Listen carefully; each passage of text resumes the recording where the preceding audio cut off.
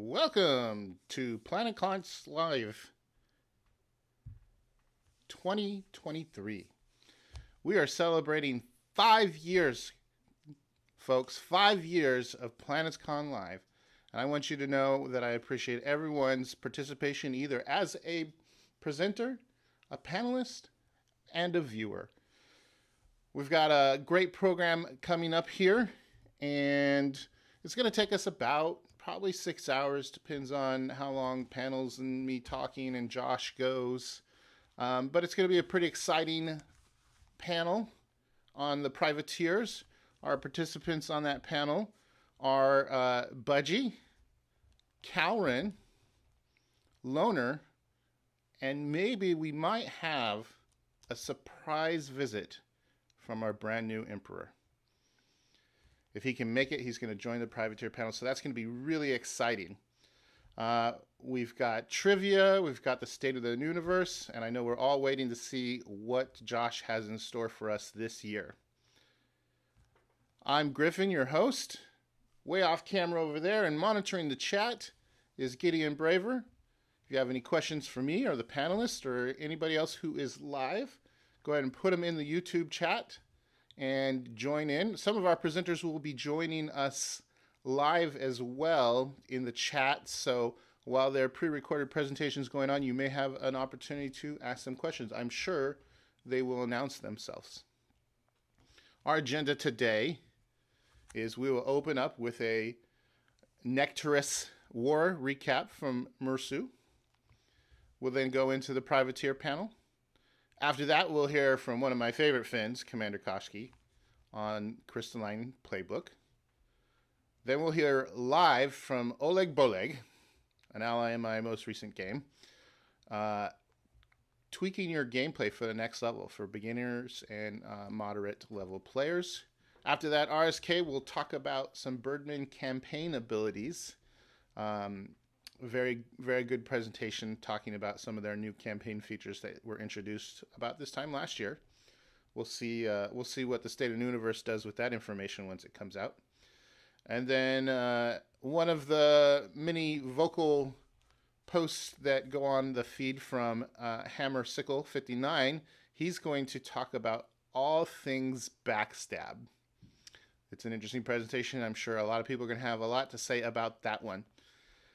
And then we will have a presentation from Talespin on being an a-hole. He's probably qualified for that one. We'll then go into Planets Trivia, and then we'll be welcoming Josh to the con, where he will give us the state of the universe. So without any further ado, we're going to go right in to our friend and our new Emperor, Mursu's Nectaris War recap. Enjoy. Straight from the Mursu's lair, Nectaris War recap. Hello guys, this is Emperor Mursu speaking. I'm going to give you a presentation about the championship game that ended recently and some views of my own of the game. So, game start. Our team was on the fifth order, but I managed to get privateers, and which is a race I actually wanted to play in this game. So it was really fun race, and I was really excited to play it. But about the time schedule, how the things started, it was the game created and joining started already on December 12th. So 10 teams pick races quite quickly, and so by 15th December we were everybody there and ready. And so the game was paused for some over 2 weeks, but all this time there was a chance to speak to each other, so there was lots of pre-game diplomacy happening right now. And I personally didn't like it. I had actually a plan to, with the other cloaking races, that we do not give up our starting places to anyone else, so we could get an advantage. The other ones would have to be worried about who's their neighbors and start building ships. But I decided to wait until everybody had joined the game, and when I sent the message, I already found out that some people had sent messages to each other even before everyone was in, so that kind of failed totally. Maybe the others were not interested in the plan at all, but at least to me it was just way more too much time before the game started. So I could strongly hope that it could be changed, that the teams can join, but we cannot get into the game and see the starting locations before the game actually starts. That would be at least my suggestion to fix it, to get a bit more interesting start. Because now, when we get the race locations, not all players, but many players already had the map for themselves where the races are located. I tried to play not to give up any information about my starting location to only a select few players who I tried to make a cooperation, so I didn't know much about the map at the start, but like my neighbor Evil Empire did know everyone, and when he contacted me, he kind of knew I was there already because he knew everyone else there. Of course, that did make it good for me also, because we started cooperating. But so you can see, I have Evil Empire, my other neighbor, and Crystals, the other neighbor, and then all races like this. But yeah, I have had a plan in the game. The privateers are the most extreme race by far. They can be really good against some opponents, but against some other opponents they are really poor. Especially against Lokis, they actually do anything with their own fleet. And also I just played a game before this match as Fury, and I did fight against a pretty good privateer player, and I had these 3 priority point glory devices in that game, and I still dominated it totally.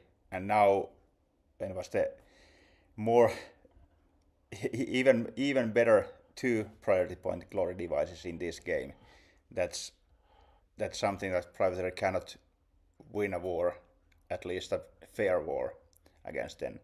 And then mines, I don't think mines are a problem to privateer. You can build so many ships, and the same goes to web mines, at least to a degree, because you can build lots of ships, lots of heavy phasers. And then the other races are there in trouble against Rob mission. But to combat this problematic Loki and Glory device problem, I think privateer wants to build a carrier fleet and build that before ship limit. And that's also really good to have carriers, because you have the Rob mission and no enemy can come to you without priority enemies set, so that kind of guarantees left side advantage in carrier combat.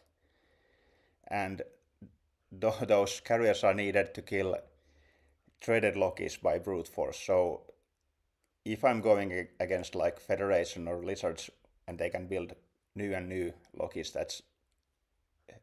that's probably almost impossible to kill with brute force. But if someone had traded like 2 or 3 Lokis, then you can take those out and then you can go on.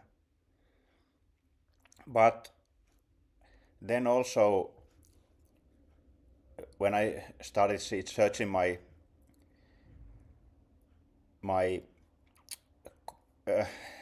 neighborhood, what natives I found, and where I would expand, it was pretty soon dictated that the natives were not that good.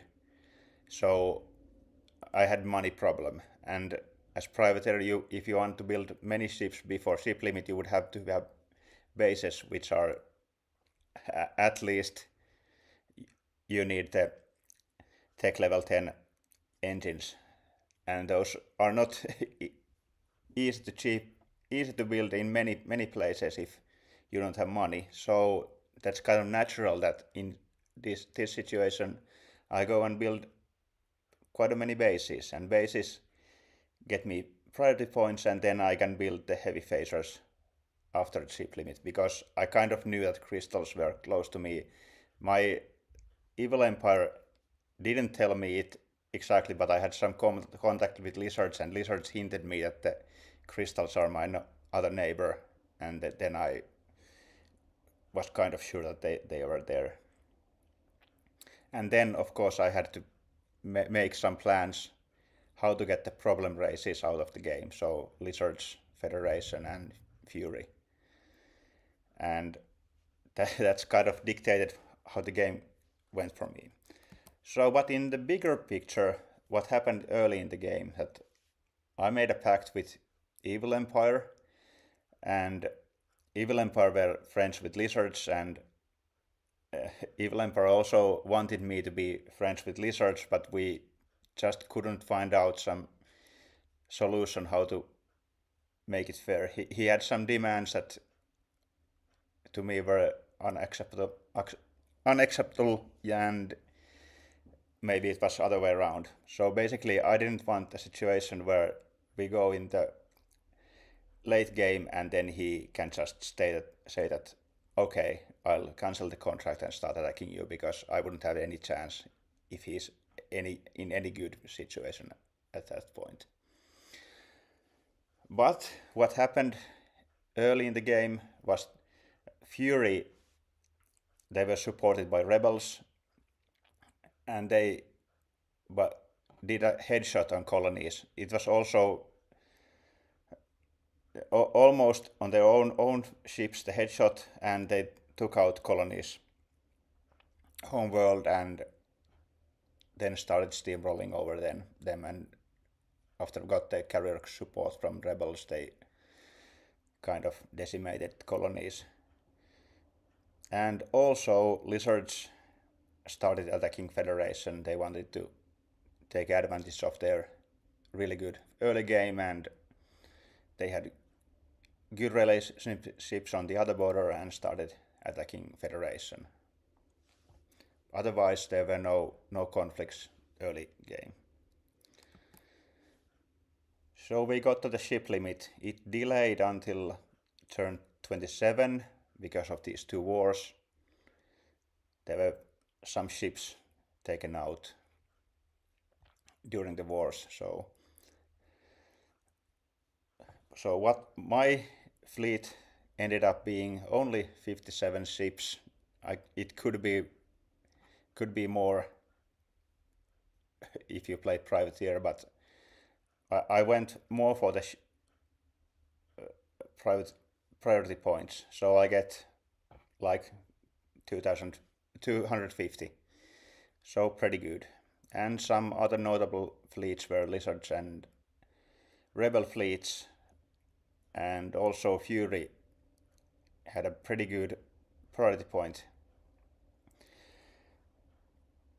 stack from the successful war, and they fought actually quite many battles and were successful in the battles.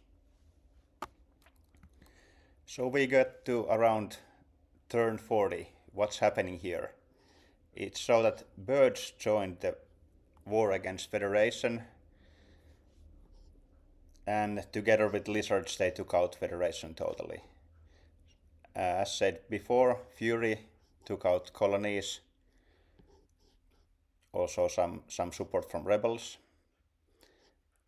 Then Borg and robots, it was, I'm not sure which one started the war initially, maybe robots, because there were quite heavy diplomacy from Evil Empire stating that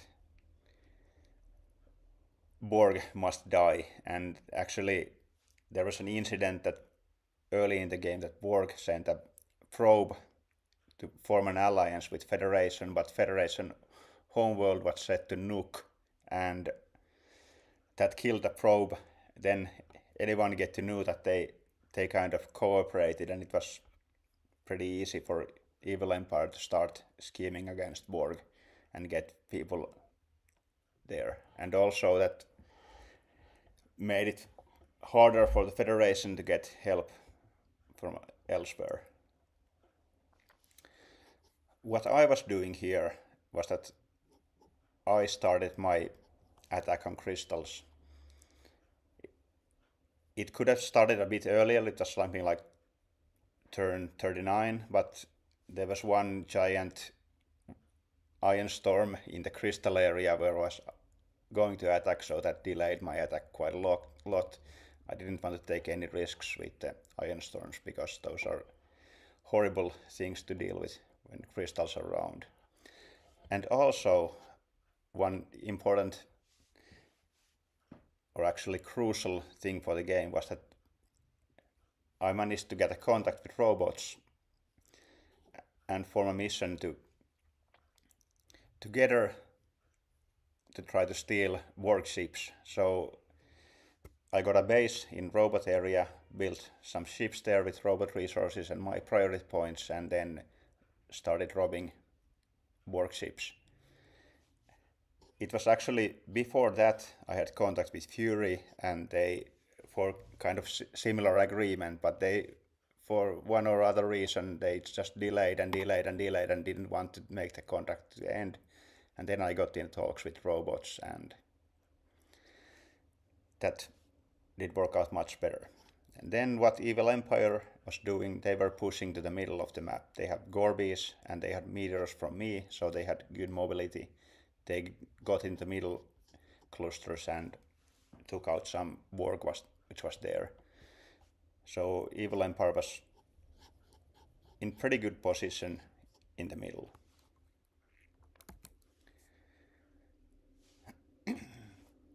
So what happened now was that my attack on crystals was pretty good. I didn't take any risks at all. I was just cautiously sweeping webs, moving ships forward, sweeping and building all the time more and more heavy phaser ships because I had the priority points.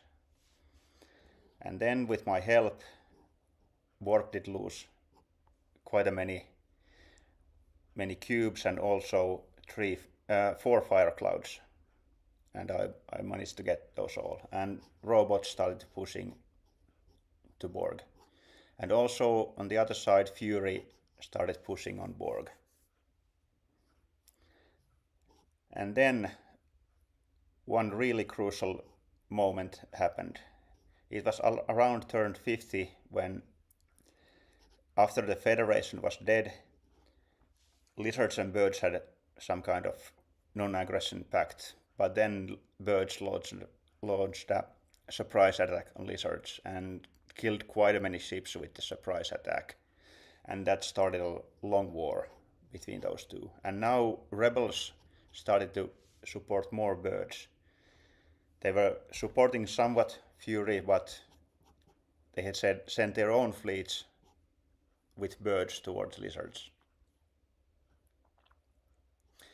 And Evil Empire was here playing lots of diplomacy game and trying to get Borg on his side, because he wanted, of course, the fire clouds. And Fury they were kind of attacking Borg, but they were also themselves trying to make some kind of agreement, and it was pretty strange situations when I was trying to rob the Borg, and then Fury was defending them, and Evil Empire was trying to befriend them, and it was a situation where it was quite unclear for a big time.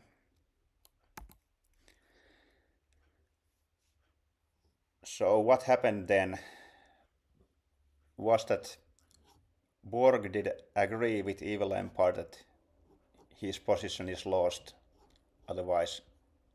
So he kind of started as a vassal.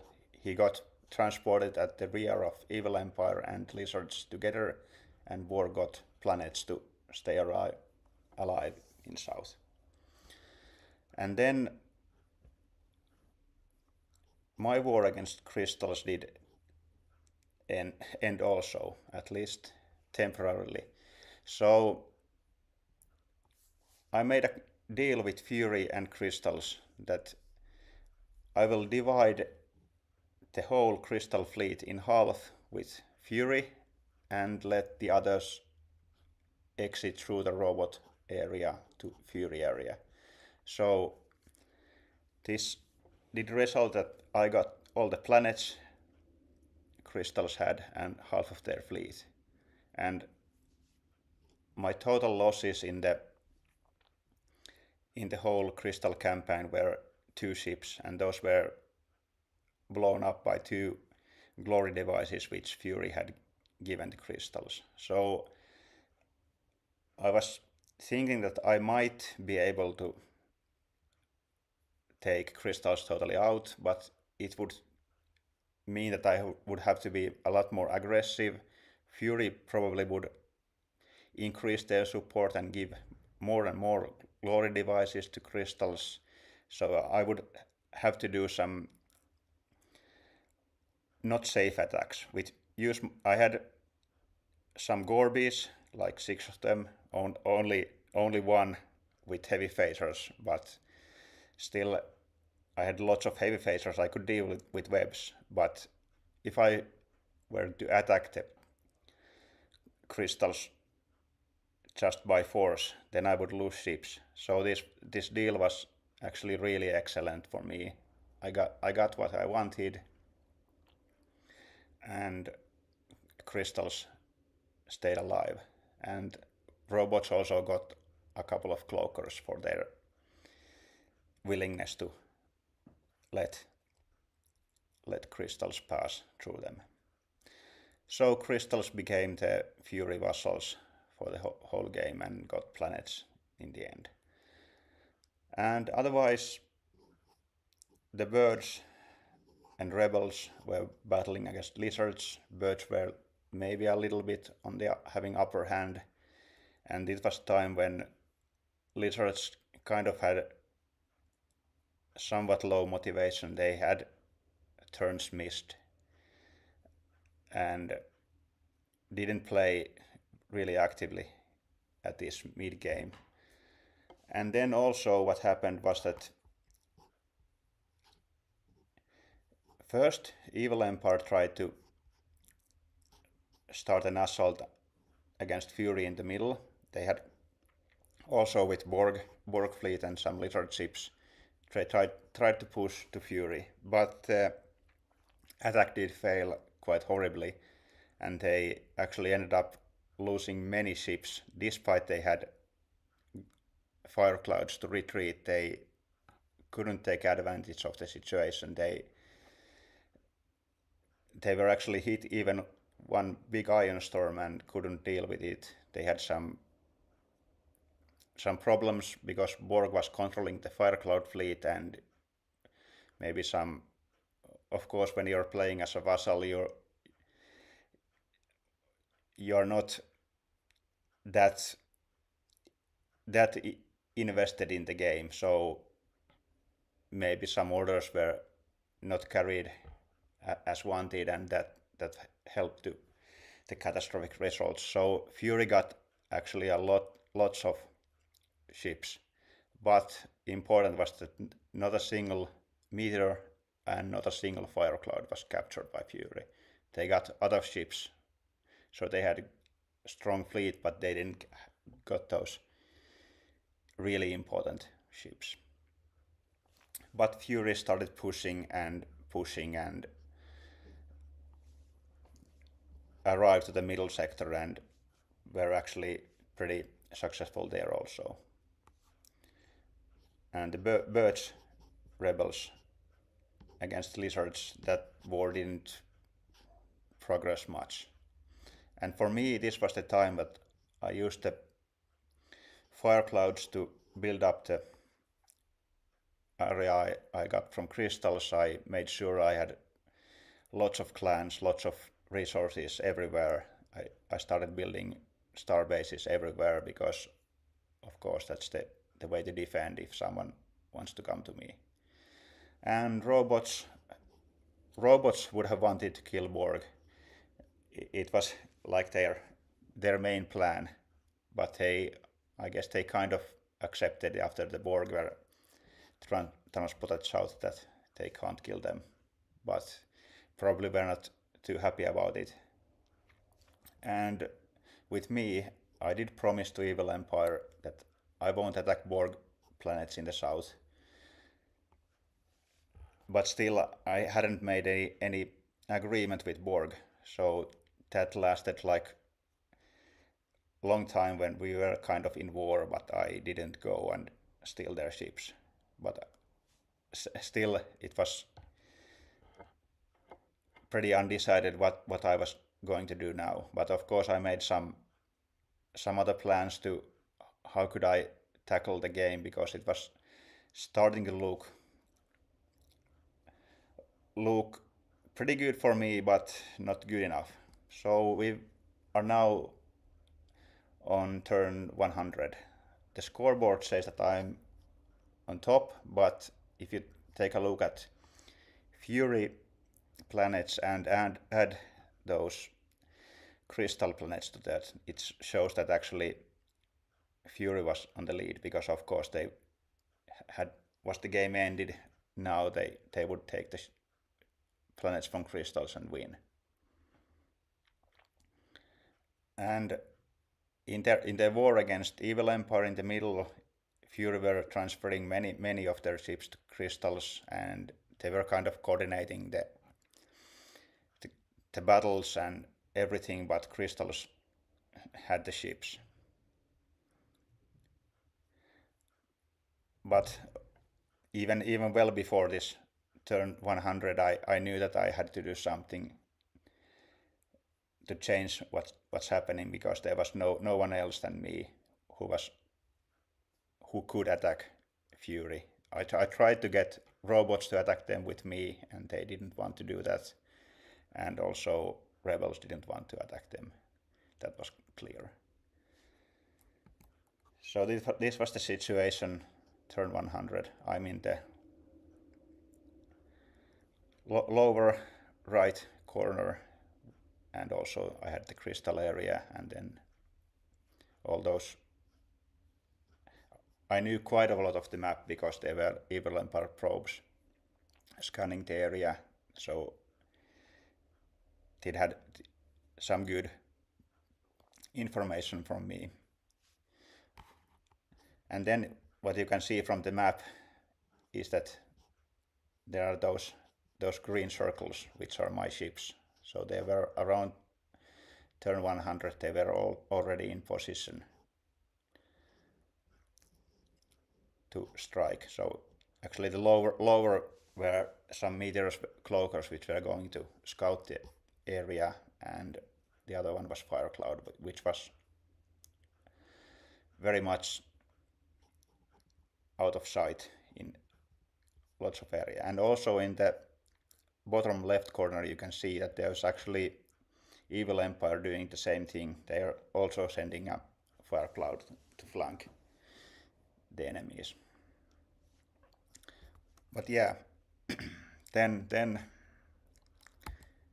my attack started.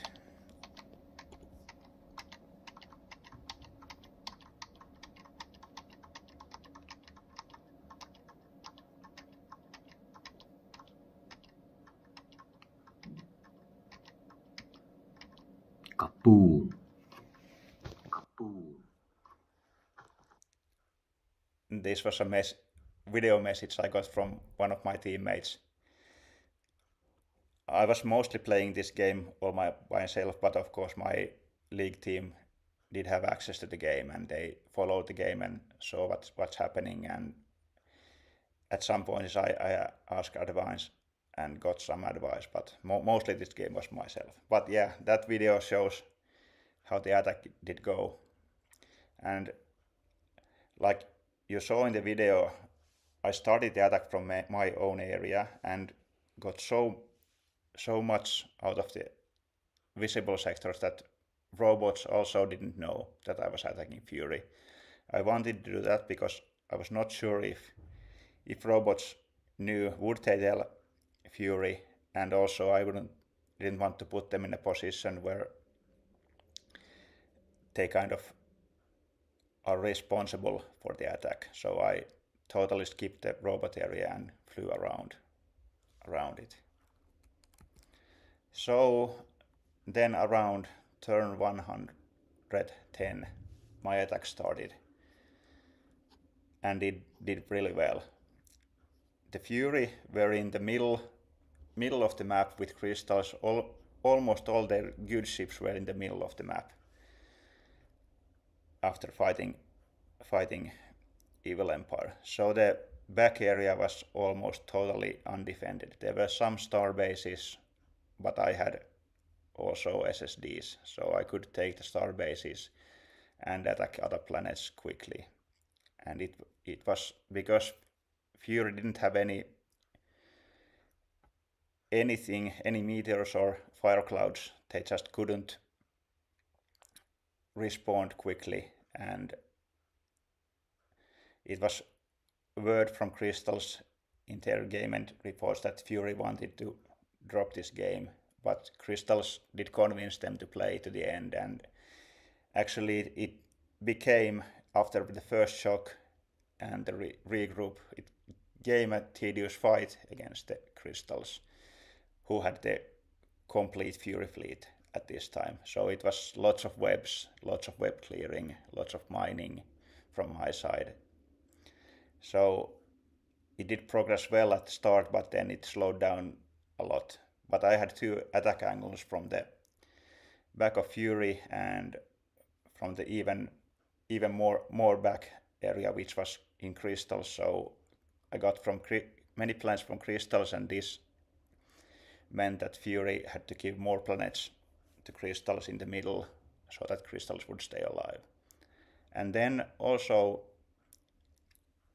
the meteor fire cloud flanking from Evil Empire managed to attack rebels from the back, and they didn't have that many ships, but they had good results also, even though there were a few battles which were totally really good for rebels, but it kind of became that rebels didn't have too much motivation here, at least that's my impression what happened.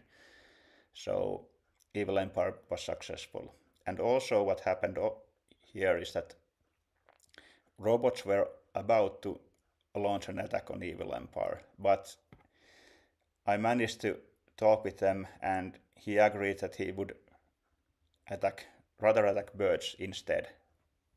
I think it was a good move from his part, and it was good also for me, and especially for the Evil Empire, that he didn't have to fight against robots. So robots attack birds, and I controlled the fire cloud network between robot area and bird area, and robots were pretty successful there.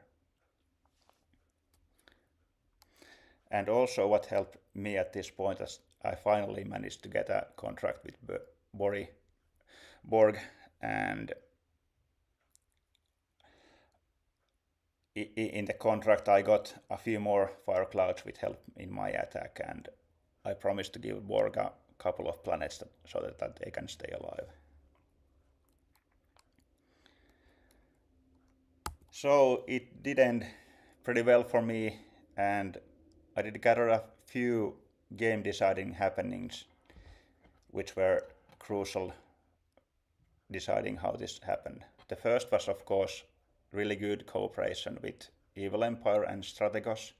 We got the base FAP, I got the carriers I wanted, he got meteors. But it was really good for me, and it was according to my plan. Then also lizard and birds attacking Federation early.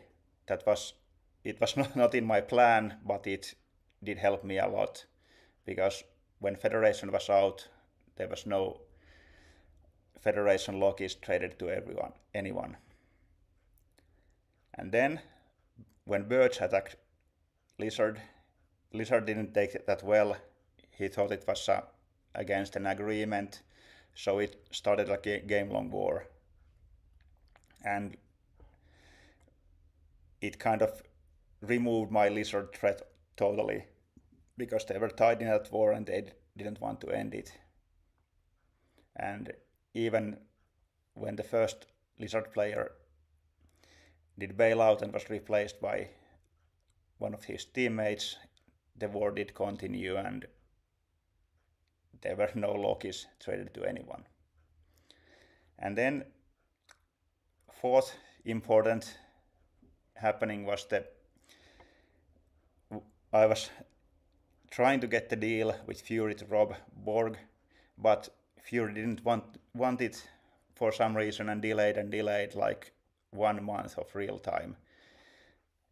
I don't know why, but so that's why I got talks with robots, and that cooperation was really good. Probably both of us, and naturally, of course, to me, because I got the fire clouds, which helped me to get the superior mobility.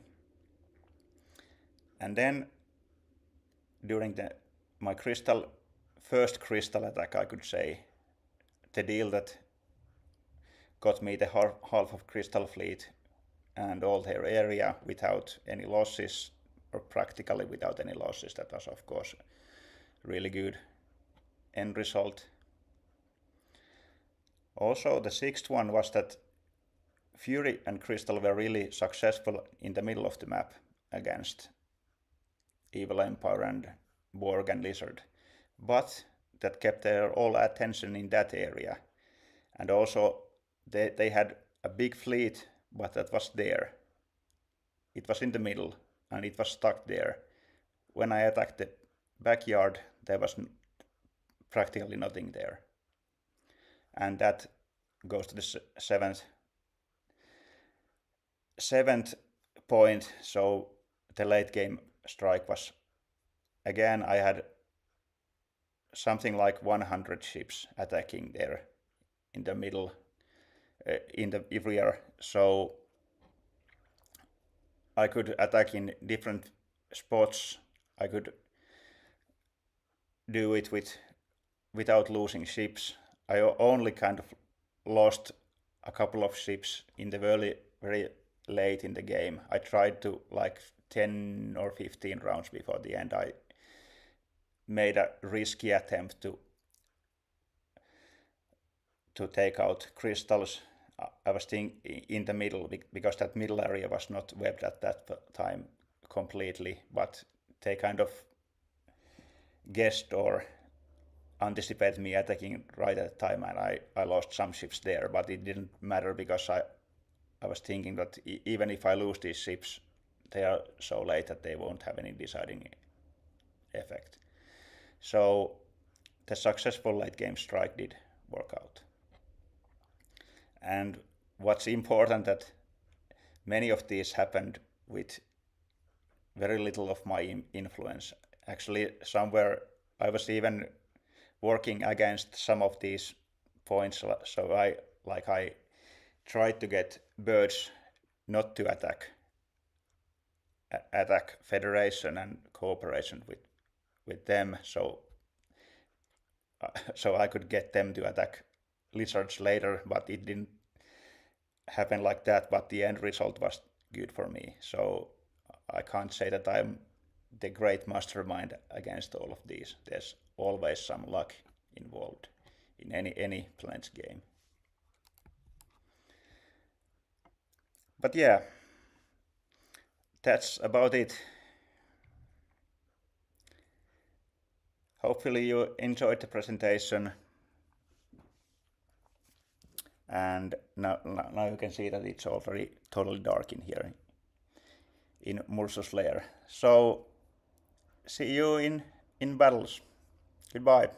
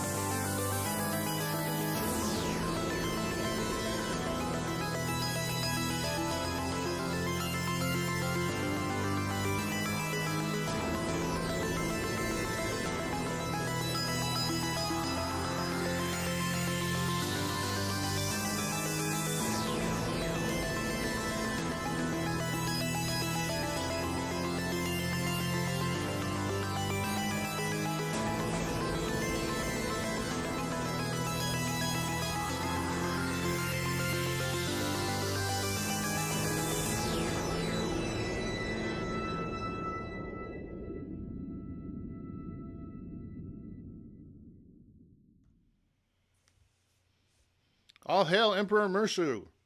Everyone in the chat, all hail Emperor Mursu. Great presentation there to give us a Emperor's view on what happened in the championship game. Very exciting. The long way around move is a classic. You get a meteor, you get a fire cloud, and you go the distance. I've used it in a game too. It's fun. Takes a lot of time though. We're getting ready now to go into our privateer discussion panel. Start putting your questions into the YouTube chat, and Gideon Braver will send them over to me, and I will get it in there interspersed with some other things that we're going to talk about. So start preparing your questions. I am pleased to announce that the Emperor is gracing his presence upon our panel.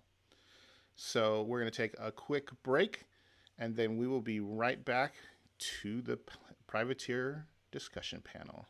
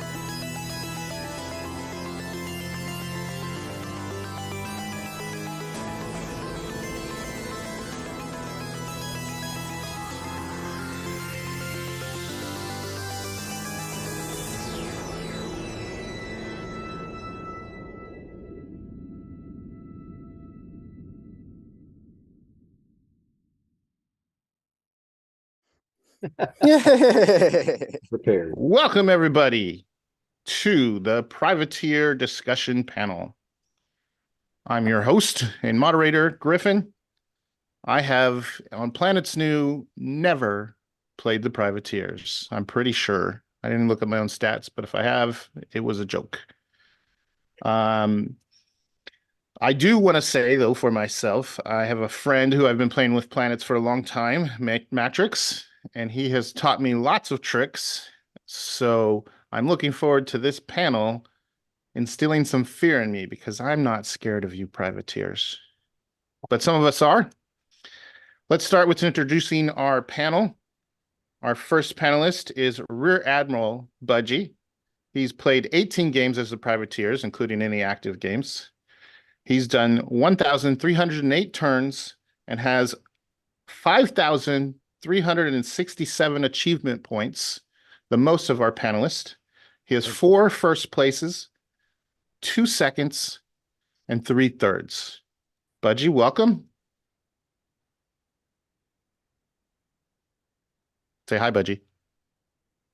Hi, everybody. One of those wins was a solo win, too. That was my favorite.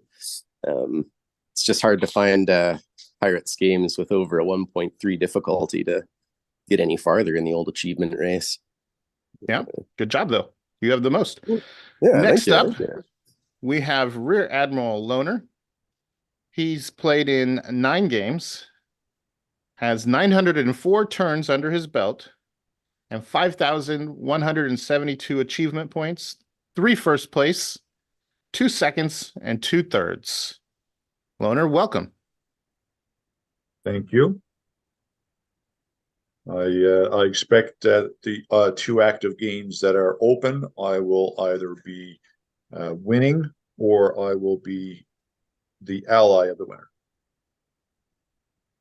So I look forward to finding out diving into that ally of the winner concept with the privateers here. Yeah. Next up, we have Vice Admiral Calrin, which I believe Calrin here is an old friend of mine. He's known me since I was a teenager back in the 90s. He's from our local Planets group.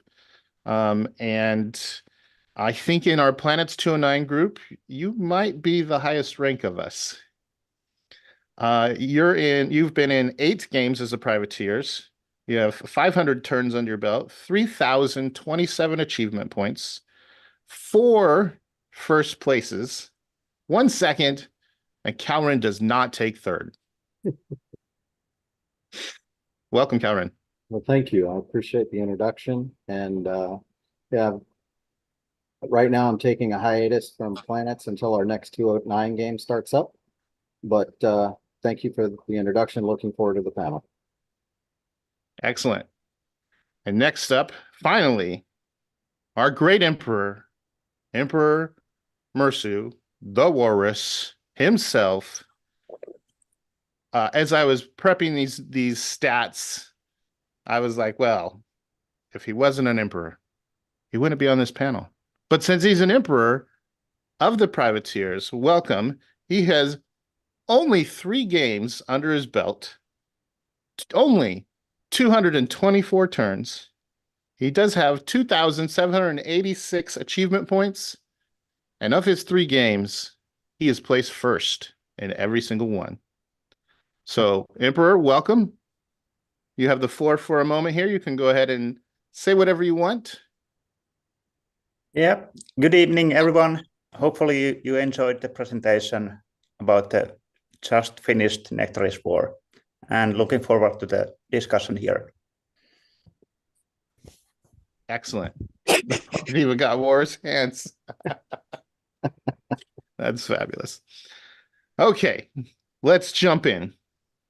Let's just start with the power of the privateer. Everyone knows the basics. You can steal stuff. You can sneak around. You can go faster than everyone. You're everyone's favorite trading partner. You're every late game race's worst nightmare. If you can't fight cloaking, you guys are a pain. But in the scheme of things, in the 11, 12 races, if we want to include the Wasp, where do you think the power of the privateer is? Where do they fall in that rank? Someone got to jump in. Oh, yeah. They're the most powerful, hands down. Like, which most powerful. They can take everybody's ships, like, when played right. They've got a host of dirty tricks that everybody can pull out, but against the pirate, like, that they're just disgusting. The pirate knows where the robot's expanding to. He drops a colonist on each planet, checks the friendly code, picks the colonists back up. Like, good luck protecting it with minefields, unless you're a avid player who's changing up the friendly code on every planet you ever touch, like every planet, every turn kind of thing. But with that comes having to know the game so much. You need to know everybody's ships and what's going to be useful and how much fuel they're going to use moving around with what. Like, because the pirate have a lot to offer. Just their personal ship list is a little weak. I put them around third, maybe fourth, but in speed and a few other areas, they are definitely number one. It is the long game where they potentially become weaker as more ships and resources are able to be forced against them. But that requires in most cases, a high level group to be playing against. But against some people that might not know the privateers that well, they can really cut through quite quickly.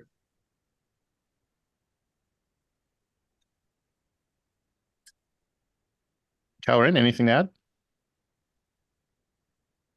In my gameplay experiences with playing the pirates, when I first started playing them, I felt they were very weak until I started learning how to play them and play to their strengths. And when I started doing that, that's when I started really excelling as the pirates. And there are a few races I think that are good at countering the pirates if they have a capable commander. And I think the first on my list on that would be probably the Klingons. Those poppers can be rather interesting.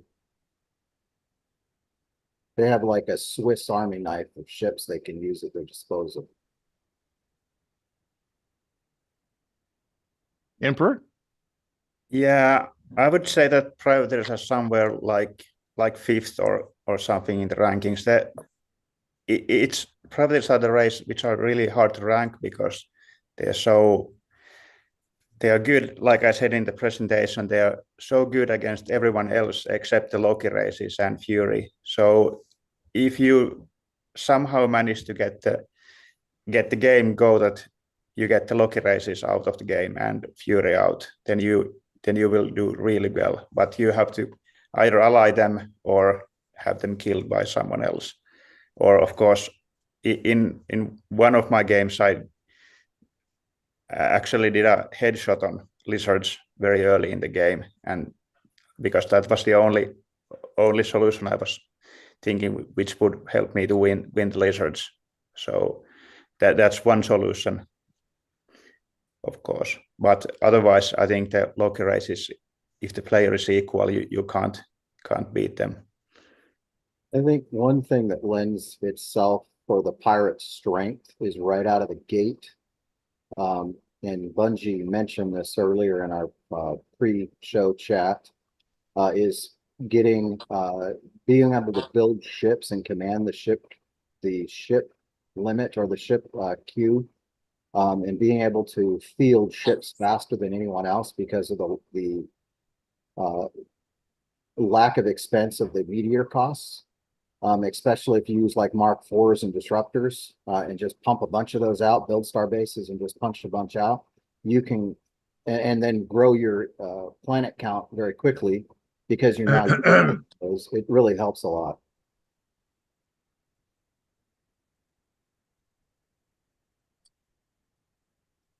So that question was like a general power. When you get into high level games, does that change? I mean, first of all, we have the Emperor here who has the highest level game and was able to turn it into a first place. Can you be competitive on a regular basis in high level games? Well, I'd like to continue. Like I said before, you have to have some solution for the problem races. If you can somehow take them out or ally them, then you can do well. But if you can't, then you have to assume the other players are good in high level games. So it will be really tough. But of course, you can also ally some other race and work together. But if there's only one winner, then you have to take into account that your ally might also try to win. So it's not so simple. Diplomacy is king. Yeah, always honestly, is. I'm not a big diplomacy guy. Like I sometimes have an ally in games, but I like to keep everybody at arm's length and not trade away my meteors, and like definitely not before the ship limit. You know, they're just too good of a ship to have other people have 10 or 15 of them. But also, like, the longer I play the game, the less I bother with the transwarp drives. Also, like, tons of my ships, especially early on, just have Tech 7s now, not just with the pirates, with other races also, but with the pirates not saving on geranium to be able to pick up an early Merlin to start colonizing your worlds and building star bases is great for their early game. That's true. Boner? Well, I play a slightly different strategy than many anyway, so I'm more of a long-term player. I find that anything that I often build early, it's going to be surviving later. So the extra bit of cost doesn't normally bother me. In a recent game, I must have had nearly a dozen Merlins around ship limits, and maybe, I'm not sure how many dozens and dozens of meteors. So I don't even, for the most part, I don't even build BR4s, BR5s, any other ship. It's mostly Merlins and meteors. So, and then on top of that, if I'm fortunate and I get out the right number of star bases like I usually do, I can often build 100 or 150 or 200 meteors after the ship limit. So if I have 200, 250 ships, 250 meteors, of which a third to a half of them have heavy phasers and Mark 8s, and anywhere between 15 to 30 Merlins, I can pretty much deal with anyone. Yeah, the late game, it's pretty funny when you show up on somebody's star base with like 2 or 3 Merlins towed by meteors and take it out. And now if you invest in the Red Storm, you can, lift a bunch of the fighters off of the star base before your Merlins get there, which make them a lot more survivable. Yep. But one of the nice things I've found with the BR4s, the 2 priority points is also nice to just leave a star base. But when you're dealing with those Klingons and the Fed and Lizard, just having cloaking ships in their vicinity kind of keeps them distracted. The idea of, fight your wars on somebody else's land if you can. So one of the reasons that I don't even the torpedo one I don't bother with. It's not even on my usual ship list. I think it's the BR5, but the BR4 is so cheap with Tech 5 engines that pop it, go for it. Yeah, I normally kill the Fury early. So if it's still around, it's so rare that the Fury lives long enough to be a problem for me. Yeah, I don't disagree with you. I feel they're I've been trying to learn the Fury better, but they're one of the least well played races amongst the Planets players, I feel. Yeah, and for me, I'm an admiral as the Fury. I've played them quite a bit, so the Fury can be great against the privateers, but because they're relatively weak sometimes against the other races, they don't often survive. Yeah, my toughest race is probably the Feds with those new quantum torps. Before they got the quantum torps, it was easy to sacrifice a couple meteors to take out the stupid Lokis at mid space. But now that they've got quantum torps, you cost too many meteors. Well, what I'm doing against them is I'm using the Merlins. So the Merlins are capturing the Loki. Oh yeah, that's nice. Do you just have decent engines in your Merlin to intercept them then, or you just towing them? Yeah. Yeah. That's I very rarely get an op. Yeah. So the game that I'm currently playing, that's what I did against the Federation, using Merlins, multiple Merlins and meteors against them. And they were in a nebula. And so I took all the outer planets. I kept them tied in there. Anytime they came out, I was a problem for them. And eventually they were almost FOF until they couldn't do anything. And that was it. Yeah, That's another thing to mention on with the pirates is FOF though. Oh, You manage those mostly beat some of their ships, but you know it's tough to wipe those star bases out sometimes. Yep. Bungie, I got a question for you if you don't mind. You Of had course. mentioned Merlins going over planets. Are you using the Merlins to actually attack the star bases and like steal the fighters with the Red Wing? Is that what you're doing? Yeah. Oh, Yeah, great. because I learned something. Thank you. the blood fang is so useless because of Yeah. its mass, right? But if you use the red storms now that they can steal from star bases, I think Yeah. there's like a 50% chance with each fighter that's on the star base. So if you send 3 or 4, chances are, you know, your Merlin's going to take out all its fighters piecemeal. Yep. That's awesome. Great. Thanks for this. For that. Yep. And if you put heavy phasers on the Merlin, it can take the starbase. Great. Yeah, totally. Even Yeah. blasters often. Even blasters will do it. Blasters are also great against stingers, but heavy blasters and these types of things are also very good. But I use the heavy phaser warp 9 Merlin against star bases and for intercepting Lokis and these types of things. Yeah. And then, like, it seems expensive to everybody, but like it just dealt with 60 fighters just because of its mass. So even when you lose it, you know, and nobody can play economy really like the pirate. I suppose the Borg. Yeah, I'm not a big Borg player, but the Borg seems like they can play economy like them also. Yeah. And that reminded me of something. So when you're attacking the Federation as the privateers, if you use multiple Merlins, you will almost always, because when they're using quantum torpedoes, they're always capturing your meteors, your Merlins. So if you send 2, 3, 4 Merlins against them, they're primarily capturing every single one of them, running all their ships out of torps. And anything that isn't is either captured by you or will be captured by you with a couple of meteors that you're throwing in with them. You can do a lot of damage now because as soon as they go into those quantum torpedoes, they will be definitely capturing your Merlins. You will not lose a single ship. Interesting. Great. You come out the victor, the last ship standing. Yep. I haven't faced a pirate like you.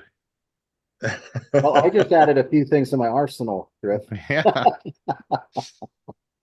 Thanks, guys. I'm just thinking, how would I I mean, a Tech 10 Merlin is pretty expensive in Duranium and Molly.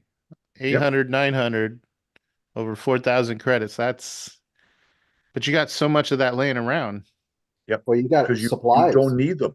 You got it. Yeah. So because you can go so much faster, because you can sort of tweak your economy so quickly, it enables you to. Now you don't get a lot of these out before those heavy phaser warp 9 Merlins before the ship limit, but even a couple of them, you throw in 2 or 3 of the other Merlins as the soakers in the beginning. Yeah. Then you're capturing almost everything. Yeah, you just capture your Merlins again later. That's right. Unless that Nova, say it's a Loki and a Nova, if they're sending that in, or even a Loki in Missouri, it will lose every single torp on both of those ships, or 3 of those ships. There is no way that they can keep up with that. And if they're doing refits before the ship limit, at that point, they're rarely putting maximum torps and everything on it anyway. So it's an easy way, and if they're next to you or just like a little bit away, then you can start like harming their economy, going for the outer planets, and they're completely defensive. Then they can't do anything. The Federation, if they're next to you, is one of the easiest. If you do it properly, is one of the easiest for the privateers to deal with if the player gets a little overwhelmed because of all the pressure on them. Right. Honestly, this offensive Merlin talk has me having the flashbacks of, I think, Loner rushing my hordes of fury with lizard Merlins and ending me in a game on like turn 30 or something. Yeah, I was upset. Yeah, yeah, you're not the only one. It seems to put so much pressure on people that they make mistakes, or they go defensive, turtle in to try and do it. And by doing that, they're leaving all their outer planets to me until they FOF. Yeah, well, and you take somebody's developed planet with a Merlin, and like now it's your star base. That was easy. Yeah. So let's talk about robbing. Love it. Rarely do it. Yeah, I mean, I get a bunch of different vibes from you guys. So maybe as a generality, what percentage do you find, like when you're in full swing, your fleet consists of ships you stole? Most of my meteors are towing somebody else's ships. Quite a few. Percentage wise, probably 20 to 30%, because you have so many meteors to begin with. Totally. At that point, I mean, so of your whole fleet, you're probably looking at 20 or 30%, but they're heavy hitters. Mursu, your experience? Yeah, I'm just trying to think how many ships I actually robbed in the championship game. It was something like maybe 20 total in the whole game, and it was 140 turns. So not that many. Loner? You guys got to up your game. Let's see. Right now, I have in one of my games I'm currently playing, I have about 230 ships, Good Lord. and of that 230 ships, let's see, about a dozen Gorbies, let's see, 3 Virgos, 15 Rushes, some SSD. So I would say of that 230, probably about 50 of those ships are from 4 or 5 other races. But that is that's surrounding and then pushing them in until they turtle up and then just wiping them out. So and once I get them to that point, they're there doing nothing. They can't go anywhere. They can't lay mines. They can't get away. Everything is a loss for them. So mine is an overwhelming attacks and multiple places in multiple ways to try and just make them make mistakes. And when they make mistakes, I take advantage of it. And if I get unlucky every now and then, I have dozens or hundreds of meteors that are able to do that. And I normally pick one race at a time. I don't go 2 or 3 races. I swarm one race, take it out, go to the next one. Yeah, multiple areas of attacks, not so much fun. You're splitting up your swarm. And I think of my meteors as a swarm. You're sending dozens and dozens, in some cases over 100 meteors at someone.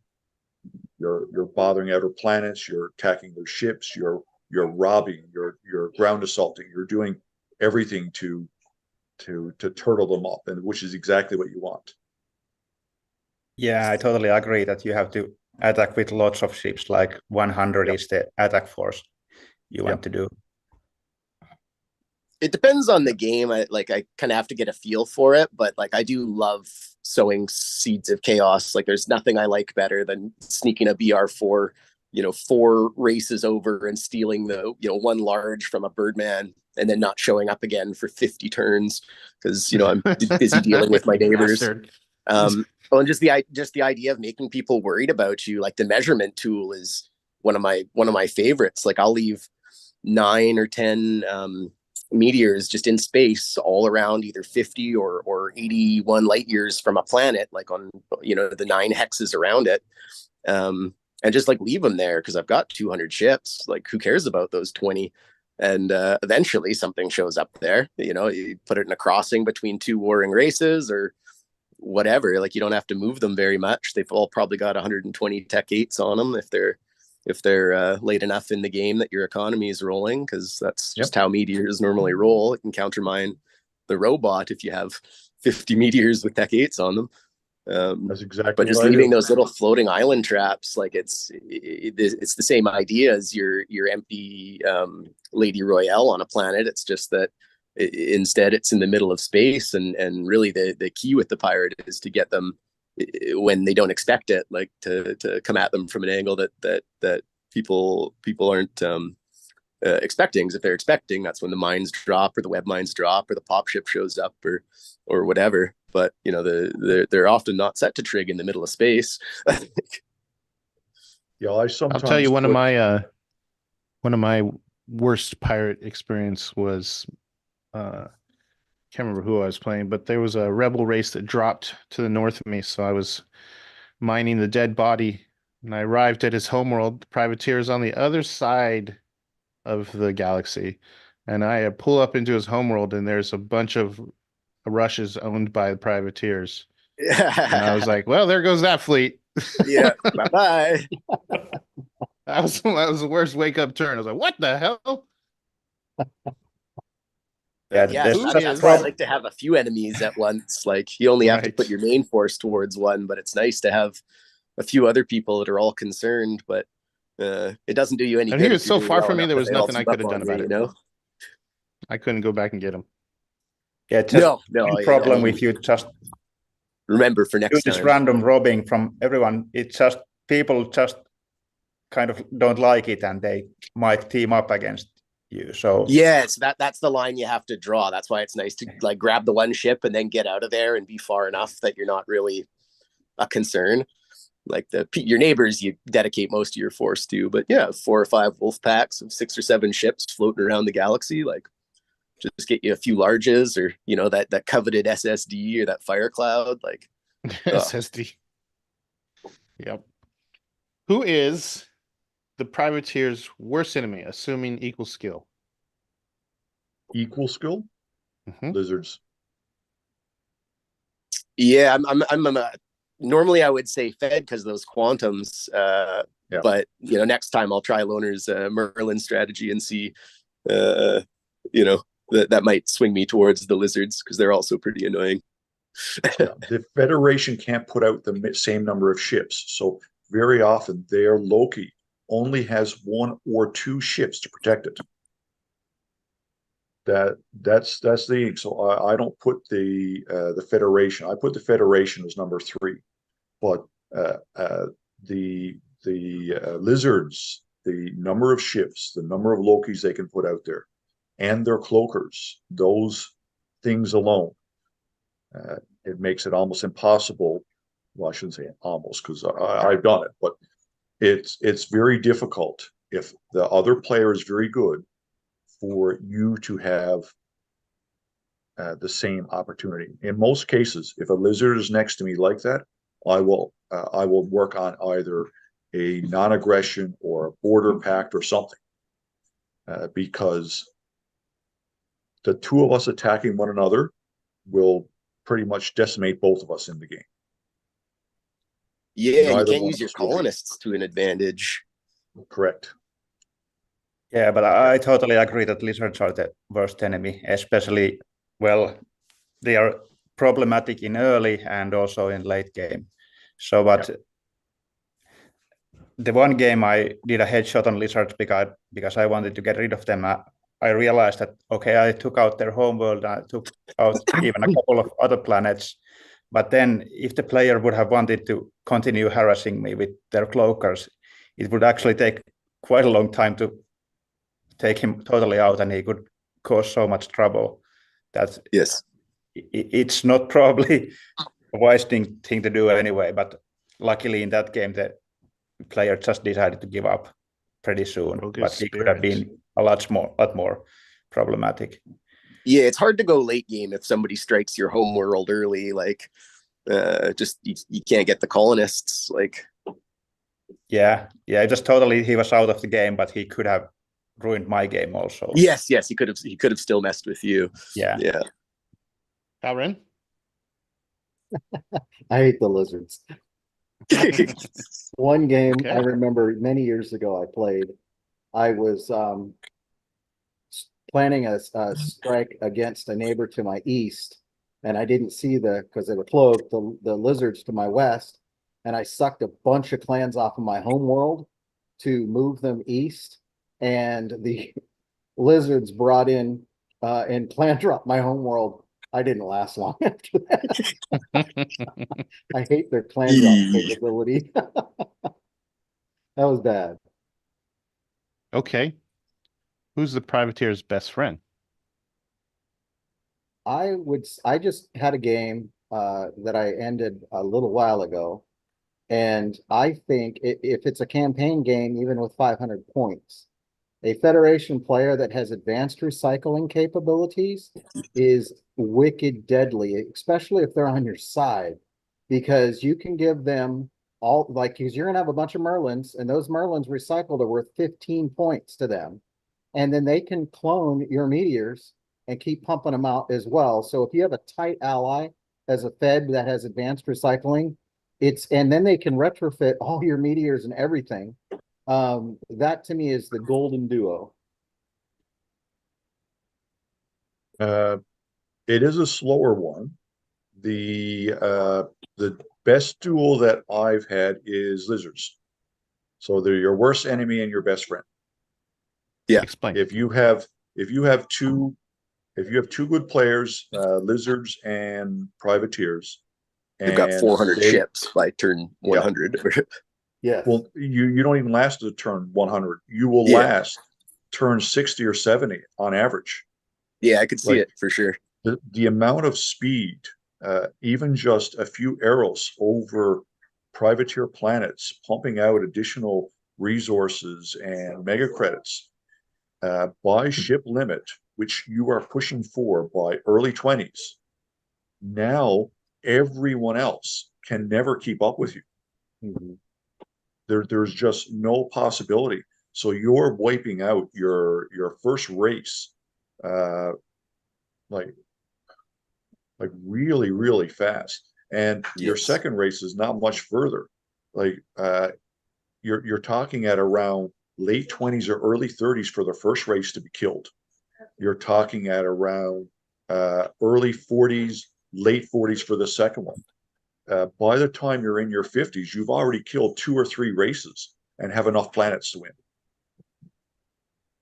Like it, yeah, the amount of speed that the privateers and the lizards can push out there cannot be matched by anyone else. Emperor? That's interesting, but I would say my favorite would be colonies, because if you cooperate early, you can like switch bases and get, as privateers, you have lots of minerals, and you can build so many Virgos with that cooperation. And then you have the advantage in the late game. You have lots of carriers and lots of meteors also. So that's really strong. And of course, the fighter minesweeping is just a bonus on that. But the Virgo is just a so cheap ship to build, so it's really good. Excellent. We have a couple of questions from the chat, and I would also like to encourage the chat, if they have any other questions, to throw them in here. Hand's Blood. My experience, a privateer game takes a lot of time due to a massive ship count, as you guys have talked about, and lots of ships to manage individually. What ways do you use to organize yourself and save time? I don't. I just take glee that I'm winning that game, because I've got so many ships that I'm just going to enjoy that hour and a half on turn 100, so much more than that 10 minutes on turn 30. I don't use any of the fancy apps to tell me what I've been doing or change my planets friendly codes or nothing. I still play on Play Planets because I'm old school. Same here. Well, the Play Planets. Now, what I normally do when I get into that is I group. So I use attack groups and battle groups, so that I might have a dozen meteors in, say, one small area, another dozen in another small area, another dozen in another small area. So by the time you get up to around 10 or 12 battle groups, you're talking about 150 ships. So you have your attacking ships, you have your harassing ships, you have your pop ships. Like there's a whole slew of ships built around specific tasks and ideas and strategies that you're implementing. So even in some cases, I'm attacking worlds. I'm dropping, say, 2,000 or 3,000 clans in a turn with meteors. So even though I don't have the lizard ground assault ability, 2,000 or 3,000 every couple of turns can still take over most star bases. So there's lots of ways of grouping and tying your battle groups together to save a fair bit of time. Otherwise, if you do each one individually, it can become quite a mess once you reach around 300, 350, 400 ships. Yeah, I normally just play like one game at a time, so I just take time with the game, and just I use planetary management plugin to automate the planets after a ship limit, so I don't have to care about those. But all the ships I manage individually. Of course, when you play only one game, you remember what you're doing with every ship anyway. So it kind of automates that a bit, but still, that's the way I play. I generally play with one game at a time also. Like Mursu, and I take my time with it. I do battle groups like Loner mentioned, where I don't like hit next to the next ship. What I'll do is work in that area with that battle group. They're all marked done, and then I hit next and move to the next battle group, work with those, mark those done. To me, that saves a bit of time, but I also am enjoying it because I'm in one game. Yeah, I'm normally around 7 or 8 games. Oh, wow. You need something to. So Since we had the twins, I'm down to 3 games. Yeah, the way I play is a little different. So I will have, say, 1 or 2 late games, 1 or 2 mid games, 2 or 3 early games. So I stagger the amount. Otherwise, if I had, say, 8 late games, it wouldn't be possible. But I try to ensure that I have 2 or 3 games at different stages, so that when I'm finishing one, there's another one, and the next ones grow up. So now that makes some assumptions that they're all going to end around the same time. But I've been doing this for a while now, and most of my games end within 120 to 150 turns. You like to punish yourself.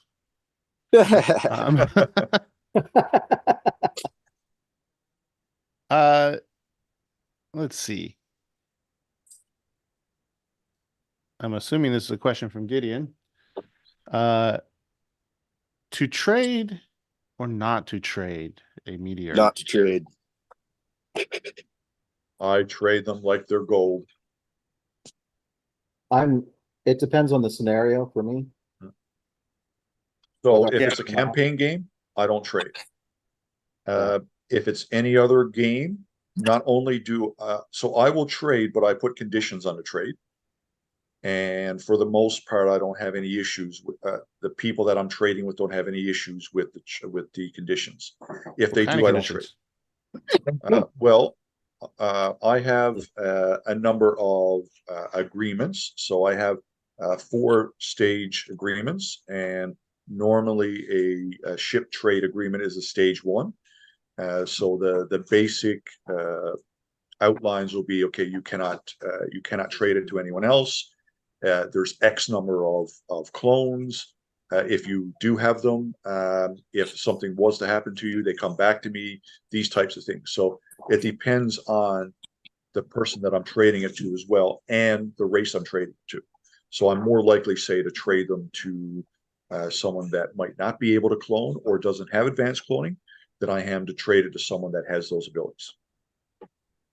Yeah, I also think that you can trade to one person, and you have to give some conditions that not like you give the meteor at turn 10 and just clone it right away with, so the other one will get so much good out of it. So some conditions, and of course you have to get something really good like carriers for it, and that helps to keep it that the mobility advantage is on your side, and that with one friend, so no one else get mobility. Okay. Planets Fiend. You guys talked about Loki's quite a bit here. What steps do you take to eliminate or contain Loki production? If you choose to ally with the Feds or Lizards, how do you guarantee they won't trade Lokis to others? Hold a gun to their head?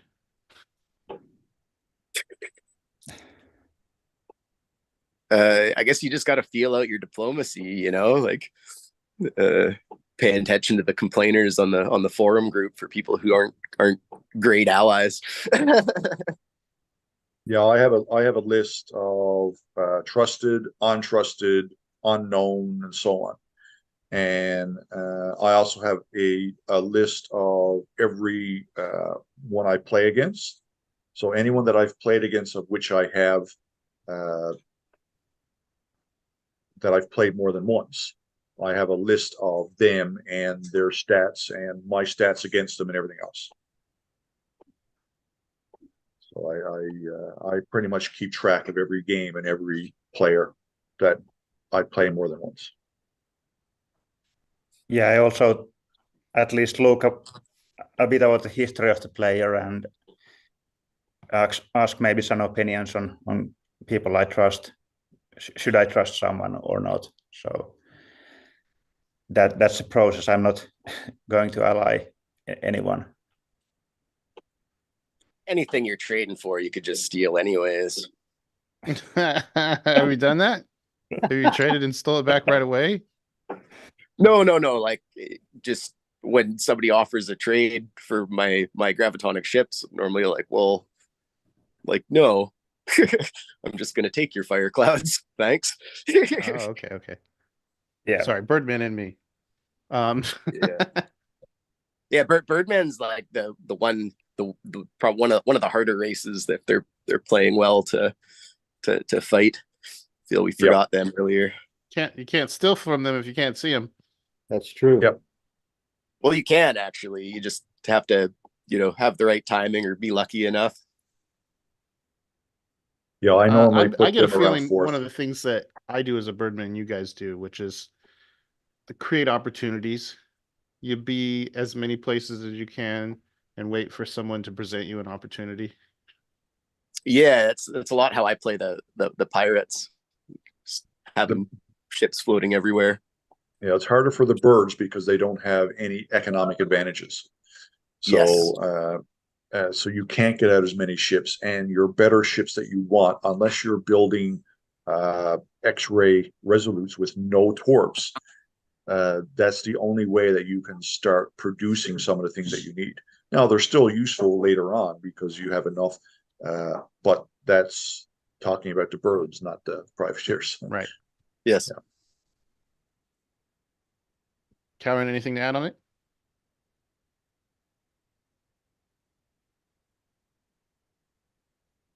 Like, what ships do the pirates even really need to trade for?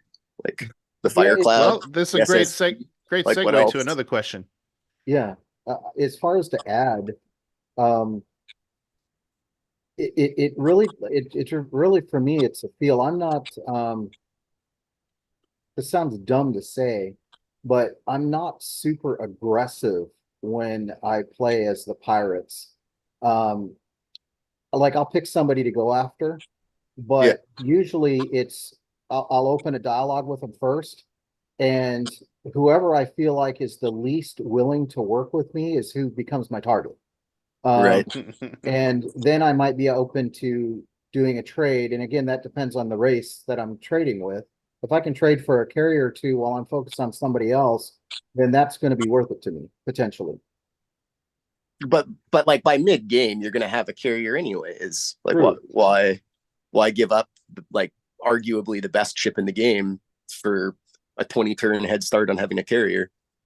That's true. Yeah, I primarily only do it for a couple of ships. And one of those ships is the Fire Cloud. The other one is the Iron, the command ship. Oh yeah, that's a popular ship love that these command days. ship. Love that command ship. Takes There away your is, biggest enemy, mines. Yeah, well, it does everything. That single ship for the privateers allows for every single possibility that you are worried about. And I have never regretted it. I've regretted it for the Fire Cloud, but I've never regretted it for the command ship. Yeah, the thing with the Fire Cloud is you have to get the 3, right? Yeah, like you definitely you don't trade biggest one problem. meteor for one Fire Cloud. You're like, okay, No, I'll give no, you no. 3 meteors for 3 Fire Clouds. Yeah. And It's to gotta be them, multiple. it's like a weird trade because, like, oh, I could just clone yours. I mean, Yeah, and then you're like, well, I can't clone yours, and you'd really love to have that, wouldn't you? Yeah.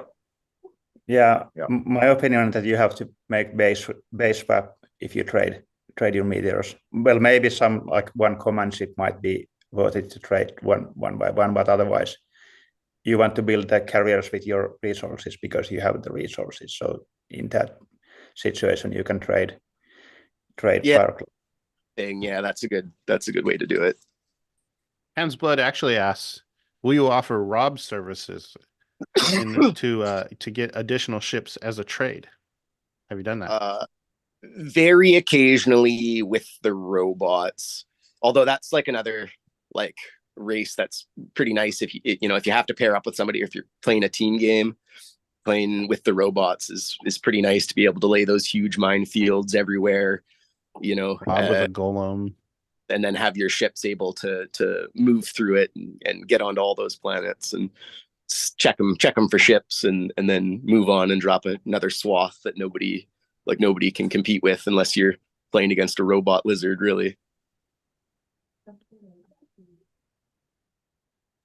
Yep, they are definitely, privateers and the robots are definitely one of the stronger team options.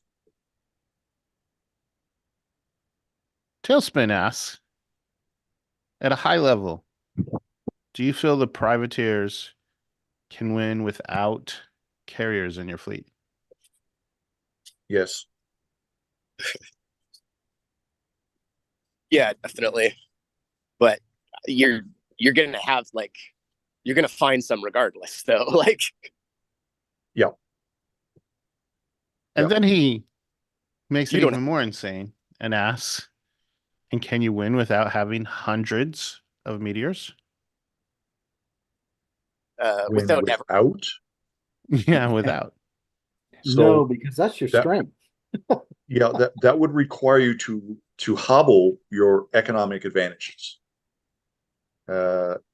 I cannot picture a game where I've won as the privateers where I did not have over 100 meteors.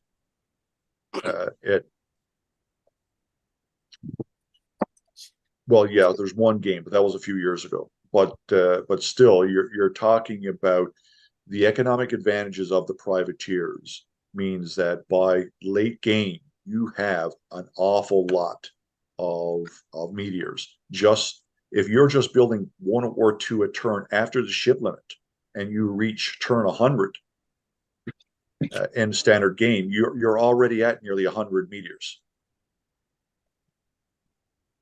Exactly. I don't know. It's hard to see a situation where you would be doing well and not have lots of meters. Yeah, I can't envision a scenario where that works. Right, I can't either.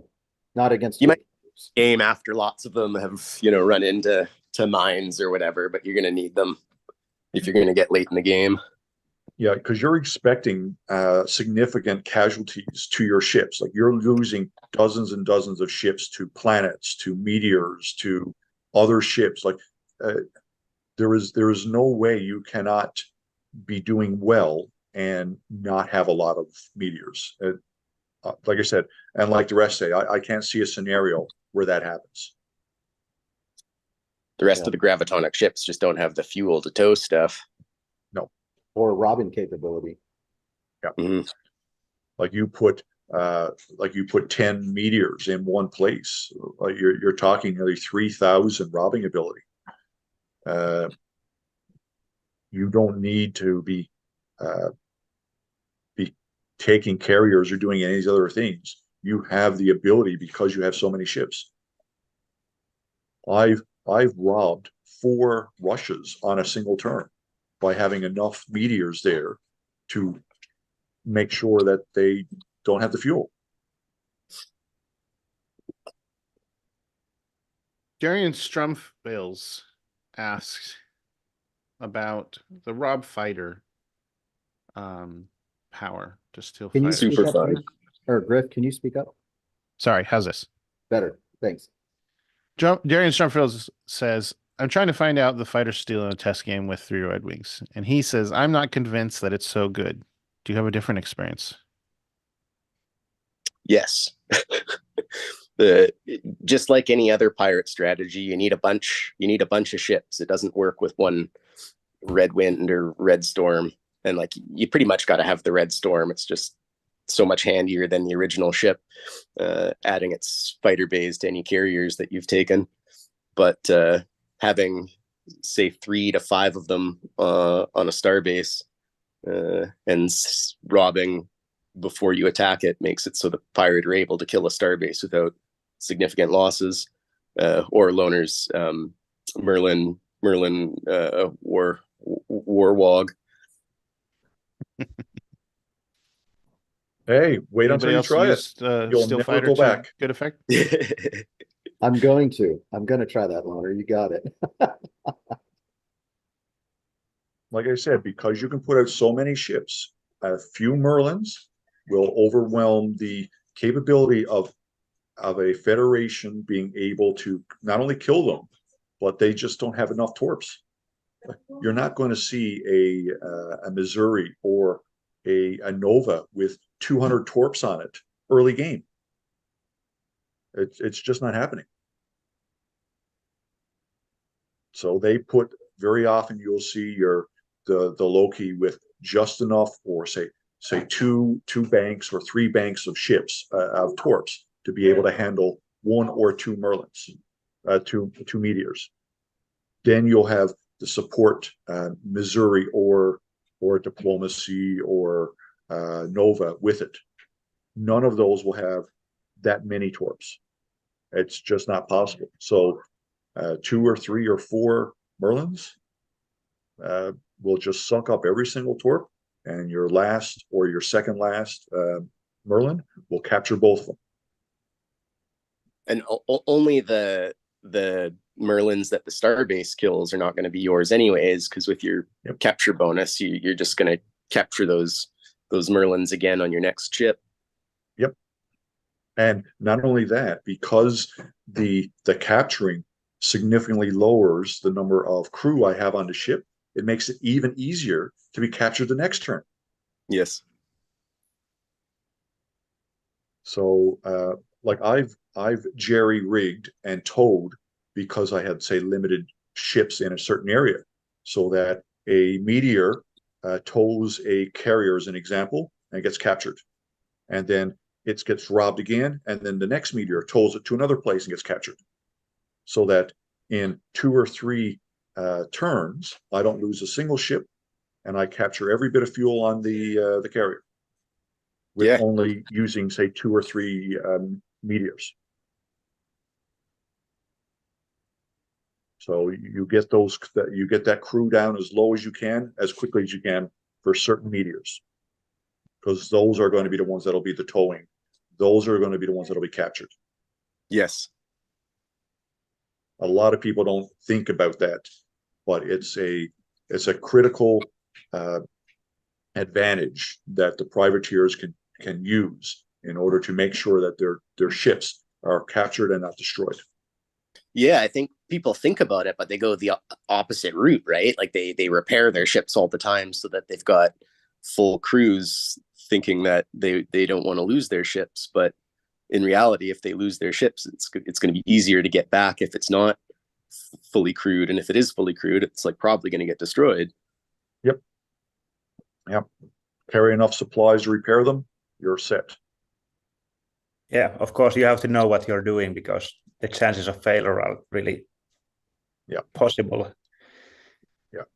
Losing a meteor because of minefields, expected. But you should rarely lose a meteor because you're towing. Because you're what? Because as you're a towing. tow ship. Yeah, Oh. Like if it runs into a mine, yeah, whatever. But if it arrives on the planet and the other guy ends up walking away with it, that's not gonna do your pirate future any good. Completely. A landlubber move. So, one of the questions here, I'm going to kind of re-ask it. I'm going to rephrase it.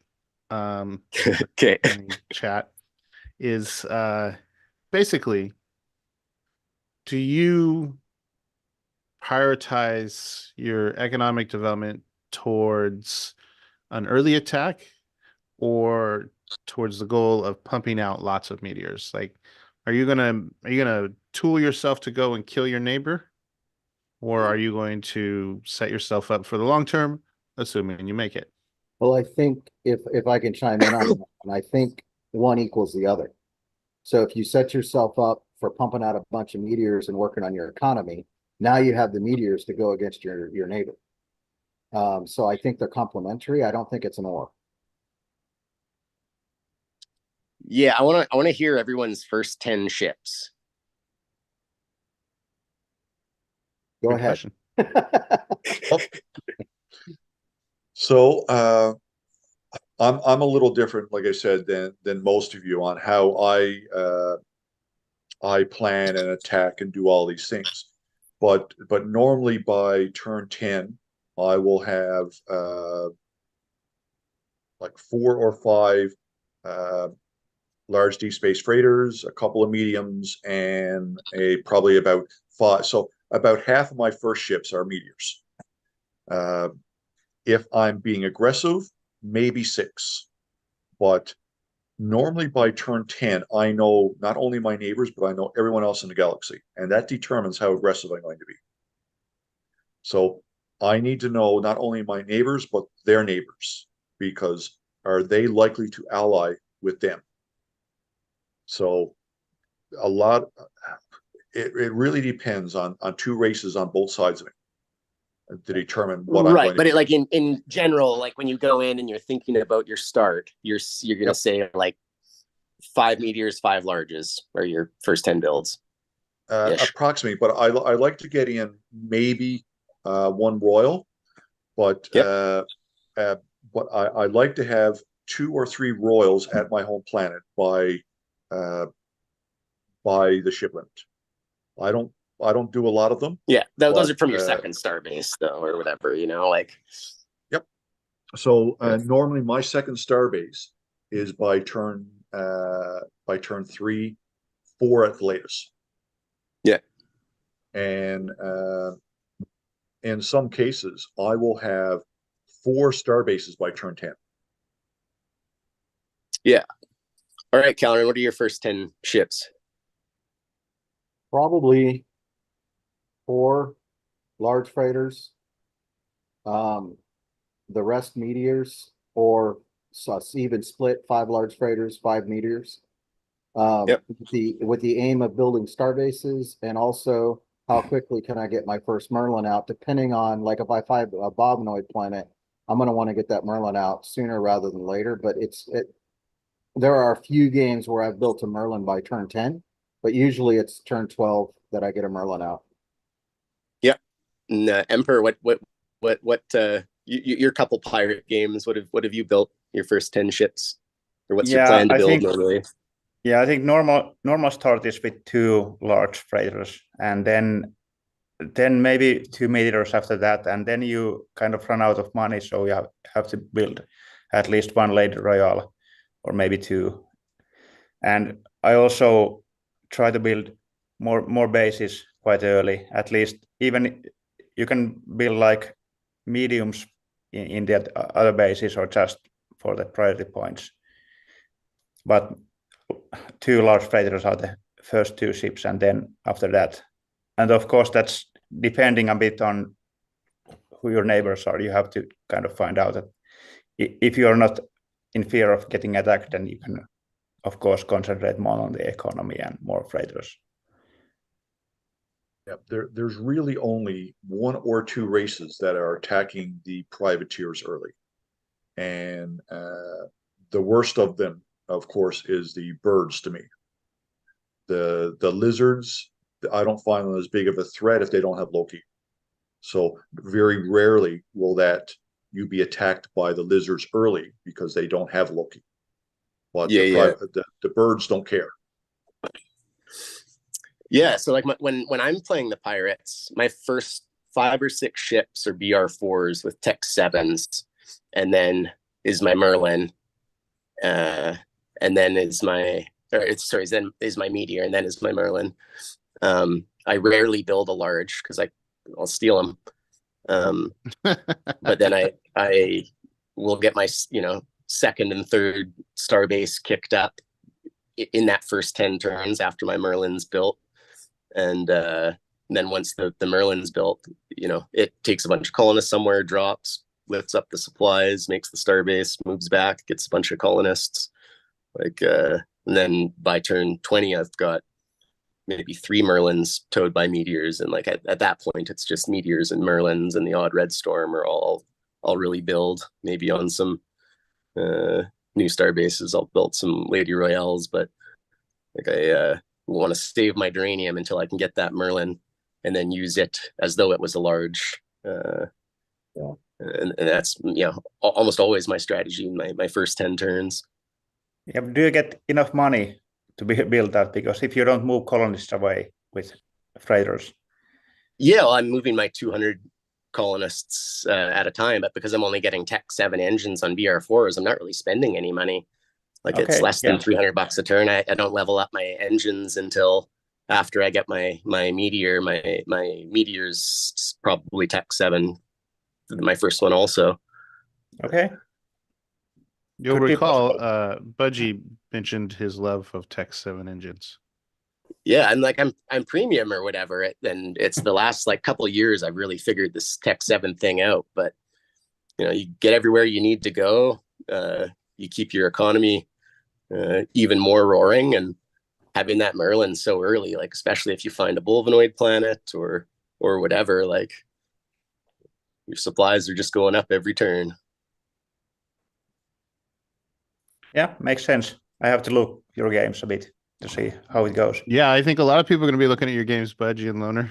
I took over a game from Tom Graves as the privateer, and I was quite shocked when I took it over because he had 220 ships, and I think it was turn 55 or something. It was crazy. And by the time I ended the game, I ended up with 350 ships, and it was a lot of work. But he had a lot of Tech 7 early low ID ships that he had built. And I think he was doing Bungie's strategy of conserving minerals, because you can still overdrive those to warp 9, no problem, and to get places. And they, what's nice with the Tech 7 is they have the ability to move faster than 81 light years, so that they can, you can cloak, but there's a reason you use Tech 7 versus Tech 6, and I'm forgetting the reasoning now. But it's because you're still faster than everyone else. That's right. Yeah. That's And exactly you can go 100 light years. Your instead toe of can't 80. be broken. That's Your it. toe That's can't exactly. be broken. Yeah, exactly. The toe can't be broken. Thank you. Yeah. Vindicator asks, what's your best advice for a novice, uneducated player to defend versus a privateer?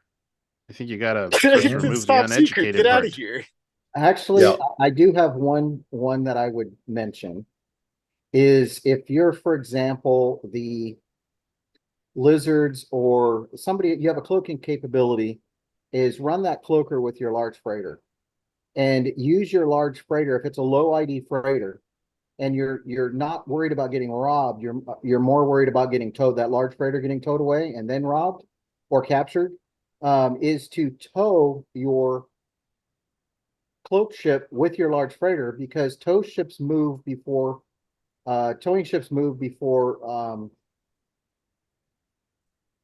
and assuming the privateer doesn't have a lower ID than you do, it gives you the ability to move away before you get towed away. You don't have to break tow if you're not there for it. Exactly. That would be my largest tip. Sorry, guys. Mine is still the simplest. It's small minefields. Yeah. So covering your core planets and the planets moving towards your neighbors with even just like 10 Mark IVs will do it.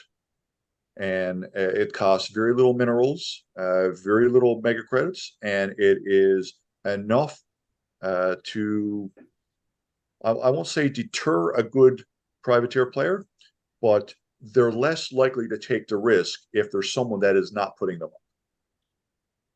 Yeah, you harden yourself as a target doing that. Yep. And so the privateer player will then shift to somebody who's not doing that strategy. Yep. Yeah. Because you can put up 100, 120 Mark IVs, 10 Mark IVs around each planet, covers most of your core. And because of the way the planets are, they might have to go through multiple minefields in order to get to a planet. Yep. Overlapping minefields or staggered minefields. Yep. Yep.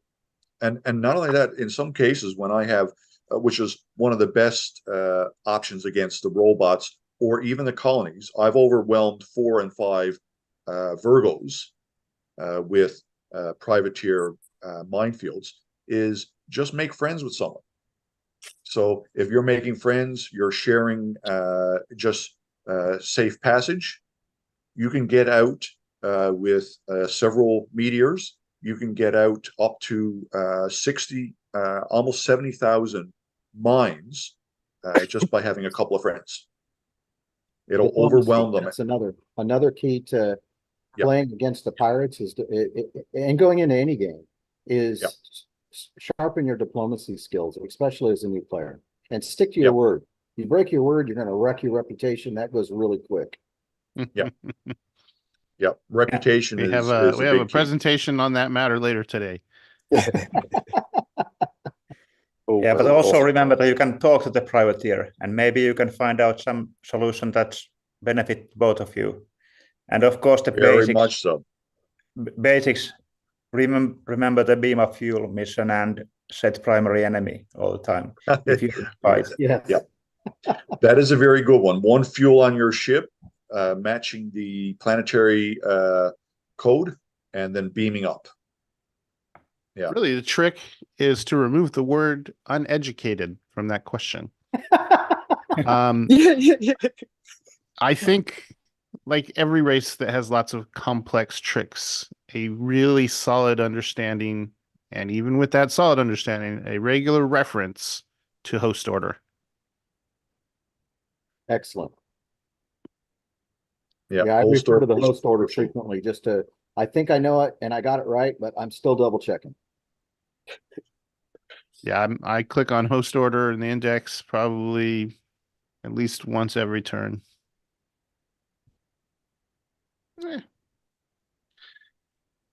Well, gentlemen, I think we're going to close up here. We have no more questions that I see that we're going to talk about. So now would be your chance to give a closing statement, maybe ask your peer a question. We'll spend a couple more minutes and then we'll wrap this up. It was an honor to be invited, Griff. I appreciate it. And to be among the company here. You guys are, I've learned a few things, always learning. And I really appreciated the opportunity to be here. Thank you. Loner? Well, it's, I think this is my first one. I've been playing on the site for about 10 years, and I've enjoyed all the different races except for the Horwath. And well, I play on the old system, so I can't play the Horwasp on the old system. So it's which is the only reason I don't play it. But I would like to play them because I need to know them more. Know your enemy is the only advice I can really get. Play all the races, even if you only play them once, try them out, learn them, learn their strengths, learn the weaknesses, and it'll make it much easier to play against them in the future. But diplomacy is king. Diplomacy over anything. You can have a horrible start, missed turns, all kinds of problems, and you can still win if diplomacy is where it should be. Budgie?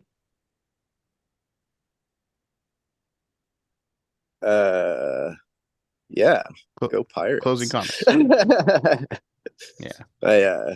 I'm not as sold on diplomacy as Loner. I have really appreciated the odd lone wolf game I've gotten into these days. Although I wish you could rename the ships. And I also don't really appreciate the Horwasps. But I do suggest everybody give the Pirates a try, and maybe a few tries, because they play a little bit differently for the different races that they're fighting. But they're significantly stronger than their stats would indicate. I guess I got to start a couple more games as the Pirates, because Loner's gonna pass me in achievement points when his active games are over. He's close. Carl, I'll pass you. Ah, damn it. Well, talk to me in 60 days. His game count's going to go up. Emperor. Thanks for having me also. It was a nice conversation. I actually also learned a couple of things I would to look after. And remember, as privateers, it's easy to make friends. So if you're a new player, you could try the race. For that reason also, almost everyone wants to be your friend, at least at some point. So that's one of the good reasons to play privateers. So, but actually, now it's getting hot even if, though I'm in Finland, but this suit is too hot. It's like a personal sauna, man. Totally. Actually, Emperor, I do have a question for you. I mean, sure. One cannot question your skill. You pulled off a first place win in a championship level game. That is undisputable. But as the stats indicate, your experience with the privateers was lower. So how did you, wanting to play the privateers in a championship game with only 2 games under your belt on the site, approach this endeavor? I think if you're a kind of veteran player or consider yourself a good player, I think you should be able to play any race.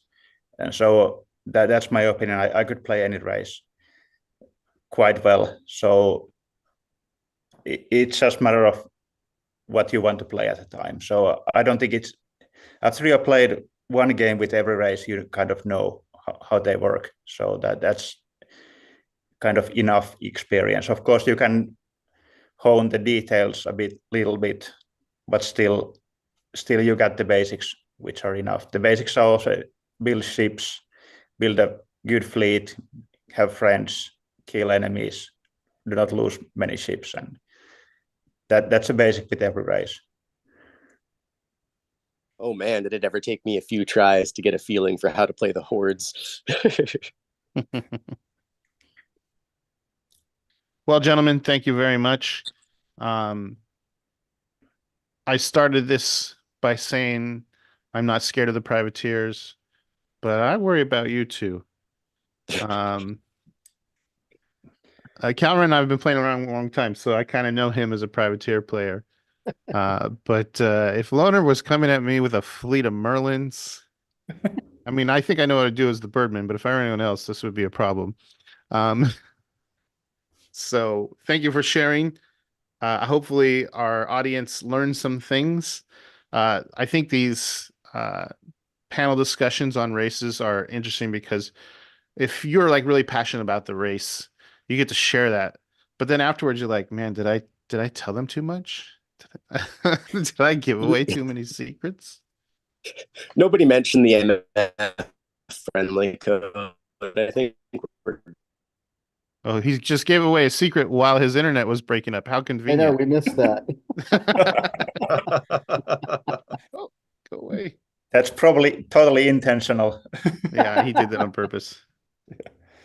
And I think we'll leave it at that. I don't want you to clarify. That's perfect. Gentlemen, thank you very much for your time. I really appreciated it. Thank you for being on the panel. It's been enlightening. It's been a pleasure. You are all very unique individuals, and it's a great way as a privateer to show how much that individualism can still lead to success. So thank you for your time. Thanks. Take care, everyone. long live the emperor. Long live the Emperor. Emperor. Long live the privateers.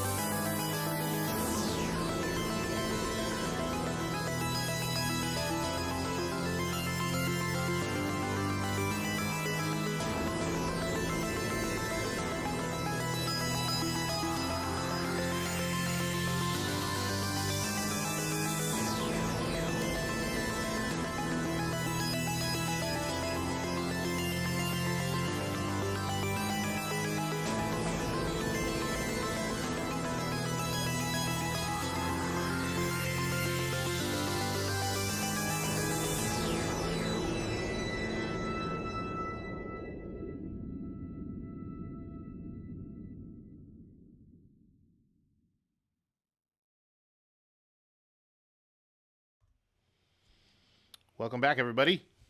Hopefully you had a good time with the Privateer panel. And actually, during that panel, I got an idea of what next year's panel will be. It sounds like we need to learn about the Fury. They're a race that I've enjoyed before I became a Birdman. I enjoyed them quite a bit. So if you're a veteran, skilled, experienced Fury player, please send an email to planetsconlive@gmail.com to share that you may be interested in next year's PlanetsCon Live. Now we're going to go to one of my favorite Finns, Commander Koski. We're switching gears. We're going to be talking about the crystals. He's got some great insight. He's a great player. Gideon was just telling me that he's playing with him, and he was a Koski was a privateer, and that he learned a lot from him too. And if he wasn't traveling today, he probably would have joined us on that panel. So here we have the Crystalline Playbook by Commander Koski.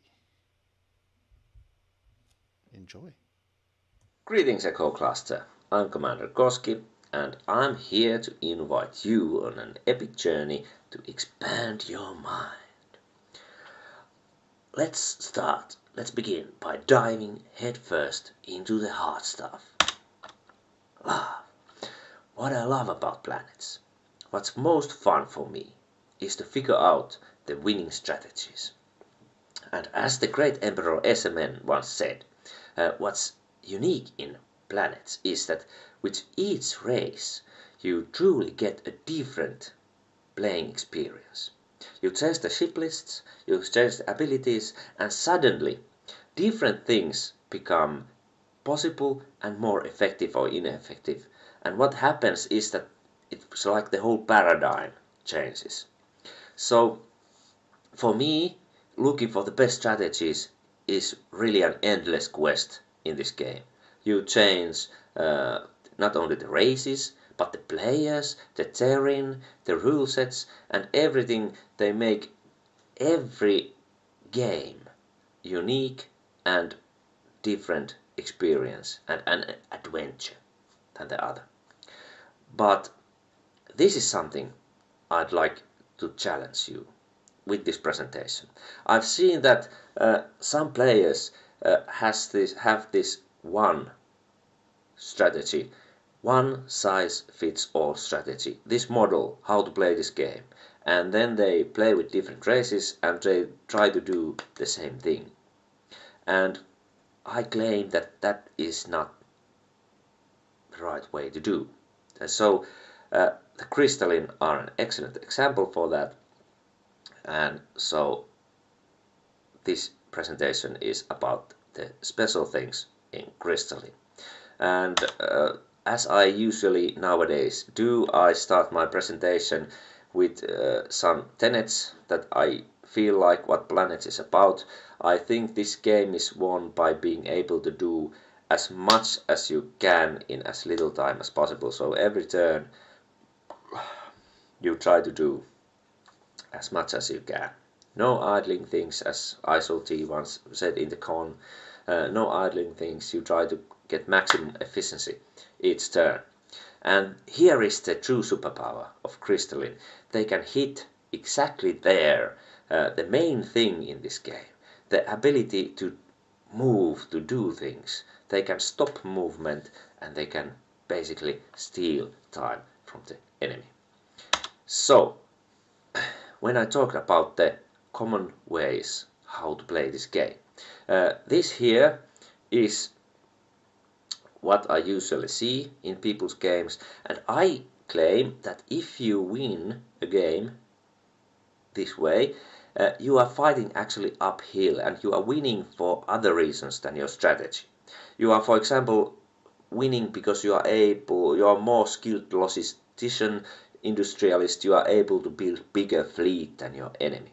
But if we take a situation where your enemy is as good in that as you are, and he has some better race with economic bonuses and stuff like that, and you play quite similarly, I claim that the enemy has the upper hand there. He's able to create something more dreadful.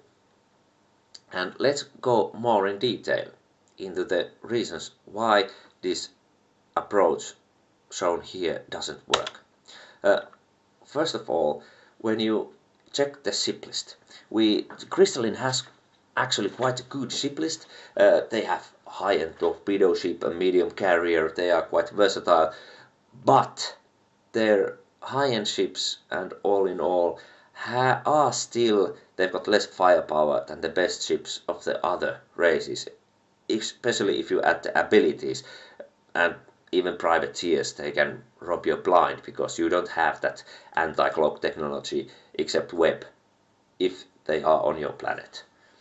And the second thing is not only that your ships are weaker, but you don't have economic bonuses, you don't have extra money for torpedoes, you don't have free fighters. So you have worse gear with no ammo. And then you don't have fuel bonuses, you have to build neutronic fuel refinery ships. The privateers steal the fuel, they can use it immediately, they also have the fuel cost. You don't have such luxuries, and you need awful lot of molybdenum for your ship designs. And this is also something that really hinders your building before ship limit. And the thing is that when people go to steal ships with webs, I claim that they are very slow means to capture ships. And they cost money also, and you don't have that, and you don't have those economic bonuses. So the primary function, I claim, is not to steal ships. And so, what then? And now I'm going to go through some examples. What I did in my high standard league game, which I won with the Crystalline. And what I did differently than these usually done things. First of all, I did something that Thin Lizzy advised in his Planets magazine article. I started with warships. And this is not, as we know, usually when we start a game with every race, we want to build as good fleet as possible and get free priority points as everything before the ship limit. And this is of course true with the Crystalline also, but they can kind of have the cake and eat it too. They don't need to build the last deep space freighter first. They have the Emerald. The Emerald is the same tech level, engines not that bad, mineral cost, but it has got cargo room of 510 kilotons, fuel 480 kilotons. So what I did in my game is that when I started the game, and I thought that I need at least all planets 2 turns from my home area, 162 light years. And I saw that actually quite many of those planets are here already in the foreign cluster. So what I did as my first build is an Emerald, which I sent immediately to take out these planets. And not just that, after I started to colonize these planets with these warships, it had enough plants and supplies to build mines and everything there. The Evil Empire, I found out that the Evil Empire is my neighbor, and he said that he actually have taken some of these planets and we could have peace and border. And I said, okay, peace and border are fine with me, but I'll take these planets first. And after that we can talk about the border. And so I did, because I had the Emerald there and he couldn't stop me. And after that we had the peace and border. So with that Emerald, early Emerald, I was able to use this elbows approach and take these planets for my early economy. It was extremely important, especially because this planet here was a humanoid planet, and I built all my alchemy ships there. And my second build was also Emerald, and it moved to the eastern side, and here you can see it laying web, which I was using to book this area. And as you can see, it's already turn 9, but here's a starbase already, and I used this first Emerald to build mines there, but also to the following planets and to do some mine laying and stuff like that. And then it goes grab some new materials, and I go already in quite beginning of the game to book this area in the center of the map. And this is the thing that with Crystalline, with Emerald, you can go first somewhere, and you can make a reservation to the area by laying webs. And it's difficult for the opponent to go there, and they need good beams to sweep those, and they need to use turns to do that. And this is the first thing. As mentioned, I didn't start with last deep space freighters, I started with Emerald, so I did both economy building and aggressive reserving important key areas from the opponent when I had stronger ships and stronger abilities in the area before the enemy gets there. It would be quite difficult, if not impossible, for me to take those areas from the enemies with the Emeralds if they have warships there, but the other way around it works. And then about the firepower issue, let's take in the beginning of the game, as you can see in this example, I'm starting to lay these little webs. And the thing is that I use either MD1 friendly code or MDQ. And you can lay as little as 1 torpedo, Mark IV, and it's a useful web. Because the probability, because of mathematics, this is the pizza thing. You buy a pizza, and it's one size. You buy an extra large pizza and you think that, hey, it's not that much bigger. But when you start to eat the extra large pizza, you understand that it actually is a lot bigger. So when you just use little amount of mines, you actually get quite a big web there. And so with very little resources, you can put these webs there all the time. And these have got multiple uses and multiple reasons why you should do that. One thing is that they've got higher probability to hit those than the minefields. So you can think of it as you lay with one web, you lay multiple minefields there. And so it's very probable that the enemy needs one ship. You lay one web, the enemy needs one ship and uses one turn to counter that. So if you have one ship that has been moving all around and doing one little web every time, and they are in important places on planets and on ship routes, the enemy needs to waste awfully lot of turns to remove those little webs. But not only that. Later in the game, when we think about your ship list and we think about the ships you have, and the opponents might have better firepower than you. Later here on turn 20, the situation is like this.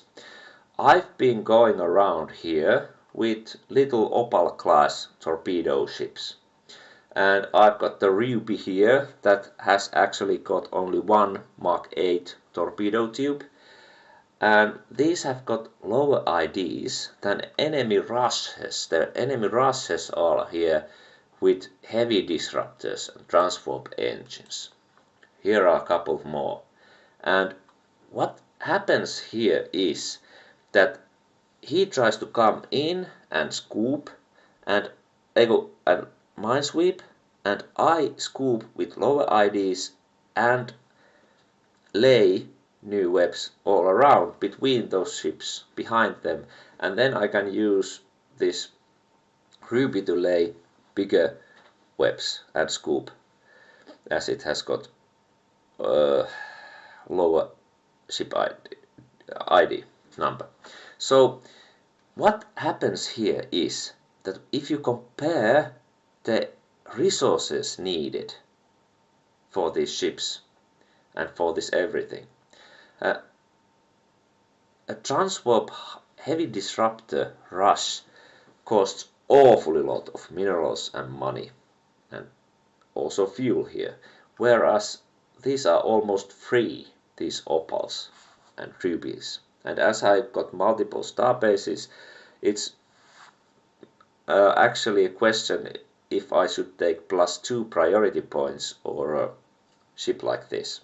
So what I'm actually doing here is that I'm countering these more powerful ships than what I'm able to do with very little resources. So that's one of the things of how you can counter these strategic weaknesses and use your strengths against the enemy. And then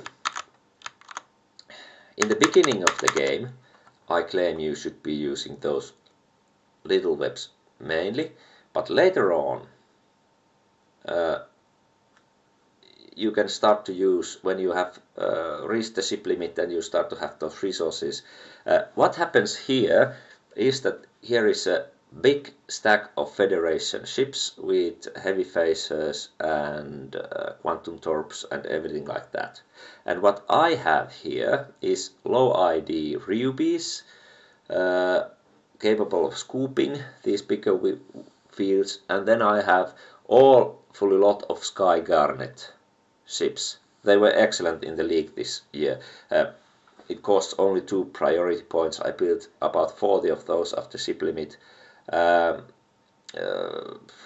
They've got heavy phasers, 7 heavy phasers, 1 torpedo tube for scooping and laying little webs, Mark 8, and then two engines, so they can actually try to capture something if it's empty. So here I've calculated that with my these little ships I'm able to sweep all the minefields he's laying, and I'm using little webs and big webs in unison, scooping and laying webs, and really slowing the opponent movement to crawl. And this is something that I really learned from Loner in my first league game, when I had a really big stack of bird ships, dark winds with heavy phasers and stuff like that. It didn't matter that if I had hundreds of heavy phasers. It's always, if there's a web against you, you need to stop there and sweep it. So that's the superpower the Crystalline really have. They can stop the enemy movement. And then when you think about the ship capture, as I said, the bad thing was to go and try to steal ships with webs. But actually, when I claim that the ship capturing is a secondary bonus that comes after successful attack. Because if you are Crystalline, it's most likely that your enemy sees you about 30 turns before you have actually combat, so your enemy has got the time to prepare, to have beams ready to sweep your webs. So what you need to do in that situation is to disrupt the enemy situation.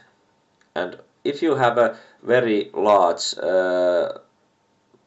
trench warfare situation, how to do that is that you secretly try to marshal local aerial firepower superiority. Ships which destroy enemy beams well enough that they can't overpower your webs anymore. And most importantly, they have to rearrange their ships, and then you have the good situation to try to capture some of the enemy ships with the extra large pizzas. Like I mentioned when I was talking about pizzas, if you have a very small web, it's webbed easily with the heavy phasers, but if you put the end of a maximum web and you put the end part of that maximum web on top of a ship with 10 heavy phasers, you suddenly, he's not only able to sweep a few light years of it because of the radius. And here in this situation, for example, the enemy Victorious and two Nefariouses and Coldbane all had heavy phasers and tried to break through a line up north, but I had emeralds there. And here are 4 different, I've got more resources and able to lay bigger webs than he is able to sweep away. So I got these ships then, except for the poppers, which of course my opponent popped. But that breakthrough attempt was stopped here. So, in conclusion, how I'm different? Well, I see that as Crystalline, your strength is that you should be strong where you are strong, and you should try to play with the weaknesses too. So you can go fast to places, and you can book and make reservation to areas. You can use very little resources to stop enemy movement, and then you can try to flank the enemy, and you can surprise the enemy with local area firepower supremacy. And the primary function of the webs is to stop the enemy, but capturing them happens actually afterwards. So if you manage to break through the enemy line, then after that you are able to catch those ships, and then you can use those to try to take the enemy star bases, or again try to break another place in the front. So the capturing is important, but it works the other way around. It comes secondary. So when you play Crystalline, I hope you can dare to dream and go boldly there and be aggressive. You are great. Have a nice con. This was Commander Koski. Bye.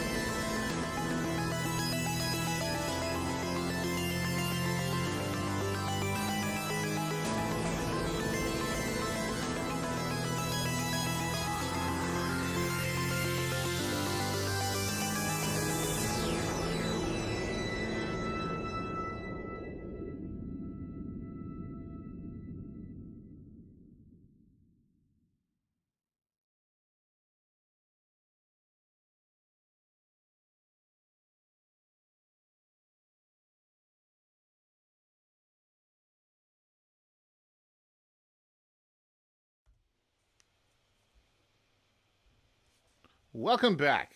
Thank you, Commander Koski. Always great to have your contributions and your presentations as part of PlanetsCon Live. I appreciate the oddity and funniness of our Finnish friends. Next up, we have my most recent ally in a game, Mr. Olegboleg, and he will be talking about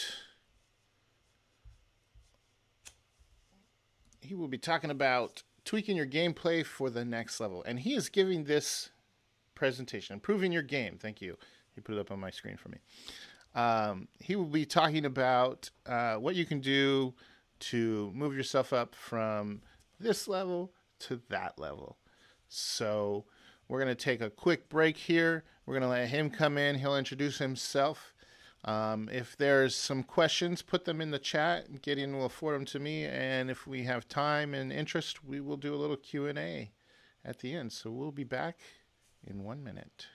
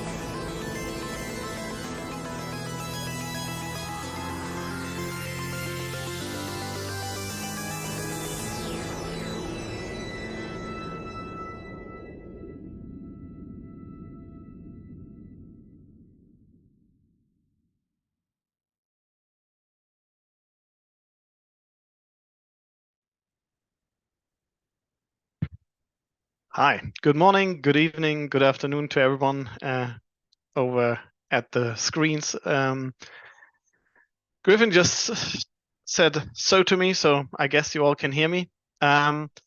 When Griffin said we need some people to present at PlanetCon, I was like, yeah, I can present, but I don't know what to talk about, because what can I tell the Planet community? There's so many great players. And he was like, yeah, but they're not all, great players. There's some players that just started like a year ago, and maybe you have some tips for them. So I was like, yeah, true. And there's so many things that I see people not doing. And funny enough, so many of those were mentioned in the panel already. You're going to be like, oh, did he just write that? No, I did not. I wrote this before that. All right, so I'm going to go through the ideas of things you can do to improve your gameplay if you understand the game and you know how to play. You're not a beginner anymore, but you want to reach the next level and you're not sure what you're maybe missing. Those are obviously just a few points, but those are things that I see the most in players that I play with in intermediate games. All right. So the first thing up, I'm going to go through, what you do before the game, then in the game, and maybe general tips in the end. So the first thing I do before I join a game is research the game. And one of the things you can do to research a game is obviously see the history of players. And I'm going to show that afterwards if I'm done with my presentation at an example. And also there's a website that I'm going to show, and credits go out to Whisperer who wrote it, where you can enter the idea of your game and you see all the players in there, and we'll do some research of that. I'm going to show that live now, but because I only have one screen at the moment, I'm going to switch out of my presentation. So sorry about that. There was no way to do it otherwise. So this is the tool you can use. And if you put in here something like a game sector number, or here a name, for example, my own, and click here on verify player, I got caps lock on, then it will take a few seconds or maybe even a minute, depending on the load, and it will show you a lot of details about that player, which gives you an idea whether those players will be likely to drop, how well are they versed with the race they are playing in that game, and so on and so on. So you quickly know which are the strengths and the weaknesses of the players. That gives you a great overview, and I highly recommend using it. But it doesn't substitute for actually looking at the player history. And I'm going to reference that player history over the course of that presentation, and hopefully it doesn't take too long. All right, so know before you go. The next thing up is when you're getting started. The game just started. There are a few things you should consider doing. And the first thing I'm going to point out is something I just learned like 2 years ago, I think, by a video made by Talespin. So credits go out to Talespin today as well. I know he's in the chat.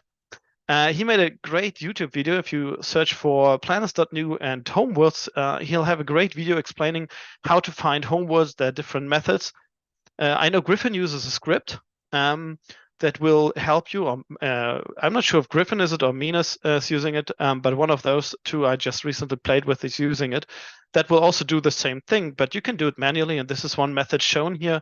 Basically, you just draw circles around a homeworld of your own, and a circle around the center, and then you check planets whether they're fitting, whether it's a homeworld or not. But that will help you quickly determine where to go. I usually tend to befriend one neighbor and attack the other, and I think many players do that. So knowing where to befriend and where to attack is very interesting, and it will help you if you want to do a quick attack in turn 4 or 5 with the privateers. All right, that's something I highly recommend, and I'm going to put the links to all that websites later in the chat when I'm done here with the presentation and back in the YouTube chat. All right, next thing up is the economy. I see so many players struggling with the economy. And one of the main things that they do is something I did for years as well, and it's constant taxing. If you're just putting up a tax number that will help you not make your colonists or natives unhappy, then you're doing a stale taxing. It has the risk of you not checking whether they may get unhappy over time, and also you don't grow the population as much as you could. There's another way of doing it. There are different ways of doing it, and one of them is the gross plus tactic that you can use. So if you don't have the time to invest to really look into what's the best way to tax this native situation or this planet situation, then an easy win, which is much better than your manual tax, is to set the natives to growth plus. This is a good or decent or maybe even a very good setting for most use cases. It will help it will basically reduce the happiness basically to just under 70. So one turn they will not grow, and after that they will grow, but you don't tax at all. So you have a high growth phase and then a high tax phase. And that means your colonists grow faster after like 15 or 20 turns. I once calculated, I don't know the numbers anymore. You have more clans and more money made. So that is a good long-term option. It might not be the best for the first 10 turns. People differ in their opinion there. However, it's a good tactic for the long-term game. Next up is diplomacy. And I was so happy to hear people say that before as well, because it's so often overseen. You come to a strategy game and you think the main part of this game is strategy, and that's true for a part. And obviously there's a luck part involved in this game as well. And I'm going to show this here as if it's 25% each. It's probably not for every player, but there is a part of luck. Who's your neighbor? What are your planets? What natives do you get, right? And also in the game, in the battles, there's a lot of luck involved. So strategy and luck is clear. Economy is something that is, as I said, often underlooked, and there's more things to consider at the economy, obviously. And I'm going to point one out at the end when we look at the examples.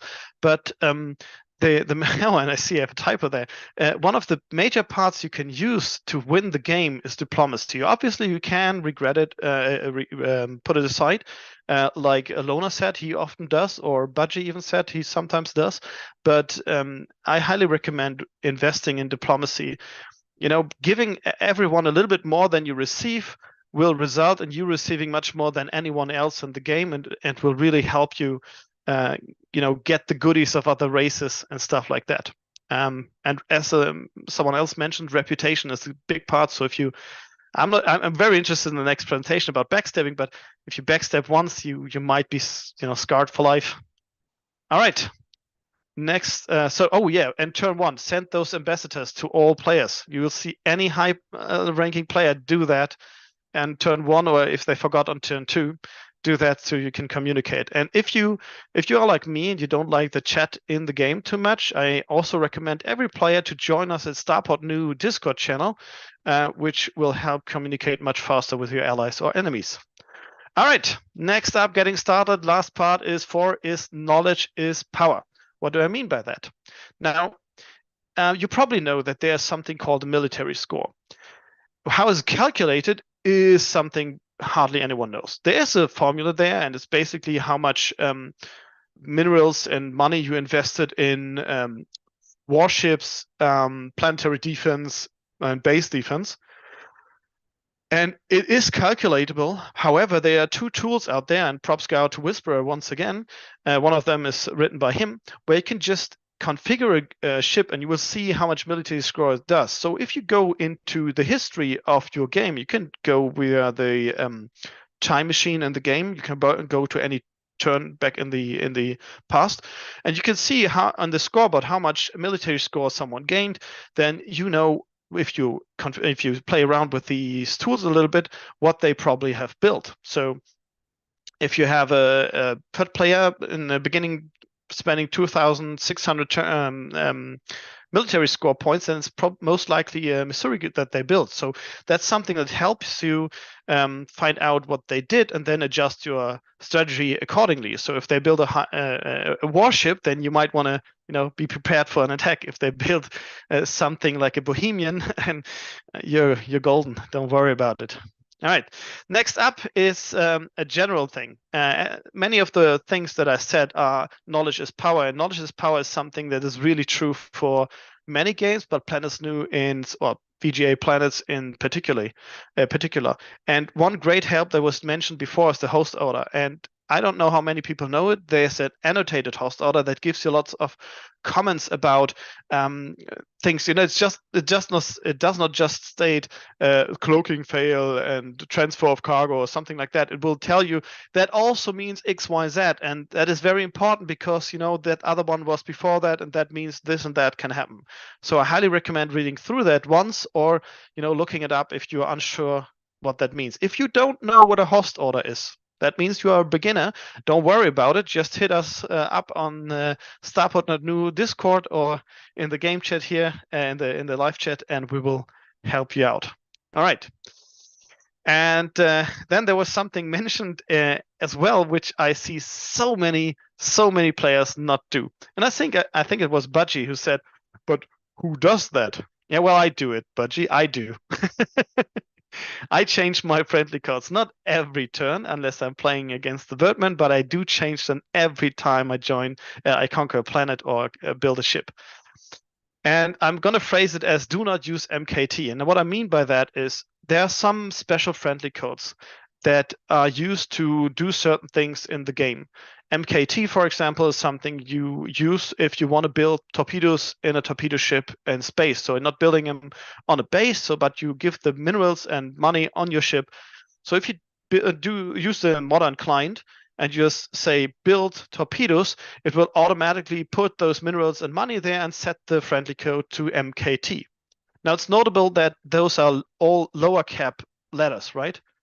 And it doesn't matter. They can be all upper, so it's a capital MKT or just a capital K or capital T. You can mix it up however you want. But the default one is the one most players use, and that can be very, very dangerous. I'm going to show you an example what I did in the second to last game I just finished, where I used that, and I use it so many times, and it often works. All right, so don't use that. Use the mix-up. I'm going to show you in a second why.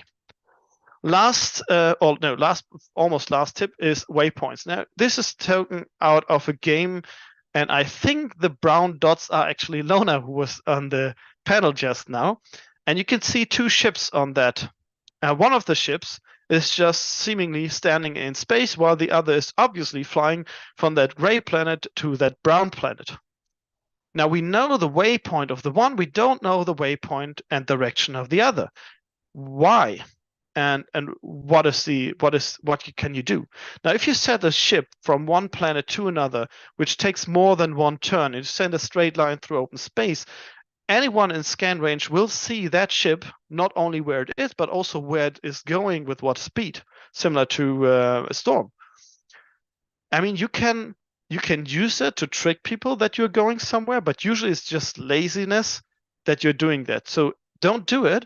Just send your ship in 2 turns, 1 turn in the middle somewhere, set that as a waypoint, and there's a second waypoint in the next round to the planet. You can hold shift to set several waypoints in 1 turn, and that will also show up as a single dot on the screen. So that's something I highly recommend so people don't know where you're coming from and where you're going, especially if you fight the privateer. And so that's good, that's bad. I hope that was clear. I forgot about that. The last thing I want to mention is something we don't always have the right tools within Planets.nu, which is fine. There are so many external resources, and one of the resources I want to highlight is a VCR simulator. Now, if I want to ask you what are my chances as a Fed player if I tackle Lizard Virgo standing over a base with 40 fighters and 120 defense points on the planet surface, and I have an Automa from the robot that I'm attacking with, what are my chances to win both fights? You will never in a million years find that out with the normal VCR simulator in Planets.nu client. However, there's a website I'm going to post to you that looks a little bit like this, and if you know what you're doing, this will take you like under 30 seconds to click, and you see, oh, I did over 5,000 simulations here. It's a 0.3% chance that you win that. So you can create very complex battles with battle order. You can set who's owning what configuration does the ship have, how aggressive it is, how many torpedoes or fighters it has, and all that kind of stuff to see how a battle is likely to end, even with multiple races involved. So that's something I highly recommend using when preparing for a battle and you know kind of what you're expecting. All right, that's so much for my, I want to say PowerPoint presentation, but it's not PowerPoint. It's actually, for the first time for me, Keynote. And let's go to the websites itself. Now, I already showed the research assistant that I mentioned. Those are the 2 websites I use to see the military score. And you can see so much more here. That's why it's a good tool anyway. You can see, for example, how many mines you could sweep, and what I especially like, how much damage a mine hit would do for that kind of ship, how many priority points you need to build it, and stuff like that. So that's a really cool website here by Whisperer, but also this one from a Canadian player. I don't know who 1bit.ca is owned by, but thanks and kudos to the player who did it, where you can very easily change the race, change the technology for something. Click view ships, and you see the military score in the last here, and also how many minerals you need to build it. So it's also useful if you plan ahead to how many minerals do I need at my base. Then we had the battle simulator, and I used it because Lona said, just send Merlins against a Nova. It will not have enough torpedoes to fight them all. And I figured out, 7 is the limit. If I disable the 7th and let it run, you will see I come out 100% of the time owning the 6 Merlins that attacked. But as soon as I add the 7th and simulate that and see how many simulation it does per second here, that's a few hundred per second. So you get very good results. It will always result in me having 2 ships and the Orion having so many of those. And you can even see who's going to be captured and who's not. All right. That is the website here that I wanted to show. Now let's dive into the examples I mentioned. Now, first of all, because it's the most important point I can just give ahead, because it's so easy to do, is change those friendly codes. I'm going to go to my history, and I used I'm a replacement player so many times, and I just had a game which started really early, but it took a long time to finish. And I'm gonna go in. I joined this game at around turn 75 or something. I didn't look it up, but shortly after I joined, the Borg was attacking me through a wormhole, and I was the lizard. So brute force attack for lizards, if you just took over and there's no good economy, is not fun. Let me jump really quick, and you see the time machine here and the menu, and let's go to turn, I don't know, let's go 79. I think somewhere around that it should have been that they arrived. Oh yes, actually the turn they arrived. You see here the wormhole, and you see it's a decent fleet of mostly annihilations, wherever the Borg built annihilations, and Andrew then quickly began attacking, and because they joined, they came through, they could sweep before they were drawn by the web field here of my ally, and they quickly took over planets. Now I quickly built bases around it, and I obviously had some defense of minefields, but I was sure he's going to attack some planets here. So I set this planet not to attack or nuke. I could have. It's a full defended base. Instead, I set the friendly code MKT, the default friendly code for building here. And sure enough, the Annihilation tried to attack it. Because it was a matching friendly code, it did not. Now, what I did now, and Andrew didn't realize what was going on, I just set the base to Force and Surrender and MKT, and sure enough, next round, that Annihilation was mine with 100 MK Mark 7 torpedoes. So that's something I've done so many times. Against, for example, the privateers. Set your bases to MKT, Force and Surrender. You will grab the odd meteor once in a while, or the odd Resolute or Lizard class cruiser. Basically, any cloaker race is prone to lose ships to that. And also, so you can use this offensively against players that don't change those friendly codes up. But you can also use it defensively in that way. So highly recommend changing your friendly codes. You will see all my planets have different friendly codes. No one has a numeric friendly code, even if it's just a 0.1% chance of someone guessing it. I don't want to take those odds. You just have to go here, click random, and you have a random friendly code. It's super easy. There are also scripts for that. I highly recommend doing it. All right, that was the friendly code part I wanted to show. How am I doing on time, Griffin? It's good. He shows me a thumbs up, so that seems to be fine. So the other things I wanted to talk about, or which I already mentioned, I'm going to go to leaderboard, and I'm just going to pick the top 3 players overall by score. And I think we had Lona here already on the board, Batman and Emorg, who was already mentioned in chat. And I'm going to pick the first game of those, which is a kind of a normal game. So I don't want to have a team game or I don't know, Planets queue game where you have those, depending on how many planets you have, so many ships you have. And I don't want to have some kind of special game. Don't want to have privateers, because we know privateers will not play the same way or a similar way that many other races. And let's go to their history. And Lorna was right. He has a lot of games, by the way. Just seeing that. And let's go here to the first game that is kind of a normal game. We have here the Birds Empire. That seems to be quite a normal game. And where do you have one? Lona. Let's view it. And go through the other games as well. We're going to see the same things over and over. When we go to the time machine, to the beginning, they're going to do what I said people do. Now, without looking at it, we're going to see first or second turn, he's going to, usually first, unless they forgot, he's going to overtax his clans. You normally don't tax your clans unless there's so many, but in the beginning you need the money. And he's going to build a large fighter, most likely. He might build a Resolute as a bird, but I'm pretty sure he's going to build a large fighter. And he's going to send out this medium fighter with 150 clans, 50 supplies, and I don't know, 400, 500 MCs. That's the usual setup. If you differ from that, that's fine. We don't have to do all the same, but that is kind of the optimal way to start a game. And sure enough, 150 clans, 50 supplies, 400 mega credits going, and he's building a large fighter. And we can see he's going deep. I would not go that deep. Let's change that up just to see what I would do. I would do something like this, because that will allow me to next turn not tax them anymore and then have them grow at the same turn. How I said that. So let's bring that up again so no one is confused. And that is how you play the game. And he will build a base, and they already mentioned it, something else I wanted to say. Build your next base within the first 6-7 turns. You want to have 2 or 3, better 3 bases by turn 10. Why?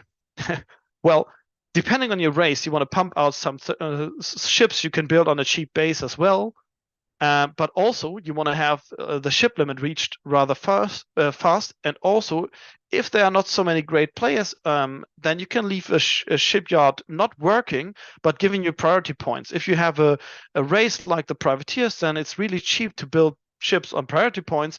So you get 2 points per round, and every 2 or 3 turns you can build a ship for that afterwards when you have the resources. He's going to show me something. I cannot read that. You have to write it to me in Discord. I can read in Discord. All right. I'm going to go one more game, and then I think he's saying my time's up. I think that's what he's going for. I'm going to go Emorg, and the first is a Lone Wolf game. Doesn't matter. Lone Wolf is fine. Oh, it's a team game. No, we cannot do. Sorry. Team game. Let's go here to Privateers. Robotics. Robotics is good. Robotics. Emorg, view, and we're going to see the same thing. There's going to be a base within the first 5-6 turns. He's going to build a large fighter. He's going to overtax his clans. And that is basically what I'm saying, what you should do. Oh, and he has sounds on. Emorg has sounds on? I did not accept that. Time machine going to turn 1. If I'm talking too fast, let me know. Rip, there we go. So, same configuration, 150 clans, 50 supplies, 500 things. He's building the large fighter, and let's see when he builds his second base. There you go. Turn 5, building the second base. And we didn't look that up at the other game, and I'm going to skip the third because it's just going to be the same. Go away, configuration things here. Sorry, 1 second. My Zoom wants to annoy me. All right, like this. We didn't check it here. One is the game building. There's already there. Yeah, he built it in turn 4. Turn 4, turn 5, second base build. So that's basically just what I wanted to show you to emphasize the, do that. That's really good. All right, that is my presentation. If you have any questions, fire away. And I'm not sure how I'm going to read those questions. I will ask you the question. Oh, you can talk. I can talk. We're seeing if there's any questions. Right now, we don't have anything. All right. But let's give it a minute. Thank you for sharing that with us. There was a request for links to the sites. So put them in chat in a second. Your homework, go ahead and send them to me, and I'll get them added to the description.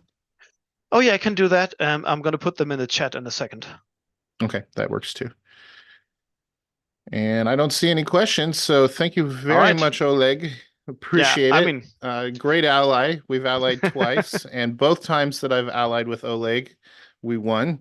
So there's definitely some good secret sauce there. Oh, do we have a question? We do. It takes a moment from when we say things for people to hear them.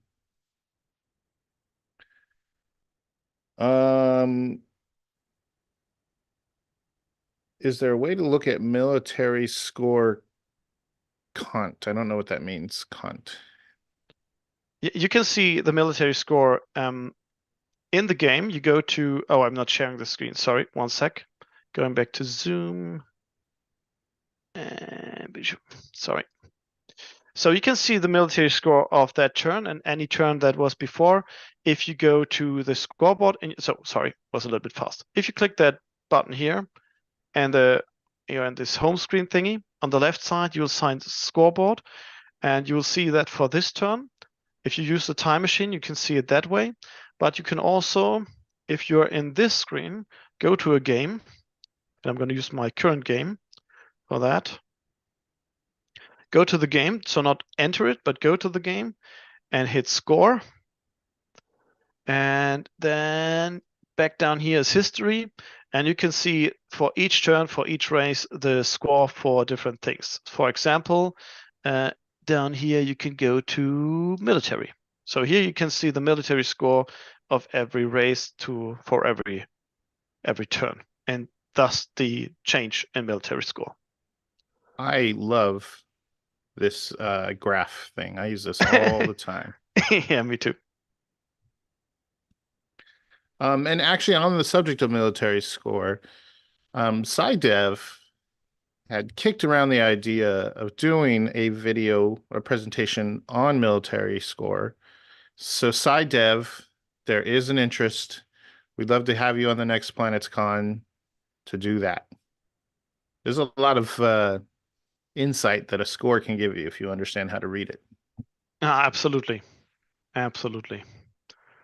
There's so many things, I wanted to mention. Like, for example, if you go through the scoreboard and you see how many priority points people did, how many bases they had and ships they changed, you can see traits going on. You can see quite quickly who killed whose ship, what kind of ship it was, and all that. And obviously, there's so many small tricks you can do. Rename your ships so people don't know whether it's a medium freighter or a large freighter that was blown up and stuff like that. So there are many, many more things you can do, but part of the fun is figuring it out. But also look at games of people that succeeded in the game or in that race and see what they did.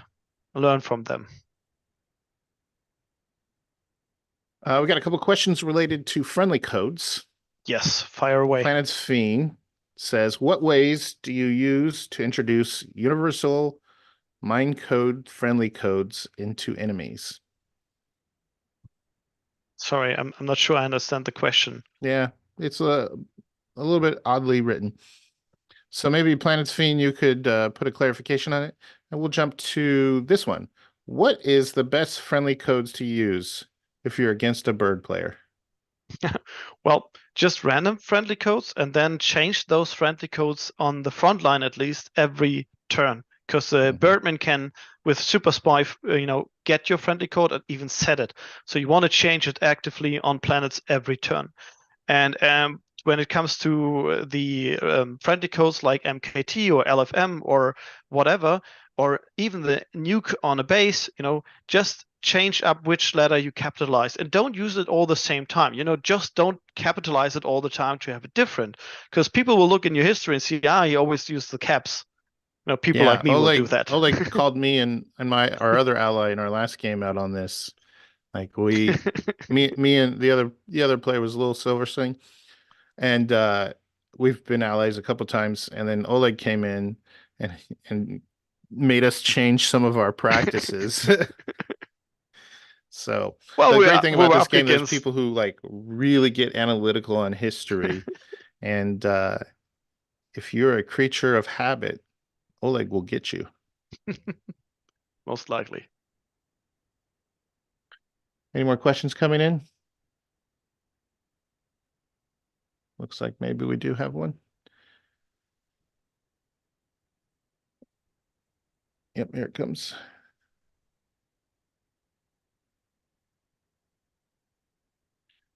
So Calrin from the Privateer panel asks, does the MKT friendly code on the planet set the friendly code for the minefield to MKT? Yes, it does. So if I'm trying to protect myself with mines, then it can be proactive to do that. True. Let me give another example. In that game here that I'm just showing, I captured a probe in turn, I don't know, 4 or 5 or something like that. I don't recall if it was the Evil Empire or the Borg, but I set my home base to hype, so capital HYP, in the expectation that probe might land there and the base to force and surrender, and thus gave me a free probe, and get that bugger away from my homeworld. So it works all the time. And yes, you might have to, decide which is more important, the minefield protection or the defense of the base itself. Go back a couple of cons and watch the Birdmen discussion panel if you want to learn more about Birdmen tricks. I did learn a new one that you cannot match the friendly code EDF on a rebel planet as a bird and take stuff from it. True. But if you have a Fed player and you set DMP to dump, and all their spare parts are getting dumped and stuff like that, you can do a lot of funny things. But that will be too much Birdman stuff. I didn't want to do a Birdman panel things. I don't feel good enough, even though I love him. And actually, our next presentation is on Birdman campaign features. Oh yeah, great. So stuff like mine friendly codes and whatnot will be talked about. Let's see.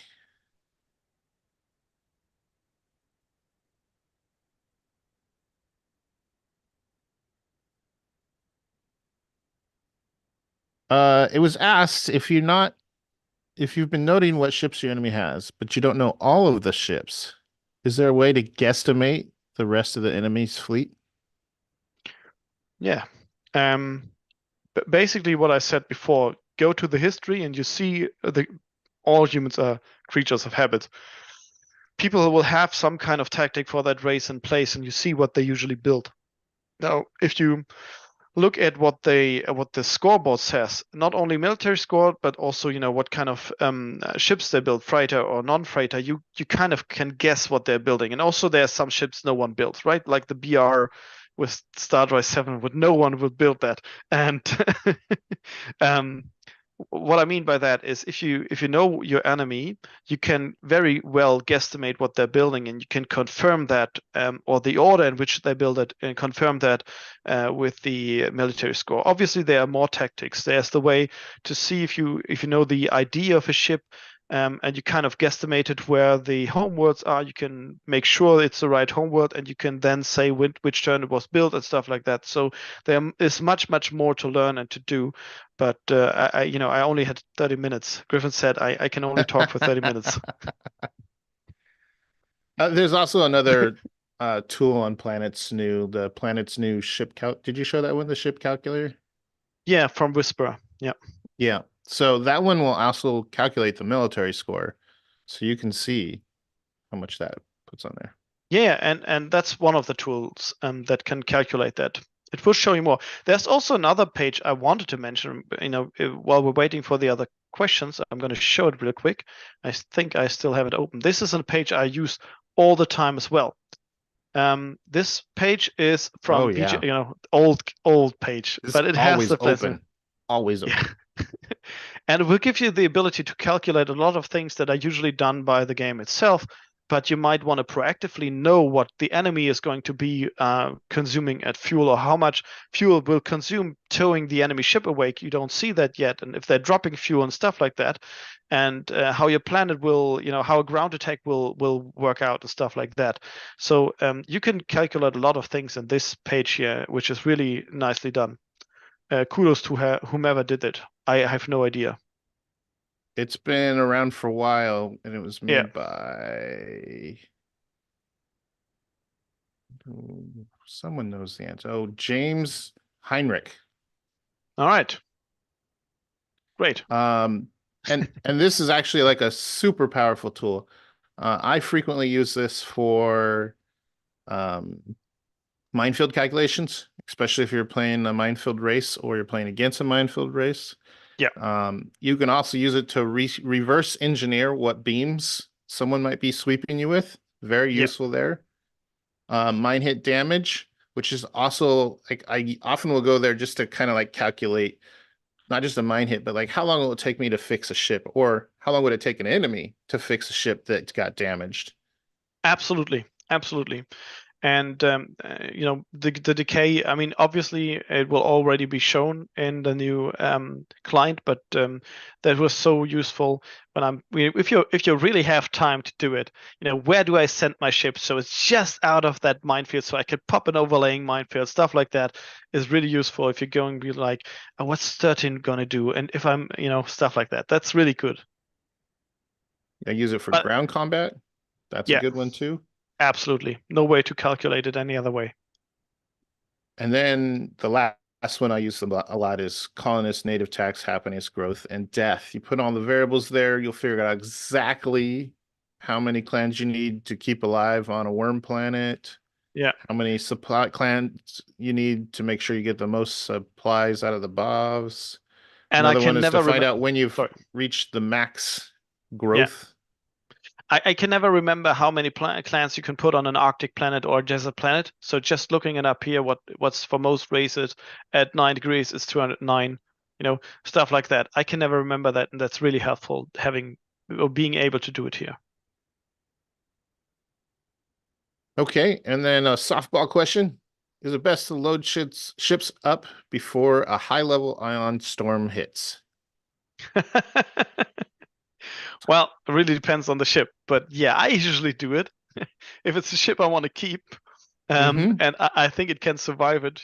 Like setting a Merlin to NRL, do not alchemy, and then giving it 2,700 supplies and some fuel will definitely help your Merlin survive. But if it's a 400 something ion storm, it's gone anyway. All right, Oleg, thank you for your time and your presentation and sharing your expertise. I appreciate you. We should ally more than twice every, 10 years? Well, other than Lona, I only play maximum 3, currently only 1 game. So, it's hard to fit it in.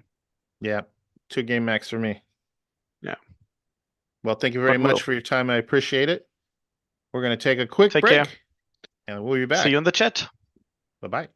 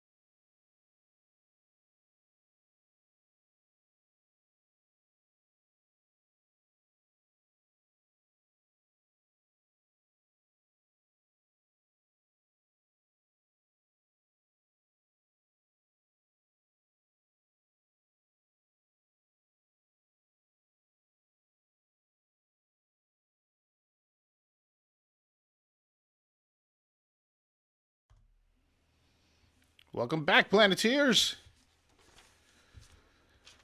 That was a great presentation from Oleg. He's a lot of fun to work with.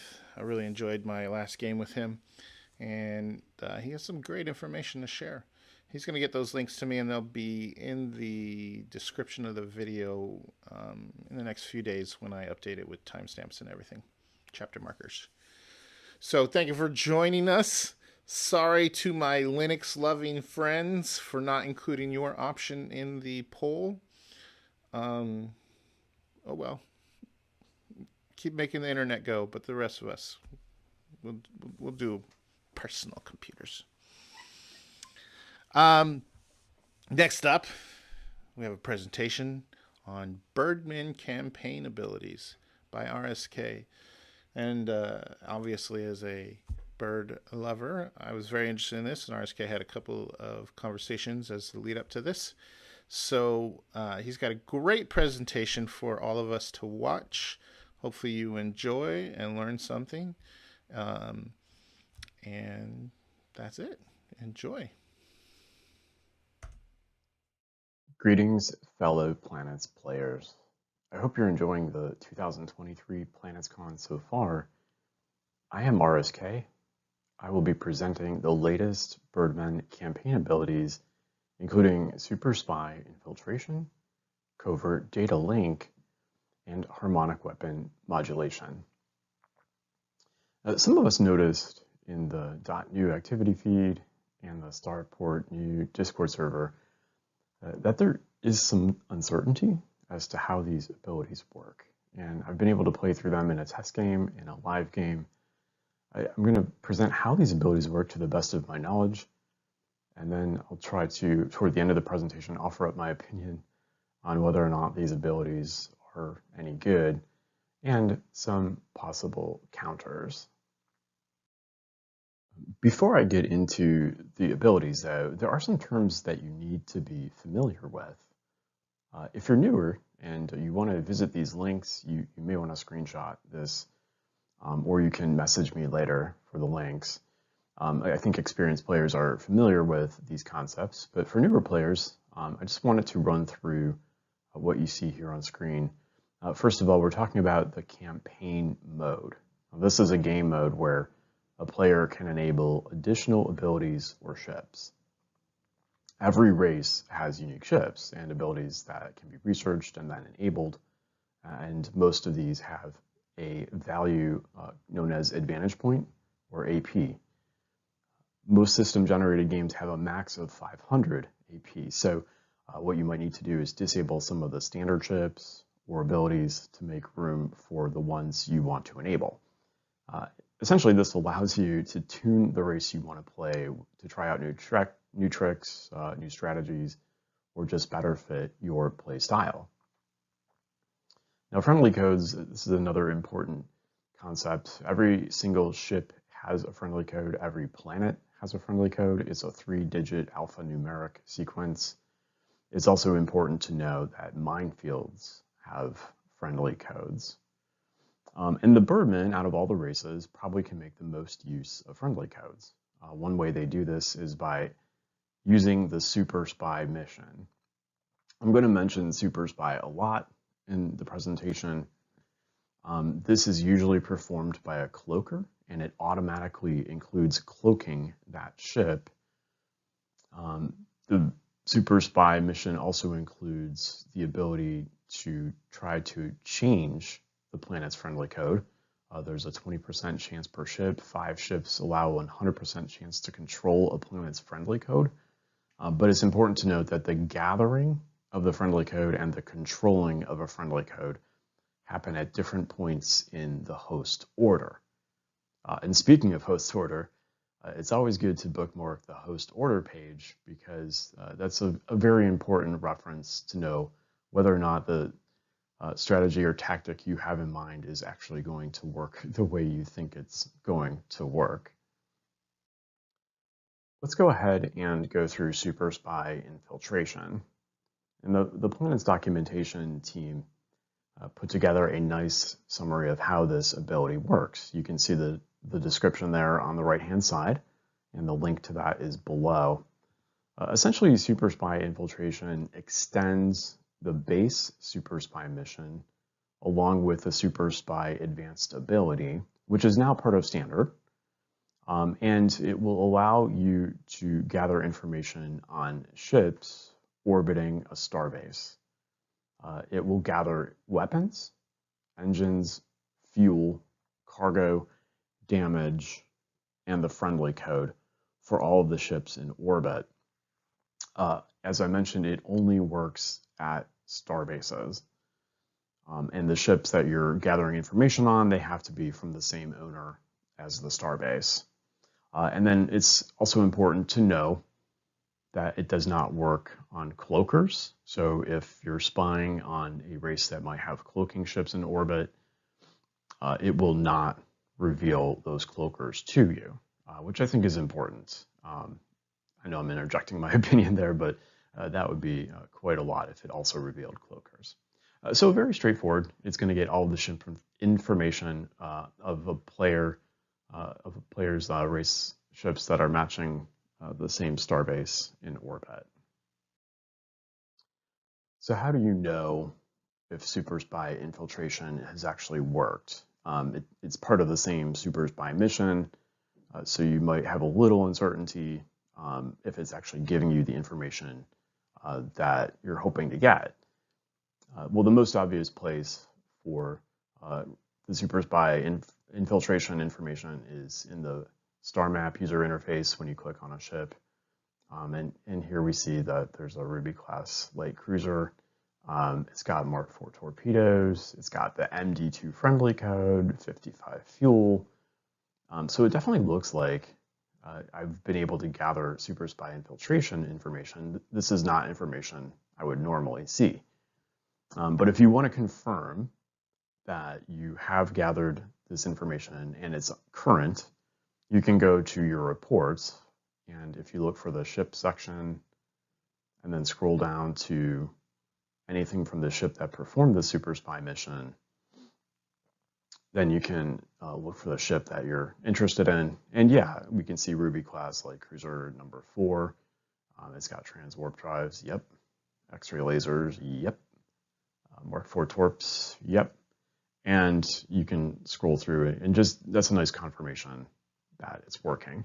And of course, there is the dead giveaway, which is infiltrated. So that's an indication that your ability, Super Spy Infiltration ability, is active and working.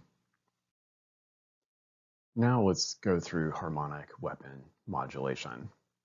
If you go to this ability from your Bird Officer page, you click on it, you go to research it and enable it, you're going to see the description that is on screen. Essentially, if a ship matches an enemy friendly code in combat, the enemy will fight without shields. Matching friendly codes will not prevent combat.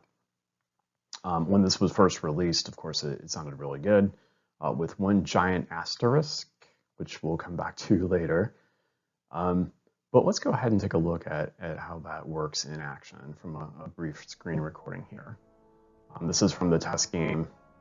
I was playing the Birdmen with my primary account. I was playing the Crystals with my alternate account. And here I've attacked that same Ruby you saw before. I matched the friendly code. And the Crystal player did not change the friendly code, and therefore started combat with the Ruby's shield down, and the Resolute is easily able to take it out.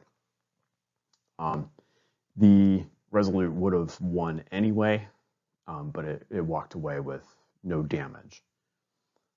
So when you see that in action and you start thinking about bird ships coming after you, they're already cloaking, they're already attacking you when they're ready to attack, they already know your weapons, you might wonder whether this ability is overpowered. And that's a fair question.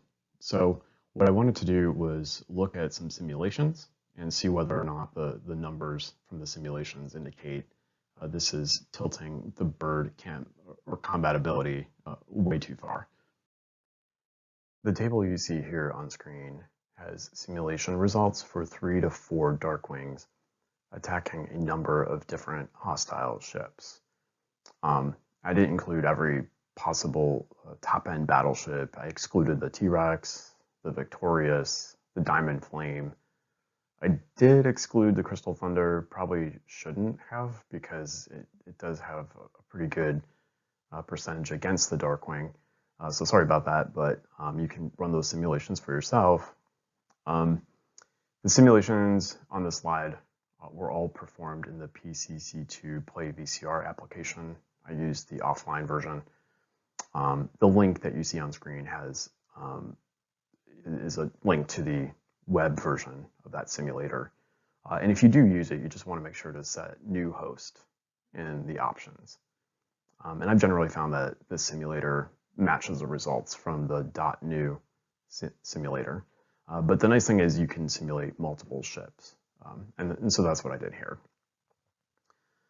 The top of the table, this shows conventional combat where the enemy ship starts with 100% shields. And then the bottom of the table shows what the results when the enemy starts with 0 shields when harmonic weapon modulation is active. The Darkwings all had Mark 8 torpedoes and heavy blasters, and they were assumed to fight from the right-hand side of the VCR. And all enemy ships were assumed or set to have heavy phasers and a max configuration of fighters or torpedoes. So let's start kind of walking through the results here. Against a Rush and a Virgo, you generally need 2 Darkwings in order to win the battle. But there is a chance, a small chance, a 3rd Darkwing might be needed in some situations. The Golem, the Biocide, and the Gorby, these being much heavier, are going to require 3 Darkwings. And in some cases, rare, you might even need a 4th Darkwing. Against the Annihilation, you need at least 2, maybe 3 Darkwings. 75% chance is pretty good odds, but it's not a guarantee. Against the Mark 8 Nova, you definitely need 2 Darkwings. And against a QT Nova, Quantum Torpedo Nova, again, good odds the 2nd Darkwing will finish it off, but it's even still a small chance for a 3rd Darkwing to be required. Okay, so that's conventional combat. If these simulations were started, or these combats were started with harmonic weapon modulation enabled, now you can see for the Rush and the Virgo, your 2nd Darkwing will absolutely win, and far less damage. For the Golem, Biocide, and Gorby, small chance the 2nd Darkwing can win, but most likely you'll need the 3rd Darkwing to finish them off. Again, very low damage. And then for the battleships, a 2nd Darkwing will take out the Annihilation, 2nd Darkwing will take out the Mark 8 Nova, and the 2nd Darkwing will take out the QT Nova. And there is a small chance, not terribly small, but 1 in 3 chance, the Mark 8 Nova will get defeated by the 1st Darkwing. So I think what I get from these results is survivability is not greatly changed. You're still going to need 2 Darkwings generally to take out a Rush or a Virgo, for example. But where we do see a really big difference in the results is with the damage of the surviving Darkwing. And damage, as shown there at the bottom, is reduced pretty considerably for most of these combats. So that's really nice for the surviving Darkwing because most likely it can repair itself with onboard supplies. Probably does not need to go back to a starbase for a full repair. And because it can repair the damage, then it can recloak, and then it can be used in all the different ways that you might want to use a cloaking battleship. Okay, so that's some results against enemy carriers and battleships that the birds might be fighting. Now, with regard to starbases, there's a lot of possible configurations you can try, and this is not an exhaustive table of results. What I showed was 3 starbase configurations where they have 100 ground defense, 200 starbase defense, and then some level of fighters. And that's a fairly typical mid-level, mid-game starbase that you might encounter as the Birdmen. I also included a homeworld level starbase with the 366 ground def.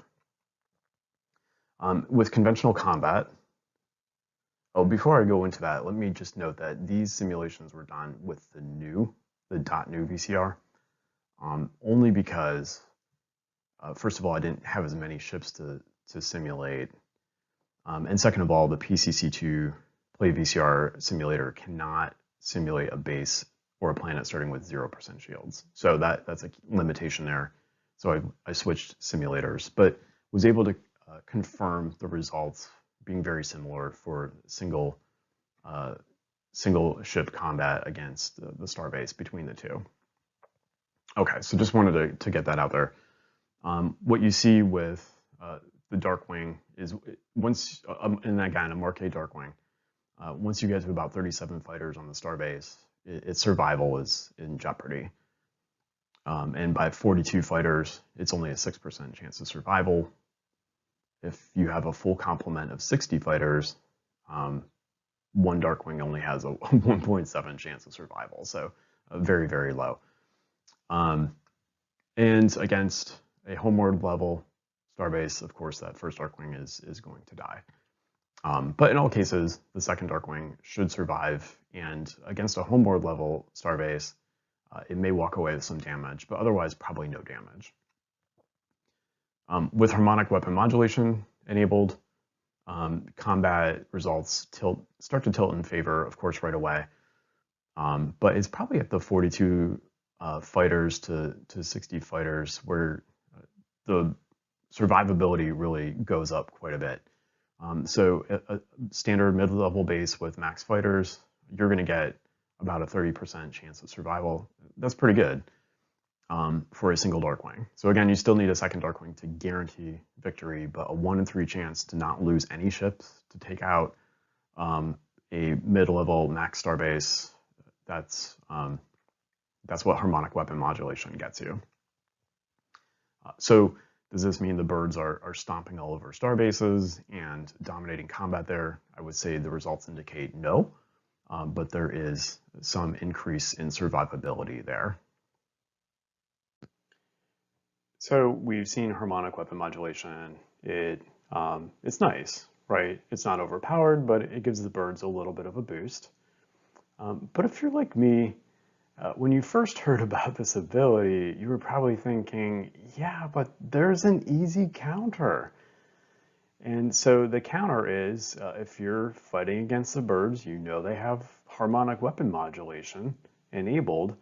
The first thing you do every single turn is change your friendly codes. And you can change them on all your planets and all your ships, anything that might be attacked by the birds.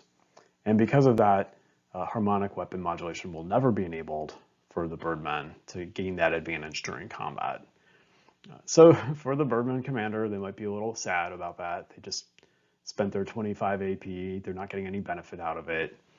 And it really wasn't until Covert Data Link, say 2.0, that harmonic weapon modulation could actually be effective when it is needed. So let's go ahead and take a look at that. When you go to your Birdman officer page and you go to enable this ability or research this ability, you're going to see this description for Covert Data Link. It's referencing the SPY friendly code. Be aware that this friendly code is, this description is entirely outdated. This is the original Covert Data Link. This is not the new Covert Data Link. VGAplanets.org has a nice description of this ability. So let's go ahead and walk through what they've posted on their page. It says it allows us to use old friendly codes for ships and planets. I'm going to put an asterisk next to that. We'll come back to that later. For all purposes, you would normally use a friendly code 4. So even if a player changes their friendly code, you can still use it the next turn with a 100% success rate. Now later on, it talks about the diminishing rate of success. In 2 turns, if you don't get an updated friendly code, you're still using that older one. It's a 90% success rate. On the 3rd turn, an 80% success rate. And so the older it gets, the less chance it works. And if it does get caught, then the code is permanently revoked for all ships. And then what can you do with that match friendly code? Well, as it says, you can travel through minefields, you can use the gather missions, or you can use harmonic weapon modulation. So that's fantastic. That lets you use an older friendly code even if it was changed. As mentioned by Joshua last year when he introduced covert data link or reintroduced it, he mentioned it would work on webs, and I confirmed yes, it does work on webs. So very famously, a few years back, the crystals no longer had safe passage, no longer had friendly codes for their web mines, but now the birds do get friendly codes. They can see friendly codes for crystal webs. So that's really nice, and there's lots of possibilities there. One other thing I just wanted to point out with regard to this description about covert data link is the friendly code must be acquired from the Super Spy mission for the link to be active. You may have a situation where you might know the friendly code by some other means. Maybe the player tells you, or maybe you scouted that planet before they colonized it. But even though you know that friendly code, it won't be activated with covert data link, and it won't work for any of the purposes that we just read through. Now, in the next slide, we're going to go ahead and take a look at a demonstration of this. Okay, so we're going to take a look at a test game I put together to demonstrate how covert data link works.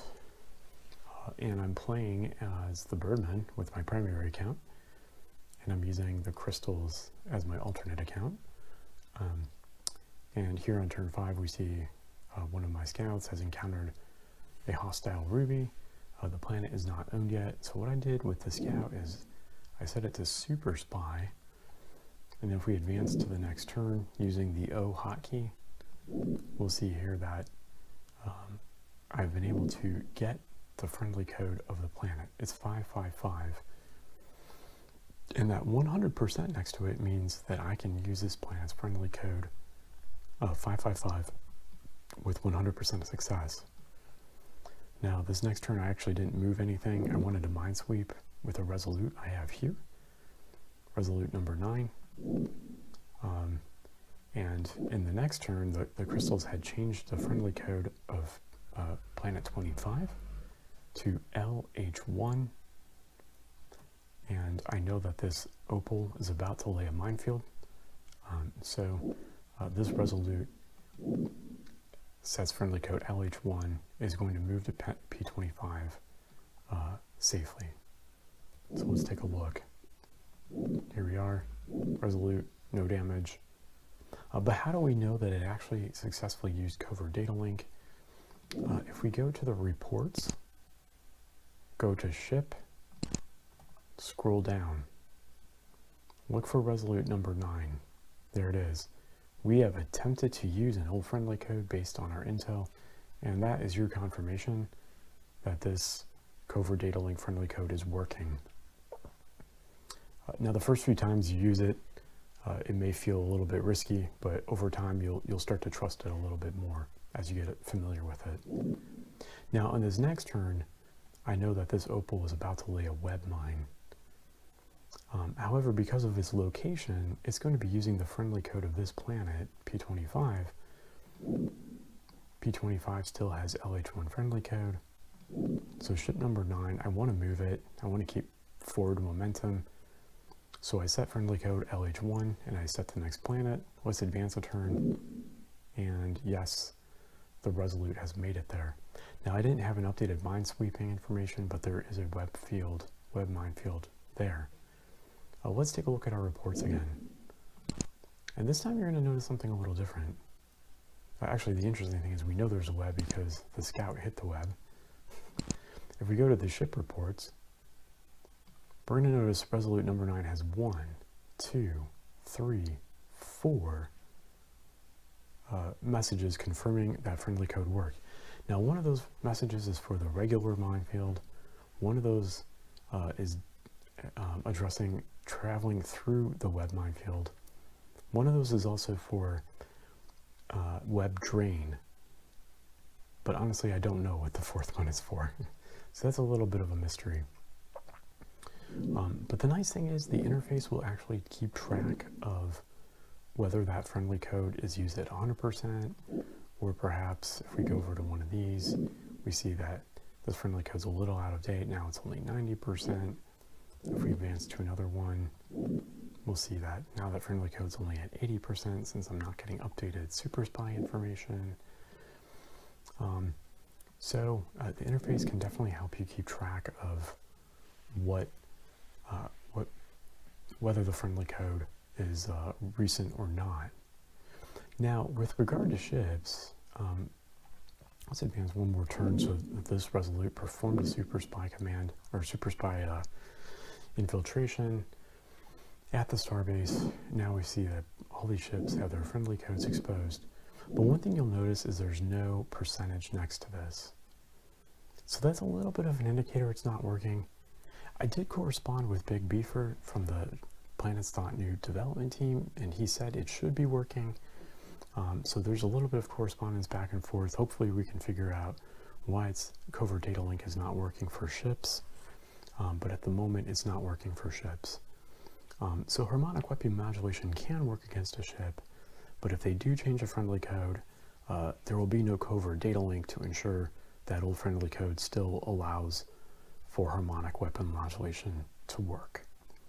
So that's just a brief in-game demo of how the interface works and how you can know when it is safe to travel through minefields safely. So just a little bit more information about covert data link. First, and I think very importantly, it is supposed to work against ships.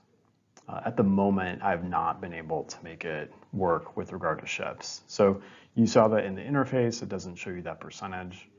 But even when I try to use it in combination with harmonic weapon modulation, it doesn't work.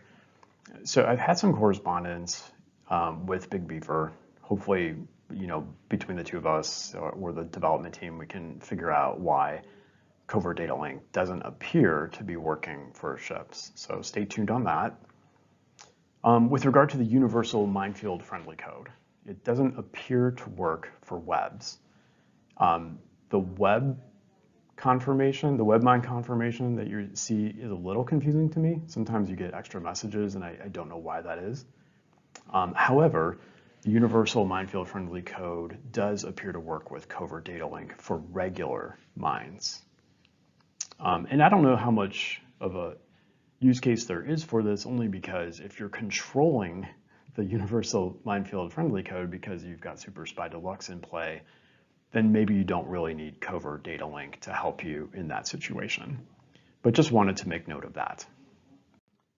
I wanted to just make note of the advantage point cost for each of these. So after you've researched and enabled these abilities, these are the values that you see on screen that will count toward a campaign mode. So Super Spy Infiltration is 10 AP, Covert Data Link is 10 AP, and Harmonic Weapon Modulation is 25 AP. And just interjecting my own personal opinion here, I think that Covert Data Link is probably undervalued. It probably should be worth 20 to 30 AP, given how effective it is. At the same time, maybe harmonic weapon modulation should be reduced a little bit. I don't know if it's quite as valuable as 25 AP, but that's just my personal opinion. If you've been watching and you're thinking, wow, the Birdmen are going to dominate campaign mode now, I just wanted to offer up a few possible tactics that could be used to counter these abilities. For example, Super Spy Infiltration, it only works at starbases. So if you're being attacked by the birds, or you plan to invade the birds, you may want to reconsider building frontline bases. You may want to stage your fleets at non-starbase planets, or some combination there. And of course, keep in mind that cloakers cannot be detected by Super Spy Infiltration, so that might help you as well. For harmonic weapon modulation, keep changing your friendly codes. Now, of course, if Covert Data Link is activated and it does work for planets and ships, In theory, it doesn't matter if you change your friendly code. But here's the thing, even if that's the case, the Birdmen commander has a lot of details to keep track of. And it's pretty easy for them to make a mistake. I know from personal experience, I've made a lot of critical mistakes playing as the Birdmen. So if you keep changing your friendly codes, you're putting yourself in a position to take advantage of if and when a mistake is made by the Bird commander. With regard to covert data link, you can use friendly codes to your advantage. Some are quite hostile to the birds. One suggestion I saw on Discord that I thought was quite clever is setting the GSX friendly code on either your ships or your planets.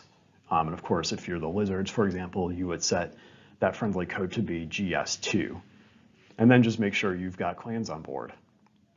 And if somehow they're not paying attention, the Birdman sets GS2 on one of their ships to try to pull off some sort of covert data link related activity, they could end up giving you their ship.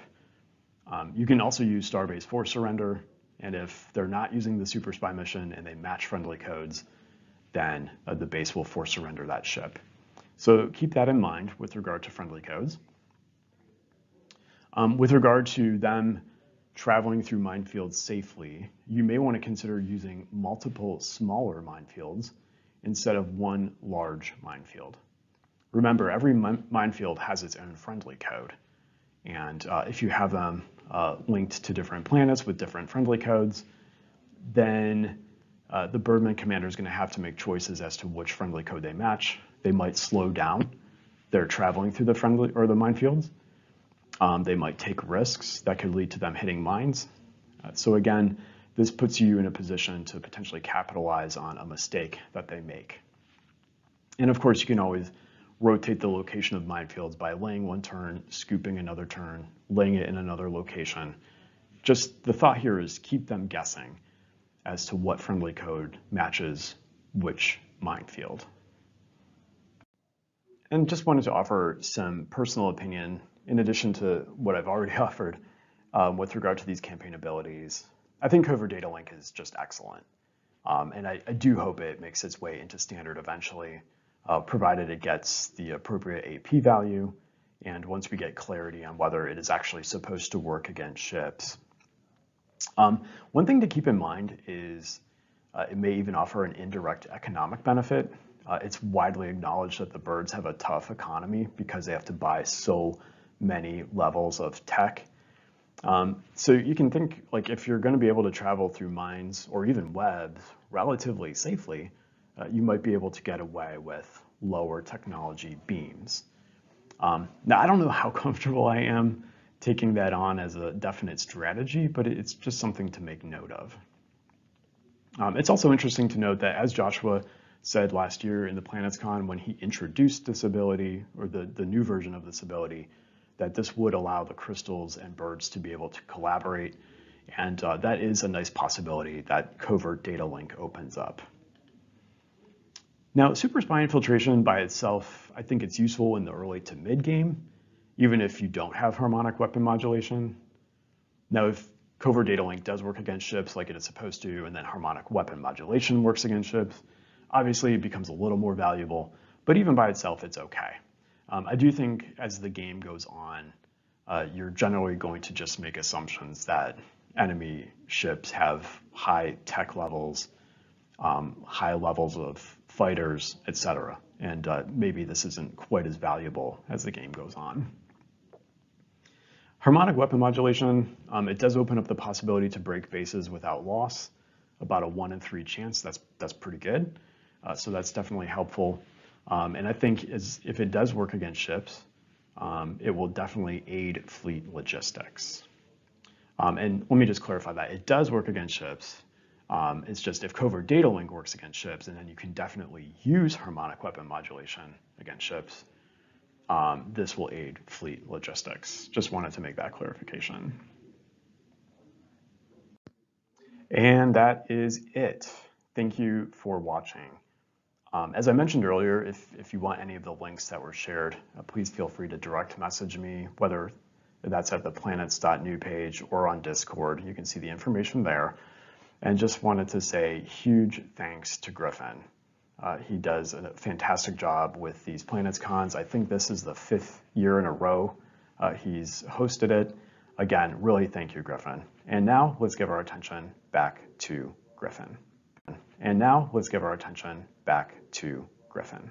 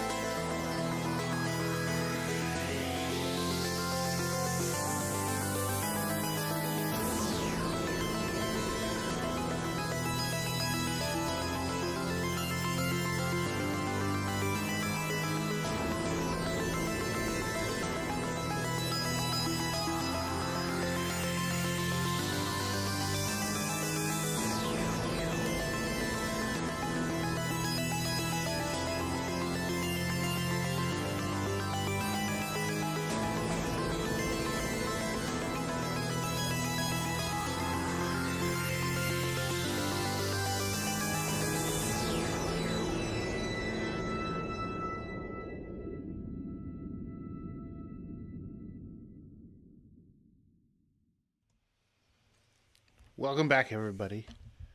Did anybody feel like he was hiding a secret from you in the middle of that presentation? He got really quiet. He didn't want Mom to find him? Anyway, RSK, thank you very much for that presentation. As you know, I'm a lover of the birds, and that was very informative. And he did tell me in a message that Big Beaver responded to him about the covert data link. And Big Beaver confirmed it's not working as intended with starships. But they are waiting till after PlanetsCon before they track that down. So hopefully we'll get an update on that. I know that it would be very helpful because Starship will change its friendly code and don't know if you're going to match it or not, whatever. Anyway, next up, a very interesting conversation, a very interesting perspective and opinion. And I really look forward to the conversation in the chat. It is all about backstabbing by Hammersickle59. And maybe he's in the chat. He said he might be. So feel free to get the juices flowing and enjoy. After that, we'll have a presentation from Talespin. Then it's trivia, and then it's State of the Nuniverse. Enjoy. Alright, hello fellow Planeteers, this is Hammersickle59 here. I am giving a presentation on backstabbing. So let's see, for the initial part, I'm just going to go over briefly what I'm going to cover. So, obviously everyone knows subterfuge and deception is part of the game, right? Part and parcel, you use it in many different ways. I'm going to be focusing on diplomacy and using deception and subterfuge in diplomacy, right? Specifically in written messages, and of course Discord as well and whatnot. But and I want to focus on not just like indirect deception, you know, half-truths or misdirection, things like that. I want to focus on the more controversial stuff, which is like direct backstabbing, lying, breaking treaties, right? Which my perception is that that's very frowned upon in the community. If I had to give an estimate, you know, it would just be like maybe like 5% of the players engage in that behavior. I don't know. I'd be interested in like a poll or what other people think the numbers are, but that's my perception.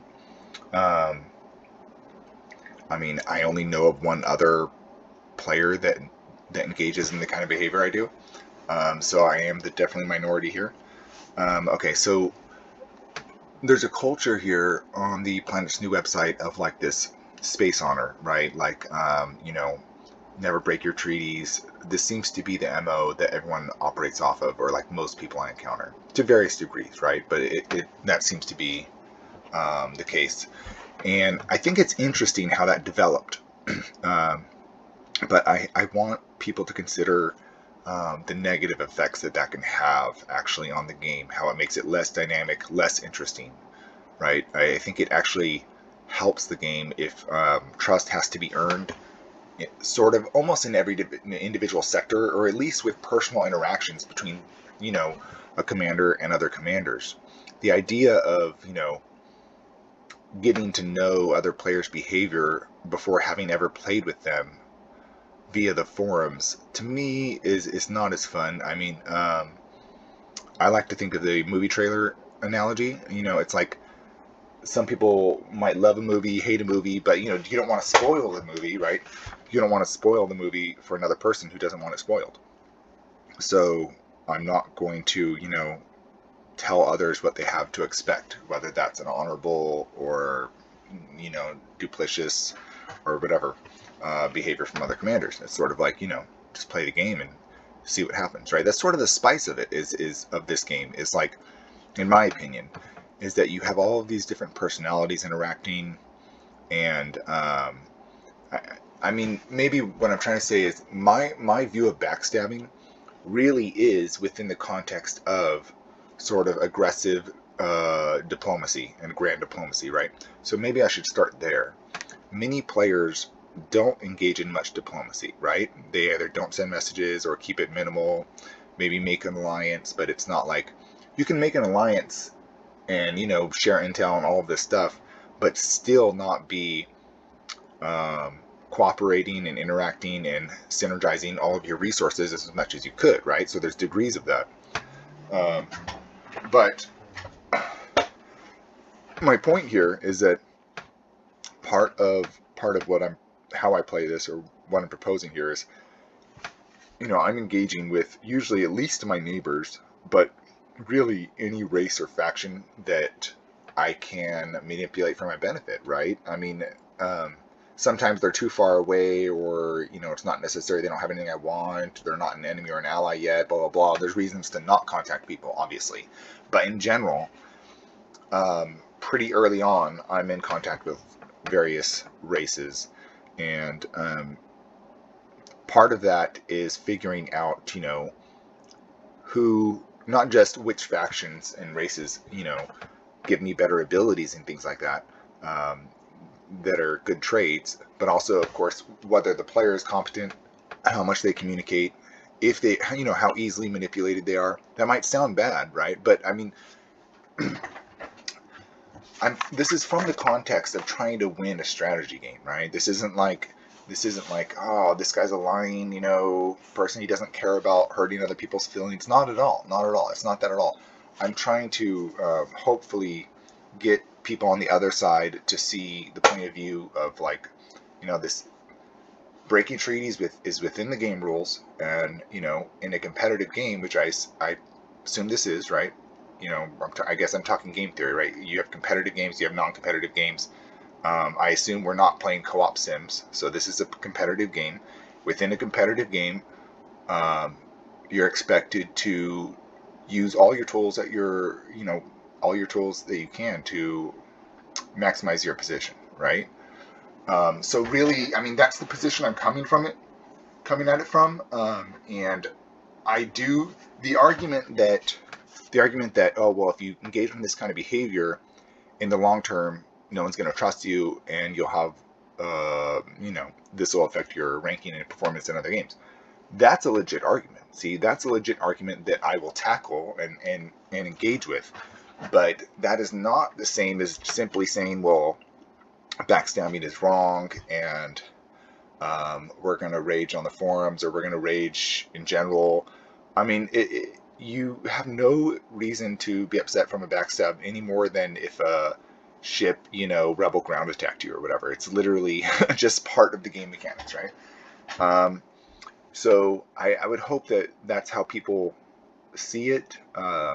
I mean, we're supposed to be, I mean, it is fun, of course, to like make friends during the game and things like that. But in my opinion, you know, you can make friends with someone you betrayed, right? And I could be friends the next game with them or whatever.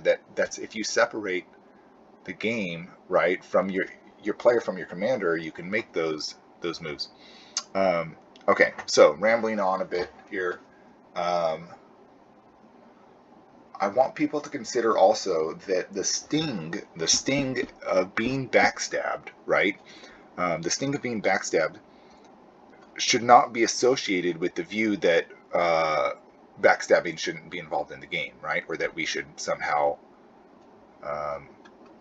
ostracize players from doing that. Those are two completely separate things, right? I also don't like losing, but I don't think we should make losing not part of the game, right? So yeah, being backstabbed can suck, but you know, if you already have the view that it's a legitimate tactic, then it's going to be a lot easier to handle, right? Because some players, I've heard the argument, you know, well, this is a long-term game, you know, you invest all this time, so it's even bigger disappointment, right, if something like that goes wrong.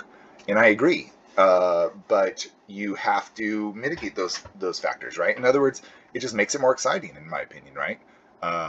Try not to get backstabbed. If it hurt that bad, you know, it ruined a 6 months game that you're about to win, then that means you have to make more precautions. You have to take more precautions next time, right? So the answer, in my opinion, is always in-game counters. It's never going outside the game on forums or trying to change how the game works. What's beautiful about this game is that there's usually a counter to every move, and it usually goes fairly deep. There's a counter to the counter and things like that. So I really would prefer commanders really, to pursue in-game sort of mechanisms, right, to handle deceit, to handle backstabbing and stuff like that.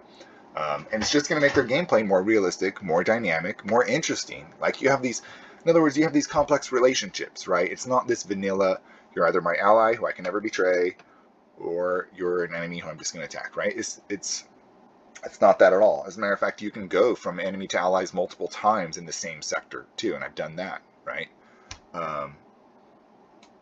I should probably go into examples now because I've just been talking. I'm sure people want more of a visual.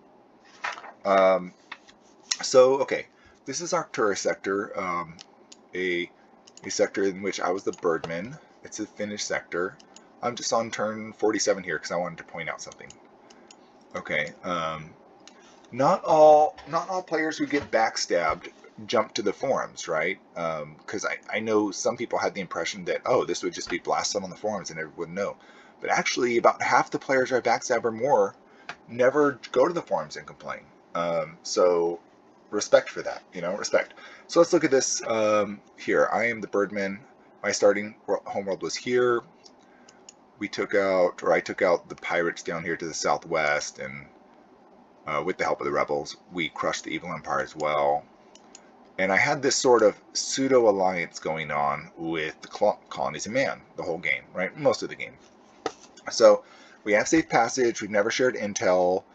We've agreed to trade ships, but the trade never went down. Actually, I delayed that on purpose, just to like, how do I put it? He's not using that ship, right? It was like an Ares. So he had an Ares like hovering over here like the whole game waiting for me to trade. And I was just making it so that ship was useless to him by not having it over one of his planets making fuel. But anyhow, so you can see, backstabs aren't this simple, like, you know, you make a treaty, you get in a position, you backstab, right? It's labor intensive, right? It's all kinds of manipulations and you can do like small gains, slowing them down in small ways before revealing that you're actually against them. You could do it all at once. There's all different routes that make it interesting. But I want to look at this one. So the colonies of man was fighting with the lizards up here. And I'm getting ready I have all of these ships in orbit over their star bases, right?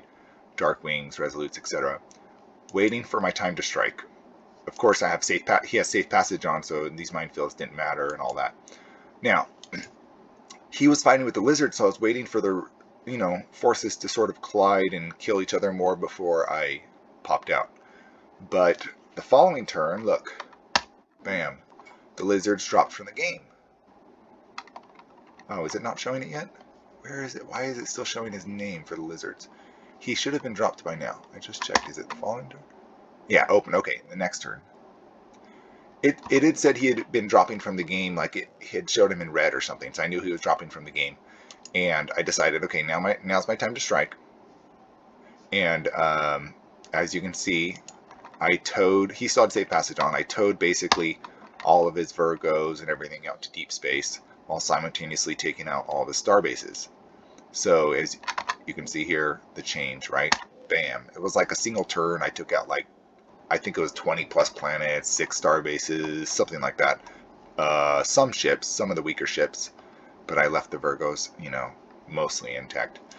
I then put them in the path of this cool ion storm to just drag them off to nowhere. But long story short, you can get, and this player, by the way, resigned the following turn. It was like, yeah, he just resigned the following turn. He could have gotten some small revenge with these Virgos if they had fuel and if they had good engines by messing up this cluster.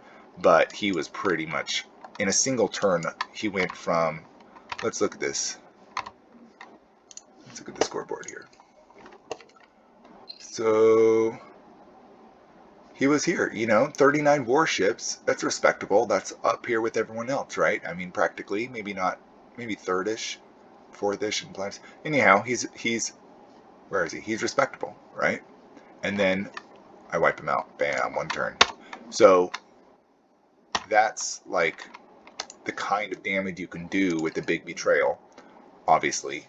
And there's all kinds of, you know, smaller betrayals and gray areas you can get, but the whole point is that you want to use all of the resources, you know, at your disposal, and diplomacy included, deception included, to maximize your position.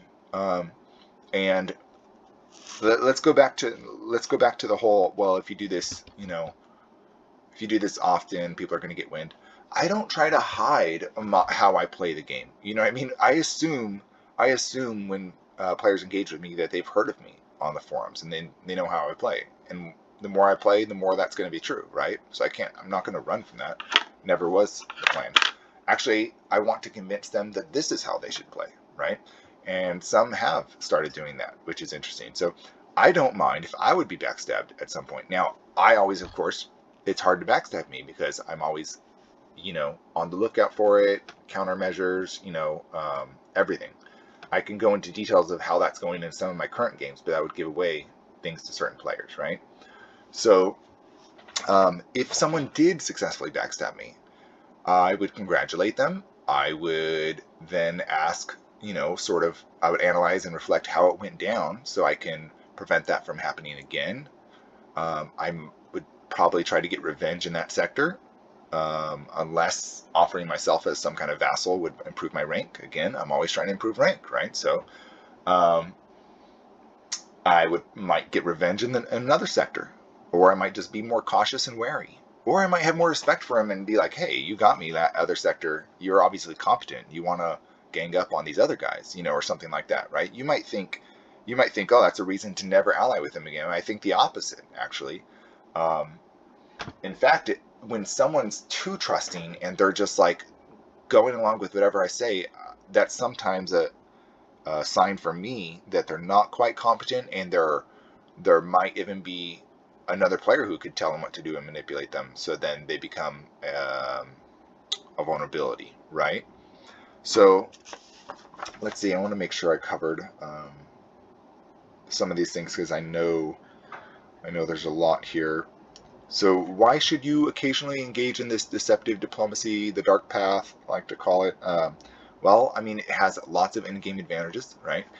And I would argue it produces more dynamic gameplay if that kind of behavior is sort of quote-unquote acceptable, not stomped out, not like, you know, you can't play with us, password protected or whatever.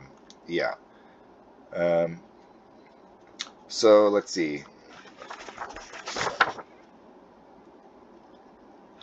I would love to know, just from empirical reasons, how many people engage in this sort of backstabbing behavior?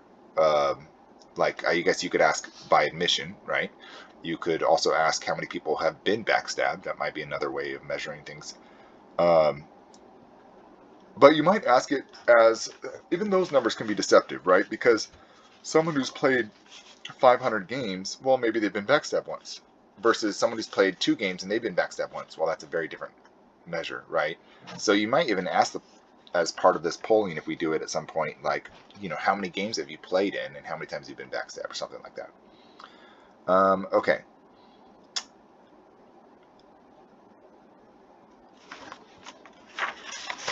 I mean, we'll skip past the whole confusing in-game, out-game ethics. I don't want to get dragged into that. I just don't see how people can view, like, yeah, diplomacy in a war game as somehow the same as lying in real life. It's not even worth covering. Shout out to, I don't know if I'm saying his username correctly, Via Kapanen, but he's a board player currently kicking my butt. And I want to mention this specifically because I surprise attacked him, right? I quote-unquote backstab him. I mean, he wasn't like an ally per se, but I deceived him, started a war, didn't work out, sued for peace, surprise attacked again. Anyhow, he wasn't upset at any of this. And so, now it could be that, he's kicking my butt, and so he's, has, less reason to be upset. But that's just instructive, right? Think about that. Would you think about, maybe I might ask my past victims, like Wasp or someone, if my backstab didn't work and you ended up turning it on me and kicking my butt, would you have still been upset? Like, because then it's the negative effects of the backstab that's causing it, not the actual backstab itself, right? So let's see. I will wrap this up by saying, trust or distrust should be based on personal relationships, in my opinion. Yeah. And so, this idea that like, yeah, just the whole forum thing is a dud. But if you want to point out another commander's behavior, do it in the same sector you're in. If you're in the game, there's real consequences, right? In other words, that's something else about game theoretic. Like, there's what we call the parameter issue, right? You have to have very clearly defined what's in the game rules and what's out the game rules. And this game obviously has issues there, right? What I mean by that is, if you analyze any game and you're looking for long-term consequences, reciprocity, right? So-and-so broke his word, and then so you have reason to distrust him later. That's all fine. That all can be applied here. But what you can't apply is some third God figure coming in, the hand of God, and manipulating things, which is essentially what we have here, right, from the forums. This isn't, oh, someone's responding in-game to my tactics and will not trust me in another game or even future relations in this game. No, this is the hand of God, right? Someone who doesn't play in the game, who's never played in the game, who never will play in the, or however you want to think of it, you know what I mean? They're not in your game, and they're manipulating the behavior of the game. So this is what we call parameter issue, right? You can't even analyze this situation. This is like Tong Po capturing Van Damme's brother in Kickboxer, right? And be like, oh, don't win the fight or I'll kill your brother or something. It's like, it's out of the rules of the fight, right? It's out of the rules of the game. You can't analyze it from a game theoretic point of view until you fix that issue. So that's my position. I'm hoping other people will consider it, and I'm sure I'll get some counter arguments and whatnot. I know, just from a practice, setting aside formal arguments, right? I know from just a practical point of view that, well, this is how the website and people have been operating for years. And so it doesn't matter if there's this parameter issue. It doesn't matter, like, you know what I mean? You might have that view that, hey, this is just the way it is and deal with it, I guess. But, I mean, I'll keep playing how I play. And again, if someone thinks that it's a better game if somehow backstabbing is not allowed, then I would literally explicitly make that part of the rules, and then start banning people anytime they break their word. Like have an admin review the messages, he broke his word, ban him.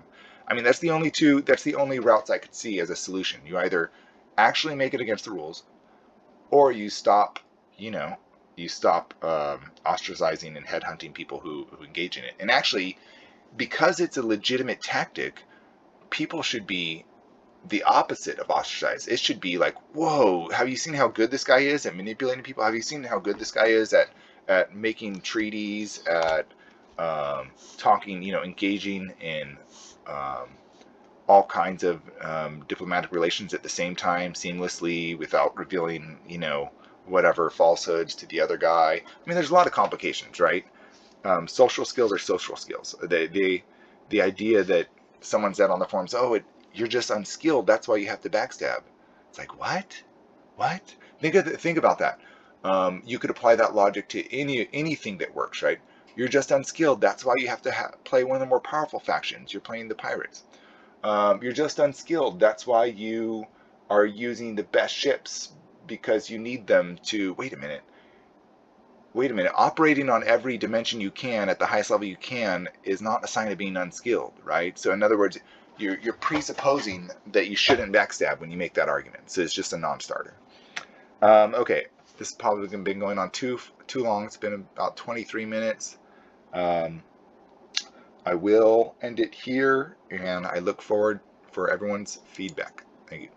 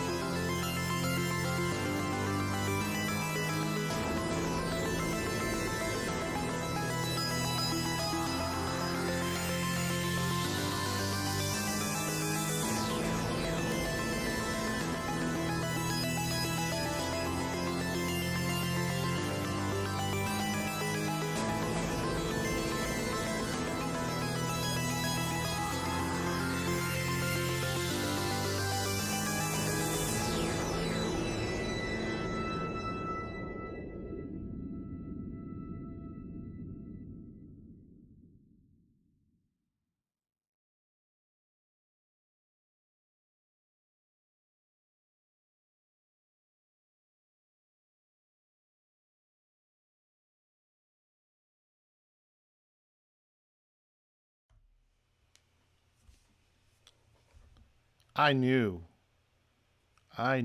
the chat was going to be worth following on that conversation, on that presentation. Thank you, Hammersickle59, for your bold presentation on a challenging topic. If you're watching this in the future, you might want to go watch the chat in real time. I find it very interesting that almost half, if not more, of you have been subjected to a backstab, but only 30% of you are doing it. So they must be doing it a lot. Good conversation. Next up, we have a presentation from Talespin. We all know him. We see him on the activity feed. We see his stuff on Planets magazine. I will say this presentation's audio might be low. I'll be watching the comments because I can only do a little bit about it. So turn your speakers up and turn them down before the music comes back at the end. We'll be doing trivia after this, and then State of the Nuniverse. Enjoy the presentation. Hello, PlanetsCon. This is Talespin, and my presentation is on being the a-hole. Am I the a-hole? Was a question that clearly never crossed the mind of Napoleon Bonaparte, the French emperor who jumped on the back of a bloody revolution and sought to dominate everything in reach. With thorough planning, speedy maneuvers, dictatorial power over military affairs, and a boldness unmatched by any soldier of his generation, Monsieur Bonaparte wrecked army after army that the European powers hurled against him. And while his kind of donkey-level behavior had an arguably devastating effect on the minds, hearts, and homes of early 19th century Europe, it can have a winning effect when adopted as a planet strategy. As one of the most ruthless, offensive-minded generals of his time, Napoleon was the perfect role model for planets commanders. He was an expert at figuring out the most practical routes to move his army, creating favorable battle situations, and ensuring the security of his own position. He skillfully identified the weakness of his enemy and exploited any advantage afforded to him. He did not waste any time to catch his adversary off guard and pounce on him with a sledgehammer blow. The French general's offensive-focused tactics proved time and again to be worthy of emulation. The best offense is a good defense, says no winner ever. Karl von Clausewitz, a Prussian general and author of On War, spoke of war in terms of preservation, defending a position, protecting your armies, and whittling down your enemy's numbers. This type of warfare was common prior to Napoleon, and he managed to alter that popular opinion. As evidenced by post-on-war writings, Clausewitz changed his mind when the aristocratic rule was subdued by the aggressive tactics of Napoleon's mixed-class armies.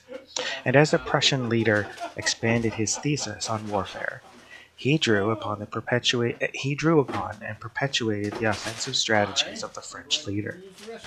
Until World War I and II, Clausewitz's writings influenced many military minds in Europe, and a type of warfare heavily reliant on Napoleon's tactics became commonplace. And these grand strategies became known as total or Napoleonic war. They consisted of maneuvers to outposition your opponent and culminated in a single decisive strike.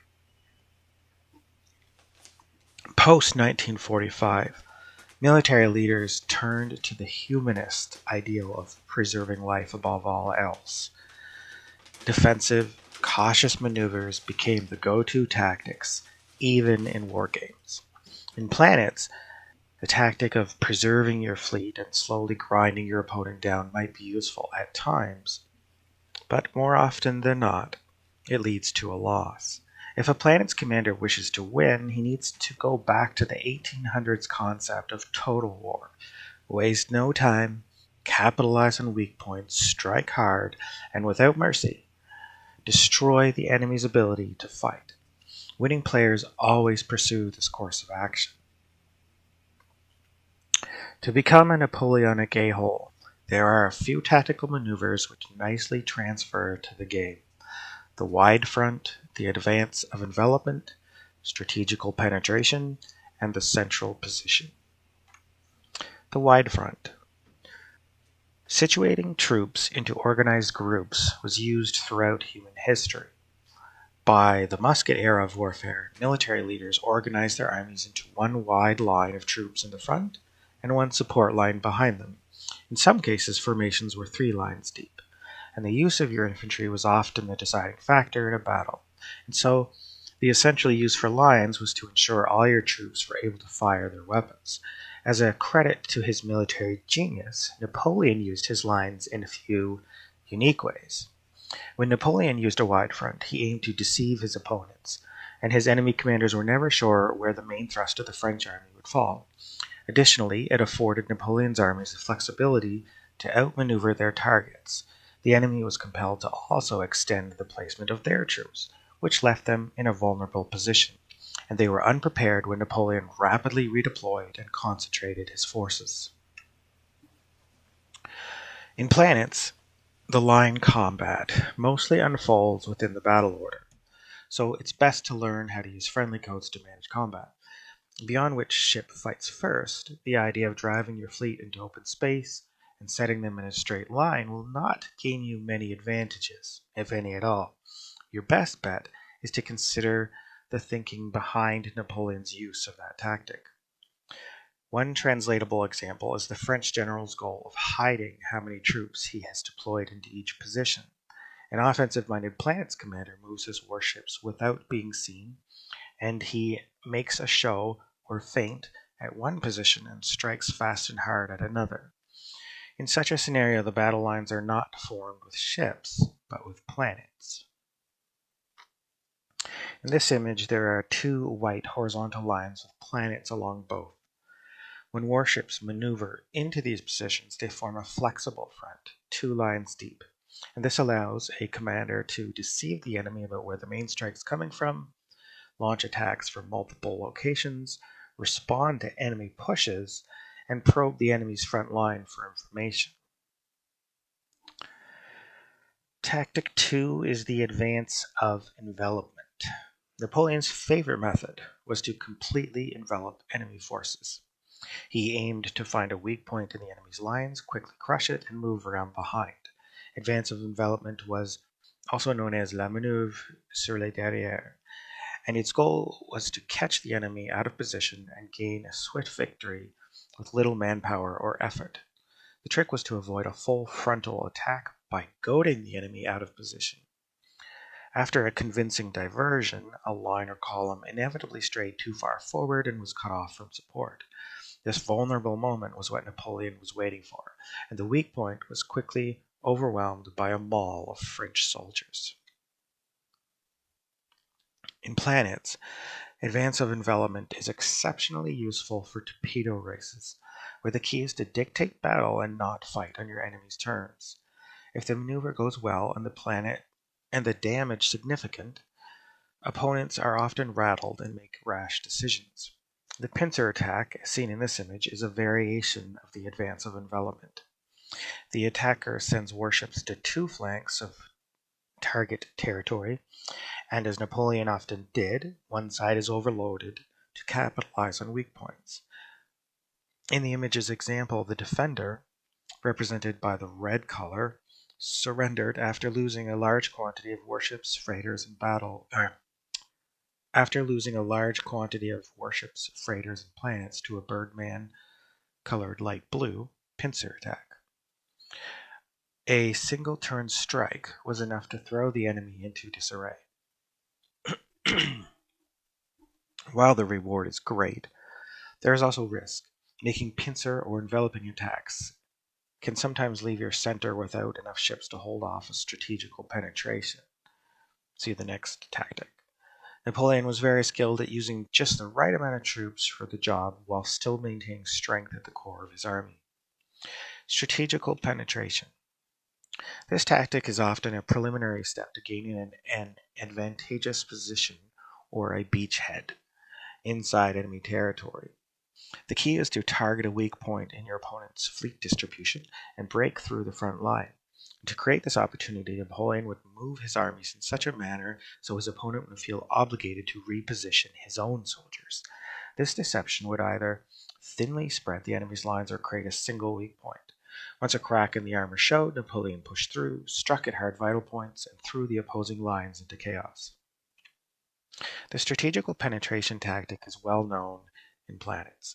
It is most often enacted by carrier races who are attempting to plunge into the heart of enemy territory, especially if the opponent is one of the weaker torpedo races. The match displayed in this image was a brutal moment when I left my middle wide open. My Birdman warships, represented by the tiny green circles, were spread far about the sector, causing trouble for other neighbors. To my south, there was a growing robot threat, which I failed to take seriously. My front lines were so thin that I was unable to defend myself on a fleet of golems and instrumentalities, the small blue circle with a red dot in the middle, waltzed into my home corps. This was turn 31, and while I hung around for another 60 turns, I never truly recovered from this hammer strike. Napoleon would have been proud. The central position. Napoleon's strategy of central position was an extension of strategical penetration. This involved seizing a carefully selected point between two enemies or two portions of a single opponent. A vanguard of French troops would take a position between the two and keep one group busy while the main force dispatched the other, and this kept both enemy groups from interfering or supporting each other. Once the first force was routed, Napoleon focused everything on the second. In this planet's image, 3 allied forces representing the colors light blue, blue, and pink were fighting an alliance of 2, colored red and green. The trio of attackers aimed to move forces between the territories of the 2 enemy forces, as the white arrow indicates. This maneuver isolated the eastern enemy and created a 3-to-1 advantage against the western, the yellow arrow. When the west fell, the east was left alone with another 1 versus 3 disadvantage. In life, building a monument on the skulls of your enemies is usually frowned upon, but it is praised in war games. And each of these 4 Napoleonic tactics can be successfully employed in any Planets match, so feel free to unleash your inner a-hole. But remember, the French Emperor was not so much inventive as he was skilled at applying the craft. In simple terms, he was just better and more disciplined at war than everyone else. Unleash your inner a-hole.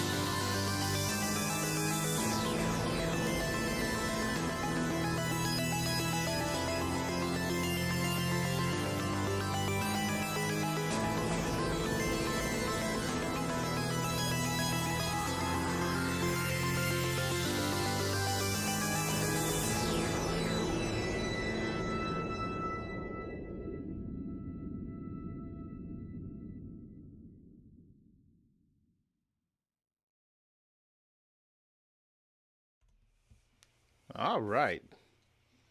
Sorry about that hot mic. Thankfully, we weren't talking crap on anybody. At least I hope not. Talespin, thanks for a great presentation. I appreciate it. Don't be an a-hole. Good advice. Sometimes I need to take it. Sometimes Talespin needs to take it. Sometimes we all need to take it. But you know what, guys? Enough about being an a-hole. It's trivia time! If you've never done this before, you're going to grab another device like your cell phone or a tablet or another computer. You're going to go to kahoot.it. You're going to use the code on the screen to join.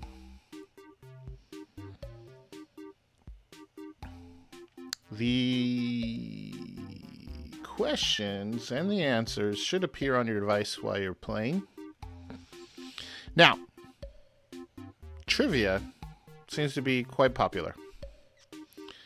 It is also very time consuming. So I cheated. I went to ChatGPT and asked him or her or it to make questions. And they were horrible. They were so wrong. Do not trust AI. Don't trust them. So instead, I cheated. And this is PlanetsCon Live Trivia Greatest Hits. That's it. That's right. I recycled questions from the last 4 PlanetsCons. So, if you've played this before, it's like review. We're going to do it again. And one of the questions that I recycled from a previous year was wrong. And now you can get it right. You don't need an app. You can just do this in your browser. App makes it easy if you want to. We have a maximum of 40 players. We're currently at 18.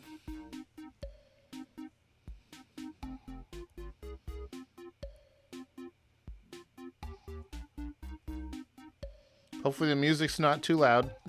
Throw a comment in the chat if the music's too loud. I know previous years I think I blew some people's ears out.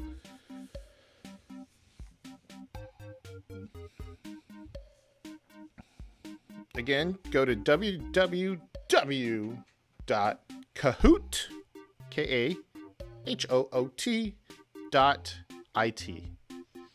You're going to use the game pin 1232120. Use your name from Planet's new website, your handle. That way we know who you are. We're at 29 contestants. We have 65 viewers. There's room for more.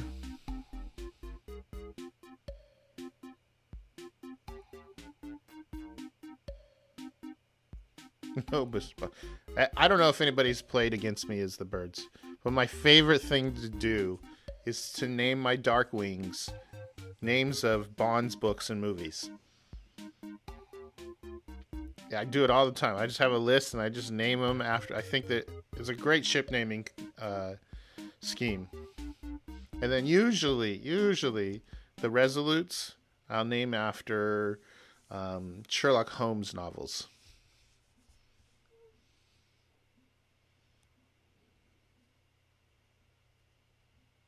The music stopped. That's interesting. Maybe it'll come back. Maybe it won't. We're going to give it another minute or two. Joshua, if you're watching, you're on deck. Once this ends, we'll go into an extended break and get ready for the State of the Nuniverse. 32. All right, I am going to put a 30-second timer, and then we're going to start the game. So get in while you can.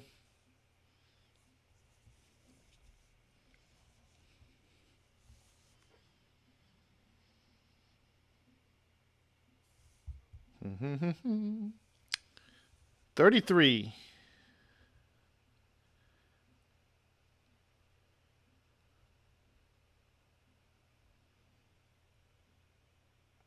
That is a 30-minute timer. That's way different. That's 30 seconds. We're ready to go. Here we go. Ready or not?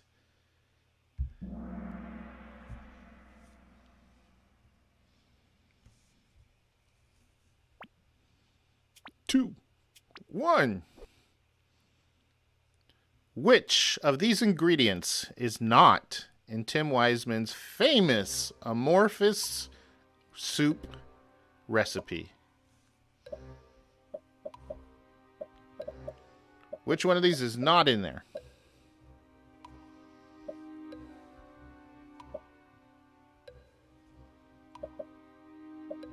The faster you answer, the more points you get. So keep that in mind.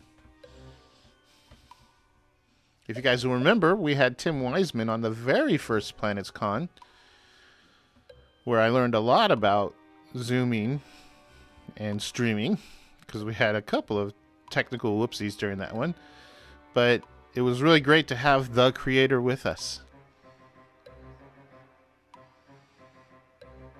31 answers. Still waiting for a few people to answer.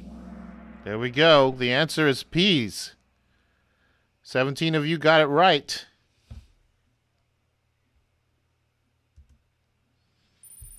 At the top of the scoreboard is Glass Rooks, Topico, and Zen. Right behind them is SMN and Psydev. Next question. Which of the following natives can the Horwasp not harvest? Is it the insectoids, the siliconoids, them tasty amorphous worms, or those tree people, the botanicals? Botanical. Which one is it?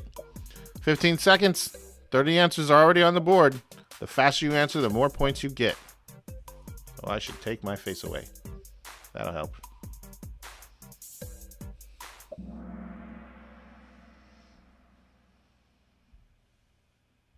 The answer is siliconoid. 22 of you got it right. Change in the leaderboard. Zane up to the top. SMN, second place, right behind him. And not far behind is our friend Corsair. He's from the Planets.nu group. Hi, George.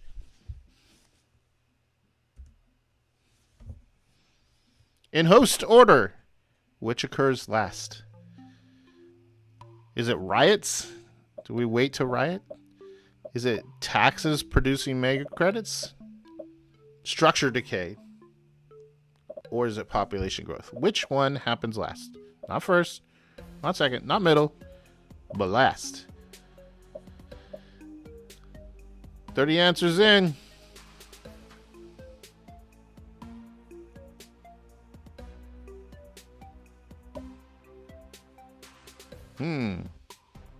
It occurs to me in the copying of the greatest hits that some of these questions have different timers. Lucky you for the long ones. Okay, that was a tough one. 15 of you got it right. Nope, 6 of you got it right. 15 of you got it wrong. It is not decay. It's riot time.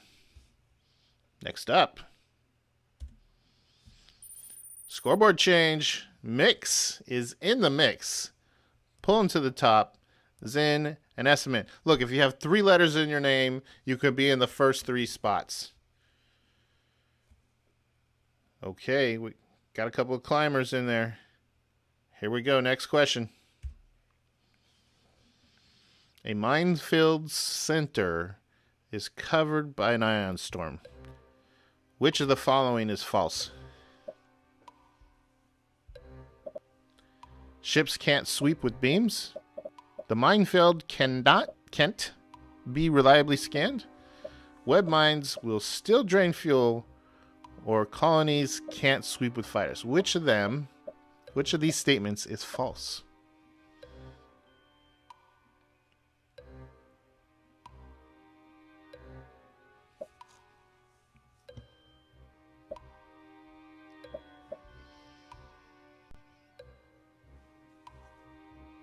$30 answers already in.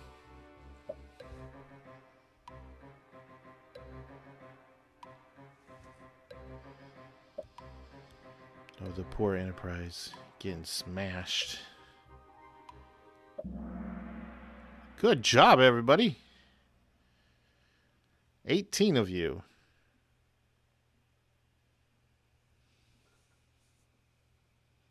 Next question.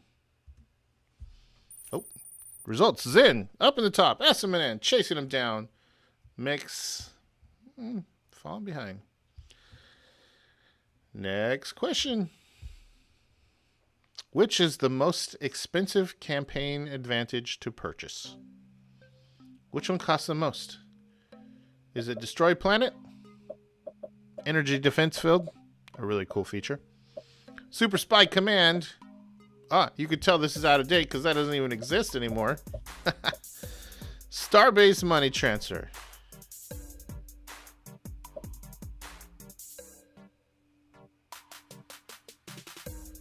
Gotta count that latinum. Because are you spending on Destroy Planet? Starbase money transfer, energy dense field. Super spy command replaced with harmonic weapon modulation, which we learned about from RSK. Ooh, tough one. Between Destroy Planet and Starbase Money Transfer, most of you voted. Those of you who voted Starbase Money Transfer are correct.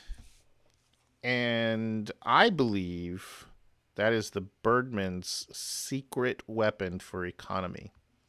Just saying. I'll never play a campaign without it. Zin's holding on to lead. SMN right behind him. 9 points behind him. Queasy breaking up the three-letter second, third rule. Talespin climbing up. And Fexer climbing up 12 spaces in that last round. Is it enough to get on the board? I don't know. Next question. When during host does the Evil Empire's fighter transfer take place? I can't remember at this moment, but whoever was playing the Empire in the last game had a very funny way of saying their name instead of evil. Is the answer Starbase's build free fighters during that phase? Is it during Starbase primary orders? Most mission 9 in order of ID, or does it happen during mass check, repair, and MKT? And this one stumped you guys, and I think this stumped you guys in the past too. It happens during mass check, repair, and MKT. Only 4 of you got that right. Let's see what that does to the leaderboard. Talespin on fire. 3 answers in a row right. Taking first place with that tough one. Eternal Empire? Was that it? I don't know. Okay. Next question. What year was VJ Planets version 3 originally released? This is a history question here, guys. I know we're talking about the fictional future, our sci-fi, but when in the past was this game released? Was it 1994, 1990, 1989, or 1992? It's one of those two.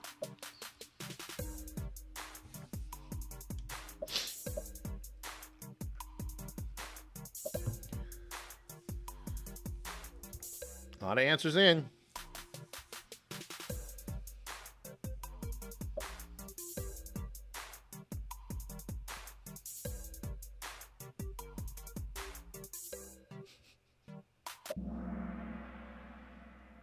Ooh, a lot of you thought 92, but the answer is 1994. 9 of you got it right. Renthros climbing 9 places, highest climber. Zen taking first, bumping Talespin down. SMN slipping behind, but Mix is coming back for some more. Next question. Still lots of questions left, 8 out of 20. What does this image represent? A green-eyed monster? A Christmas tree from above? A green rocket? Or a warp well? There are wrong answers. Definitely wrong answers. In fact, 3 of them.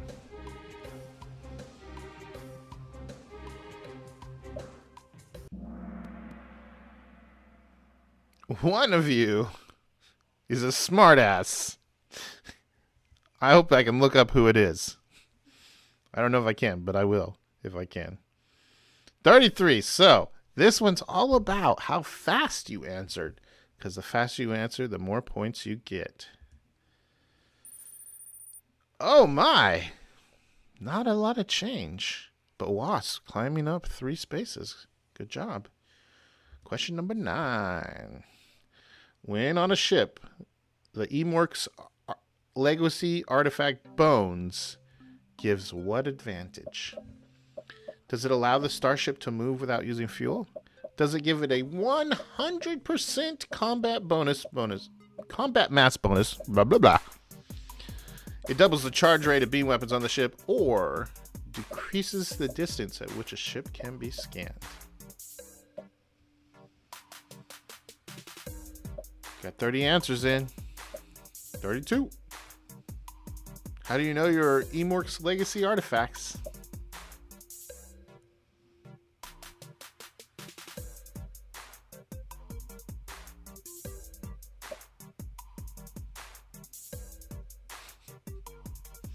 I love following the chat. You guys are hilarious.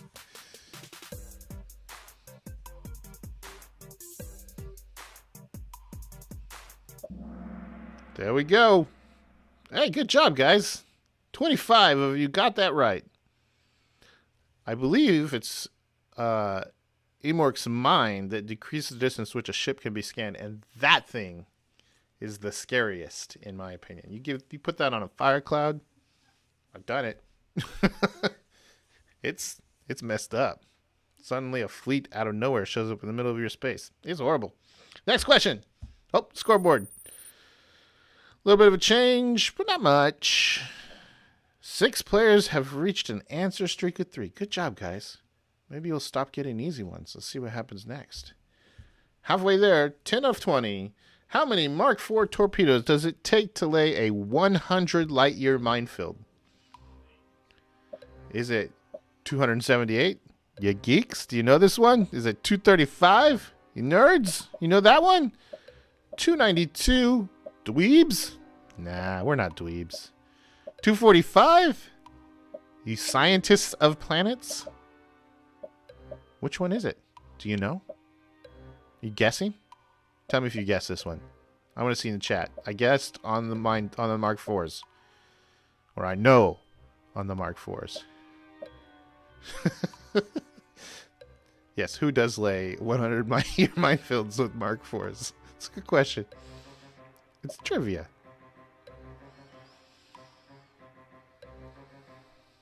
The robots. Good answer. Loader calculated it. Ooh, even mix. Even mix. But more of you got it right than any one of those got wrong. But only about a quarter of you got it right. So what's that do to the scoreboard? Brings Queasy up into second. He's well over 1,000 points behind Zen.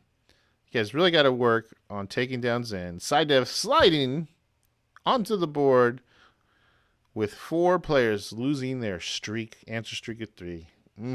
Sorry, it was a tough one, guys. Next question. How many player slots are available in a standard giant melee game?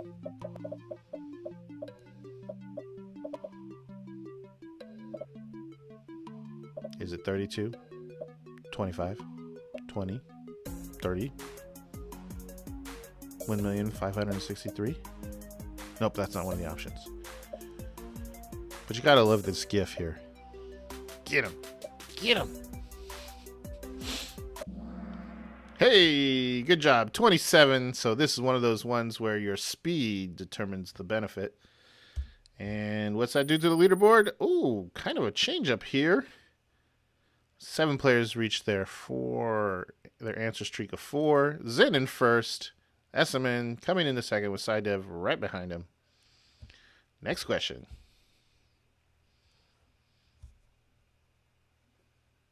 Which comes first in the host order? Imperial Assault or Ground Combat? Only 3 answers here, folks. One of them's right, 2 of them are wrong. Which comes first in host order? Ground Combat, Imperial Assault, or neither? Depends on ship ID. Sorry, this is not a D, all the above type of question. There's only one right answer.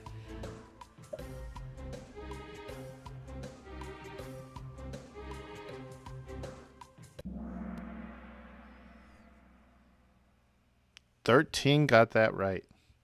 17 got that wrong. I have Imperial assaulted a planet just to have someone drop a few clans on my 10 to take it from me. It sucks. What's that do to the scoreboard? Zen's holding on to his lead, but he's not moving. Look at that gap closing. Side Dev coming for him. Cody coming for him. Cohen up there. Queasy just coming in and out. 4 players hit there. Answer streak of 5. Next question. Which ships have bioscanners? Which of these ships have a bioscanner? Binehild? Is that how you say it? Binehild?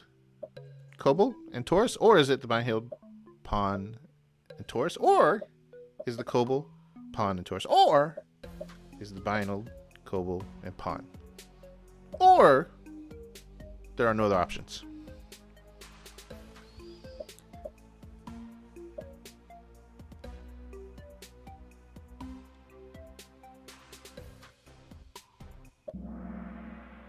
Good job. You guys know your bioscanners. 24. Got that right. What's this do to the scoreboard? Oh, Zen's back in it. Side Dev trying to catch him, but he got further away. 4 players now on a 6 answer streak. Good job. Number 14. The Solar Federation are the only race that cannot build a small deep space freighter. True or false? Pew, pew, pew, pew.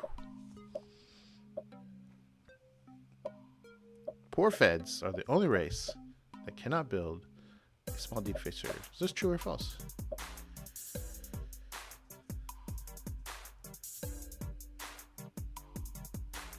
I believe this question predates the Horwaths. I really should have done a better job, but like, hey, this is a great time to say the PlanetsCon Live is looking for a quizmaster to come up with trivia. I'll assemble it, I'll host it, but I need someone to come up with good trivia questions. Wow, 21 got this right, and a third of you got this wrong. What's that do to the scoreboard?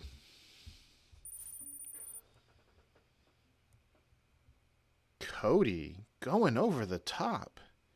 Cohen going over the top with 8 correct answers in a row. Zen finally got tumbled. McNimble, he's cheating. Nah, he's not cheating. Sidev still on the board. Next question. Hype ships can jump through star clusters without losing crew. Is it true or false? Can you jump through a star cluster? I mean, you're in hyperspace. What happens?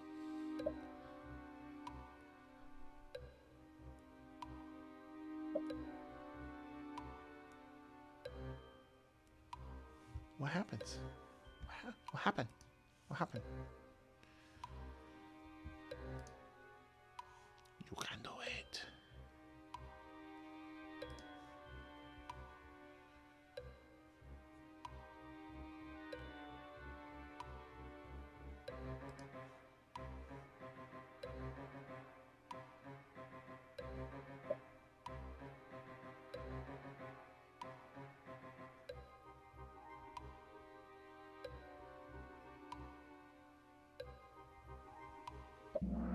False.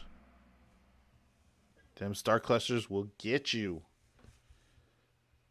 Scoreboard change. We got some 5-digiters. It's pretty close, though.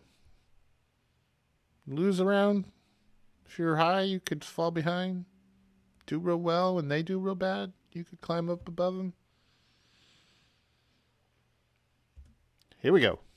Number 16. How many clans will amorphous natives consume at 70% happiness? Is it 25?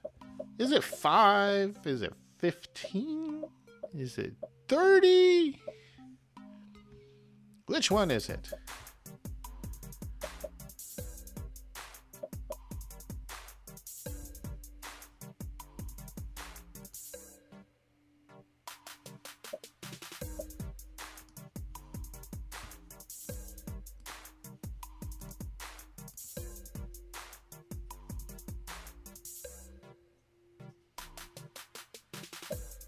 How many clans will the worms eat?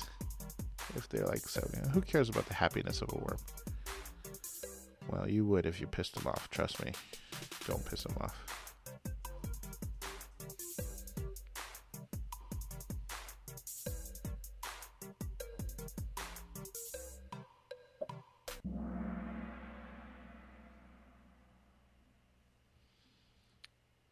$25 is the answer.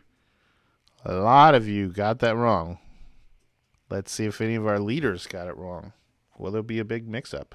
Change-up in the scoreboard. Zin climbing back up. But no other real big changes there. You guys got that one wrong.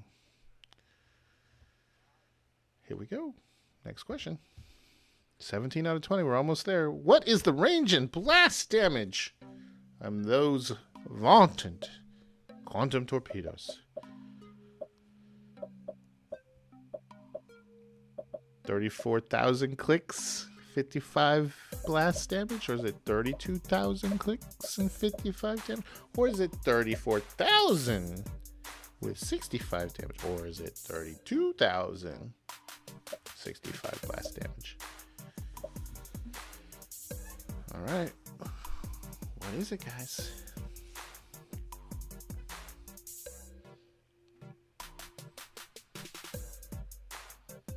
Just remember, you could be helping with these trivia questions. So there's a lot of parts to putting this thing on. And most importantly is the help from the people who put this on. The presenters.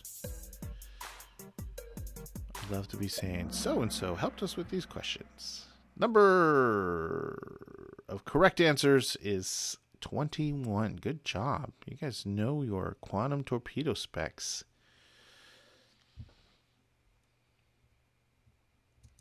What's this do to the leaderboard? Gotta hit the right space bar. I've got like 3 of them in front of me. 4 of them. Cody on fire. Answer streak of 10. Good Lord. Don't touch him. He's too hot. But Zin's chasing him. He's not far behind. Leaderboard is real close. Real tight. Let's see what happens. 18 of 20. The ship with the higher battle value will fight from the left? The right. And honestly, this is one I always get stuck on. I always have to go to... What is it? It's VGA Planets.org. Which one of us here is the one that runs this? I think it's... Isn't it Zydev? Zydev, is this your thing? I always go there. I always get my brain mixed on this one.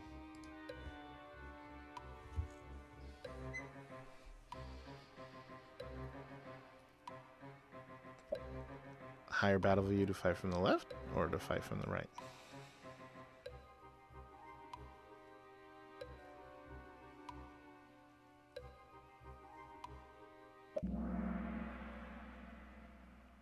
The answer's left. And yes, Cydev, this is the greatest hits from the past PlanetsCons. Because I'm just too busy to come up with new questions. It's hard. In fact, Cydev, you got to make a presentation about military score, and you got to help with trivia questions. And if I'm wrong, you got to give me a question. Scoreboard change. Got some new players up here. 7-7. Climbing into the top 5. Good job. Still tight. 2 questions left. Which of the following occurs last in host order? Which of these happens last? Is it minesweeping? Does it happen last of these things? Is it mine decay? Web drain? Lay mines? Which one of these is the last thing to occur in host order with regards to mines?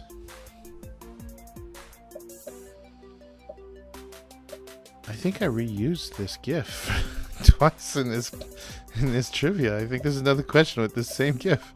I mean, it was about mines, but yeah. 16 of you got it right.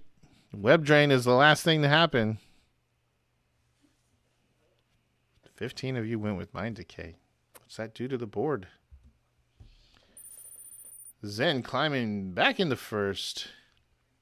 Cody, Psydev, who has said he will help. We might make him the quizmaster. If Psydev is the quizmaster, I guarantee you torpedo questions. Okay. Last question. Here it is. All cloaked ships will arrive uncloaked when traveling through a wormhole.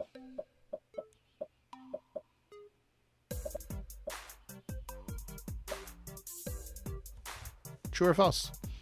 All cloaked ships will arrive uncloaked when traveling through a wormhole.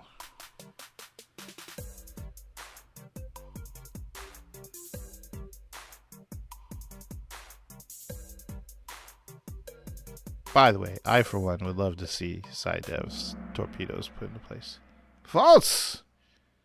Birdmen with advanced cloaking will go through a wormhole. And trivia on the trivia.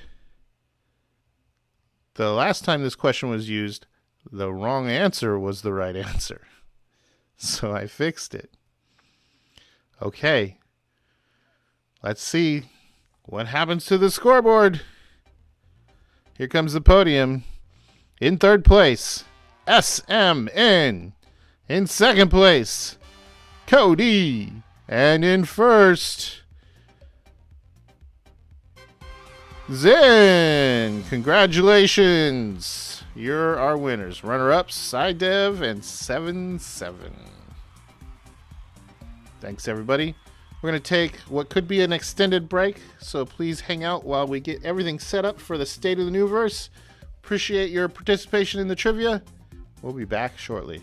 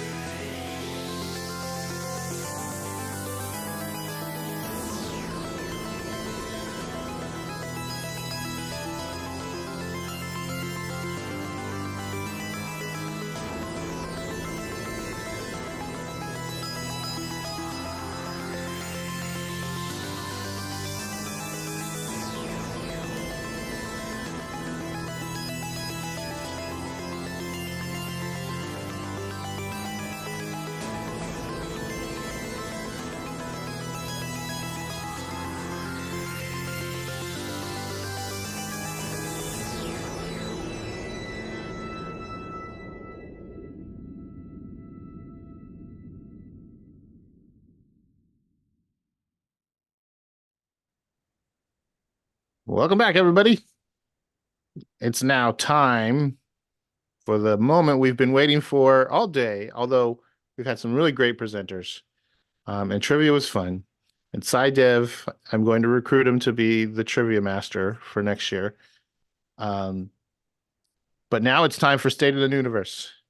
And with us we have Josh. Oh, that way. Joshua. He's going to come in and tell us all the stuff that we've been waiting to see or hear about this year. Without further ado, the State of the Nuniverse. Hi, everyone. Great to see you again. Thank you, Griffin, for that great send-off and all the amazing presentations so far. I've been following along a lot of them and looking forward to seeing the ones that I missed a little bit later. So really great to have all of you here. It's always exciting to get the community together and talk planets for many hours into the evening. So really appreciate it all. And I'm looking forward to sharing some new stuff with you guys. I'm going to share my screen here and jump into a presentation with you guys.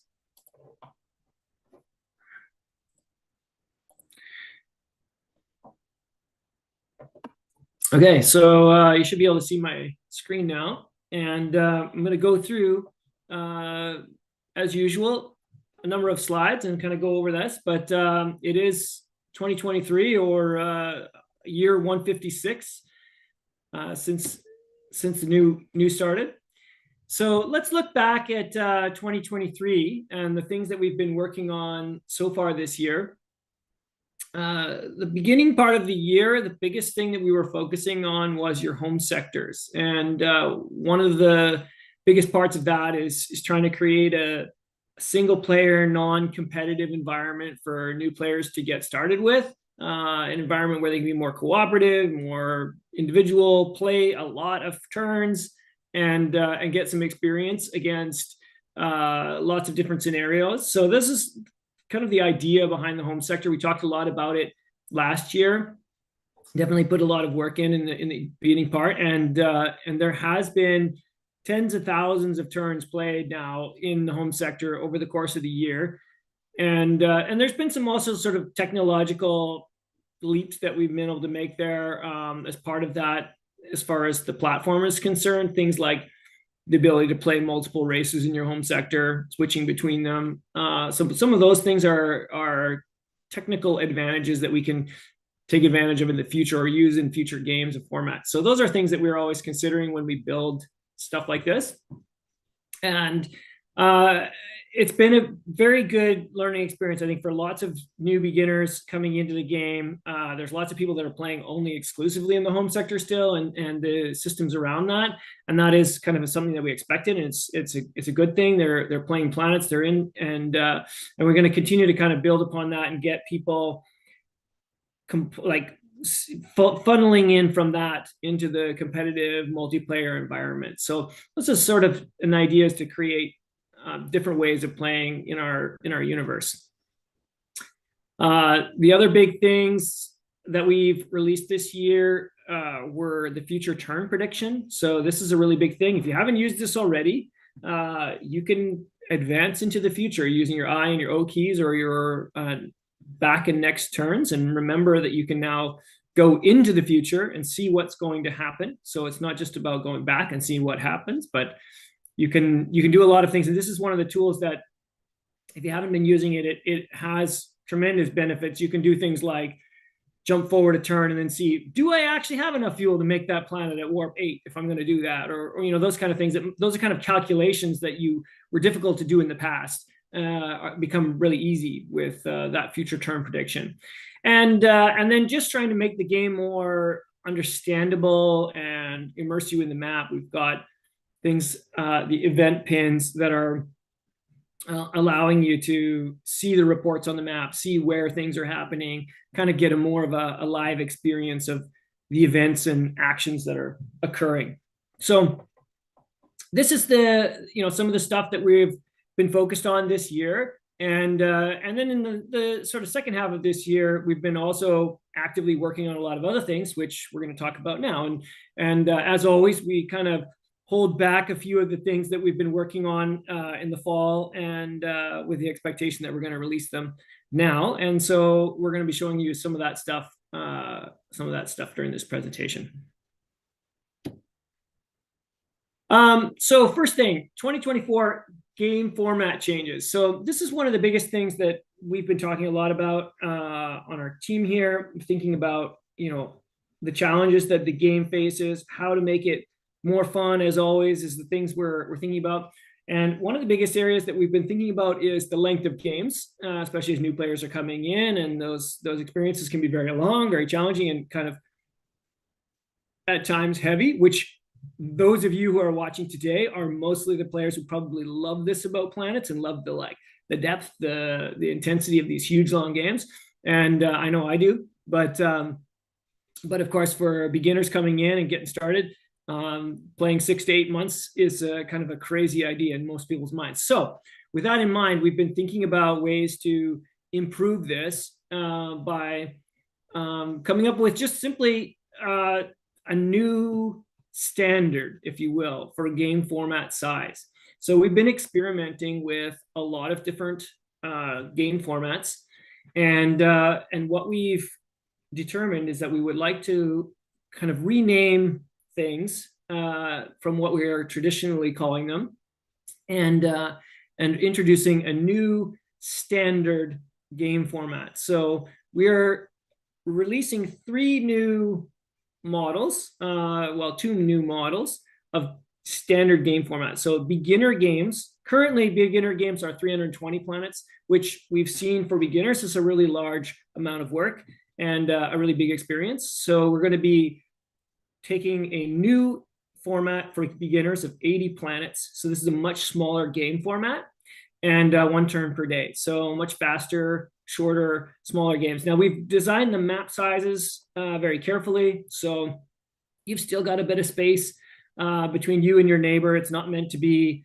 a dogfight where you're immediately on top of each other, but more of a feeling something closer to a melee, where you're hitting each other pretty quickly, and you've got to be on your toes in the early stages. And then the next level up from that, and what we're going to call our new standard game format, is 180 planets. So with a play every day concept. So this is 11 players, 180 ships, 180 planets, obviously significantly smaller than the standard that we've had in the past of 500. And our expectation is that these are going to finish in 60 to 90 days. And that's going to be a much faster gaming experience as our standard. Now, it's really important to note we are not taking away the classic standard approach that we've had. We're just renaming that to Epic, and there will be always Epic games available. But we're recognizing with this language how big of an experience a full Epic Planets game is. 500 planets is a battle. It's a game of discipline, attrition, stamina, all of those things. If you go through a full Planets game at a high level, and I know most of you have, this is an experience that you have to have some energy for, and that's what we're representing in this epic language. So really want to invite all of you to try some of the new standard formats and see how you feel about the size of the map, the experience, the enjoyment that you get out of those, and the level of experience. We will release some standard slow and things like that. That'll be 3 turns per week. But we're going to be kind of just working on that language a little bit, and kind of how we're presenting this information to the newer players in our site, as well as a new, quicker experience for the larger, for our longer term players. So this is one of the biggest changes from simply from a language and gameplay is we've got a new format for standard. Okay, let's talk about League for a second. So we had another fantastic year in 2023 in League, and we had some incredible battles that took place between the different teams, and we were trying a new format this year with the scoring, and we think that went quite well. And so let's talk about our winners. First up, we've got the Imperial Shuttle. Congratulations, guys. This was a kind of a master class. The Imperial Shuttle was heads and shoulders above everyone else this year. What a big success. Congratulations to all of you. You did fantastic. Happy Blasters back on the podium, and new podium finishers in third place, Impulse Voyagers. So great job there by everyone. And it was another good season with a lot of hard fought, tight games. Any winners from these teams that have not already named a planet or would just like to name another planet, feel free to send in your planet name requests to admin@planets.nu, and we'll add them to the game. So you can get your name out there. Feel free to use your own avatar name, or if you prefer to come up with something new, that's more than welcome. We're always happy to add those new planet names to the game. And we'll be handing out these badges to the winners, and really appreciate everybody's contributions this year. Great job. Now, in the 2022 season, we had the finale, the Emperor game, the Nectaris War, which we heard a lot of details about earlier in the con today. Fantastic recaps. So a humongous congratulations to Emperor Mursu of the Imperial Shuttle, who's now taken over a big year for the Imperial Shuttle this year. And it appears to be a huge year for the privateer bands, who not only won the Nectaris War and the Emperor of the Echo Cluster title, they've also won the Imbrium conflict. Congratulations, Grand Marshal Pioan, hope I'm saying that right, also of the privateer bands, who is now taking control of the Outer Ring as the leader of the military of the unknown. So at this moment, the entire Echo Cluster is being run by pirates. So fantastic year, completely unexpected. We all know how difficult it is to win as the privateer in top level games. Fantastic by both of you, and congratulations. This is a spectacular result, and really shows the variety of outcomes that we can have in Planets games based on the skill of the players and diplomacy and other elements that can take place. So really fantastic. Excited to have some privateer emperors, and we've already invited Emperor Mursu to consider creating a new ship for the game, and so we're looking forward to seeing what he comes up with. So let's talk about League and kind of pros and cons and how we felt about it this year from our assessment, and always welcoming any thoughts you guys have on League, and feedback is great. Some of the things that we thought was very good was that fixed game formats. One, it gave us a lot of clarity on when games were going to end from a League perspective, very clear-cut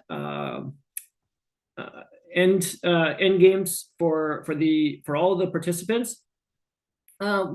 We also had a kind of coming into 2023, a kind of a focus on large alliances forming, especially with the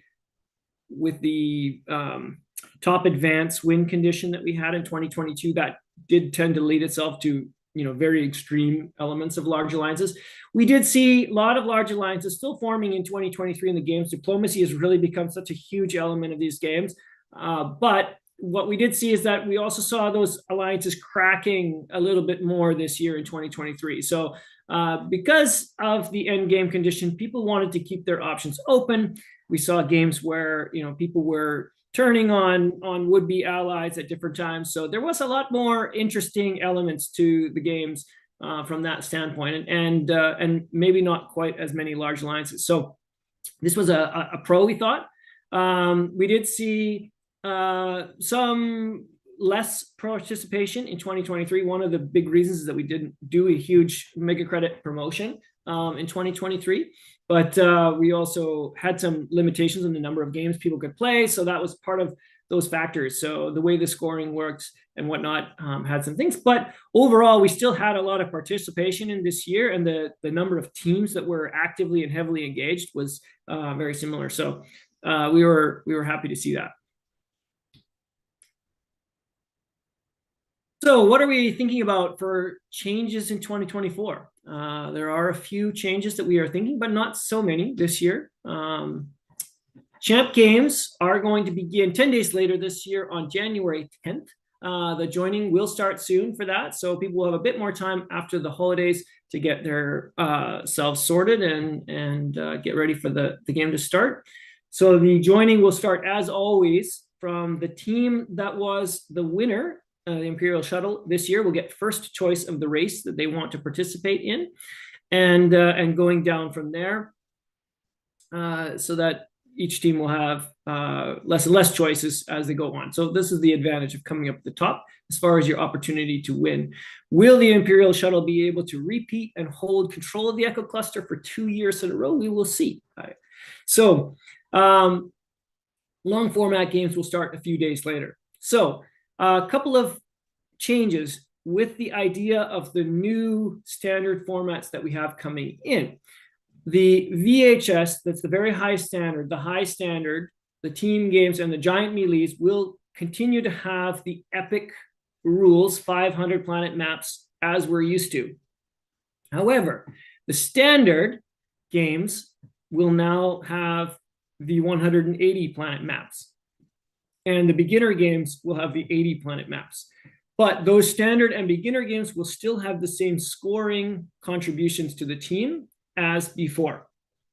So this is one of the biggest areas of opportunity, I guess, is to do this. VHS, high standard, standard beginner will only have share intel, and 1 share intel and 2 safe passage. So this is slightly less. I think we had 3 safe passages last year, or 2 share intels. So this is going to be a little bit less opportunities to make alliances. And very importantly, there'll be no limits to standard and beginner and short format game joins. So you can join as many of these as you want, including as many standards as you want. So players, also individual players, can join multiple standard games if they want, multiple beginner games if they want. You can participate as much as you'd like in those games in League. However, there is something to consider when choosing to join those standard games. If you are knocked out of any long format game, including the standard games, but not including the beginner games, there will be a -1 point penalty. So it's a reason to keep you into the game, even though you can join as many as you want. You'll have to be putting the energy in to try to at least stay alive in those games and fight it out to the end. So this is the idea behind that. Lastly, everything is the same as far as the scoring in the previous years, and we'll be releasing a post on the details of that again. But the scoring will be the top 3 long formats. So from any of your other, or any of the different long format games that you had, but also your top beginner game will be a contribution to your League score, and as well as your top 2v2, top 1v1, and dogfight. So similar, but we've added the top beginner as another option there. So we do want you to have some beginners on your team, coach them up, get them a win, and try to get a few more points that way. And keep in mind that the beginner games do have rank requirements, maximum rank requirements. So you'll need to have a beginner on your team if you want to score those points. Blitz and 2v2 Blitz, we are changing the end game for that as well, or the win condition for that, to a 30 turns fixed turn as well. So slightly different than it has been in the past, or 1 planet per player. So each player must have 1 planet on the 2 versus 2s or the Blitz game, one planet, in order to say, so a fight or fail of 1 per person. So you can knock 1 guy out, or one player out of the 2v2 Blitz, is if they don't have any planets at all. So this is a small change to the way that those Blitz formats are working as well. So these are the rule changes for 2024 League, and we hope you enjoy this as we continue to evolve, and we hope get better and better with each season. And we're always open to feedback, as I've said in the past, and we're going to have a question and answer session at the end of this. So if you have any questions, start piling them up, and we'll be happy to do it. Okay, so that was the rule changes and formats as we look at the game formats for 2024.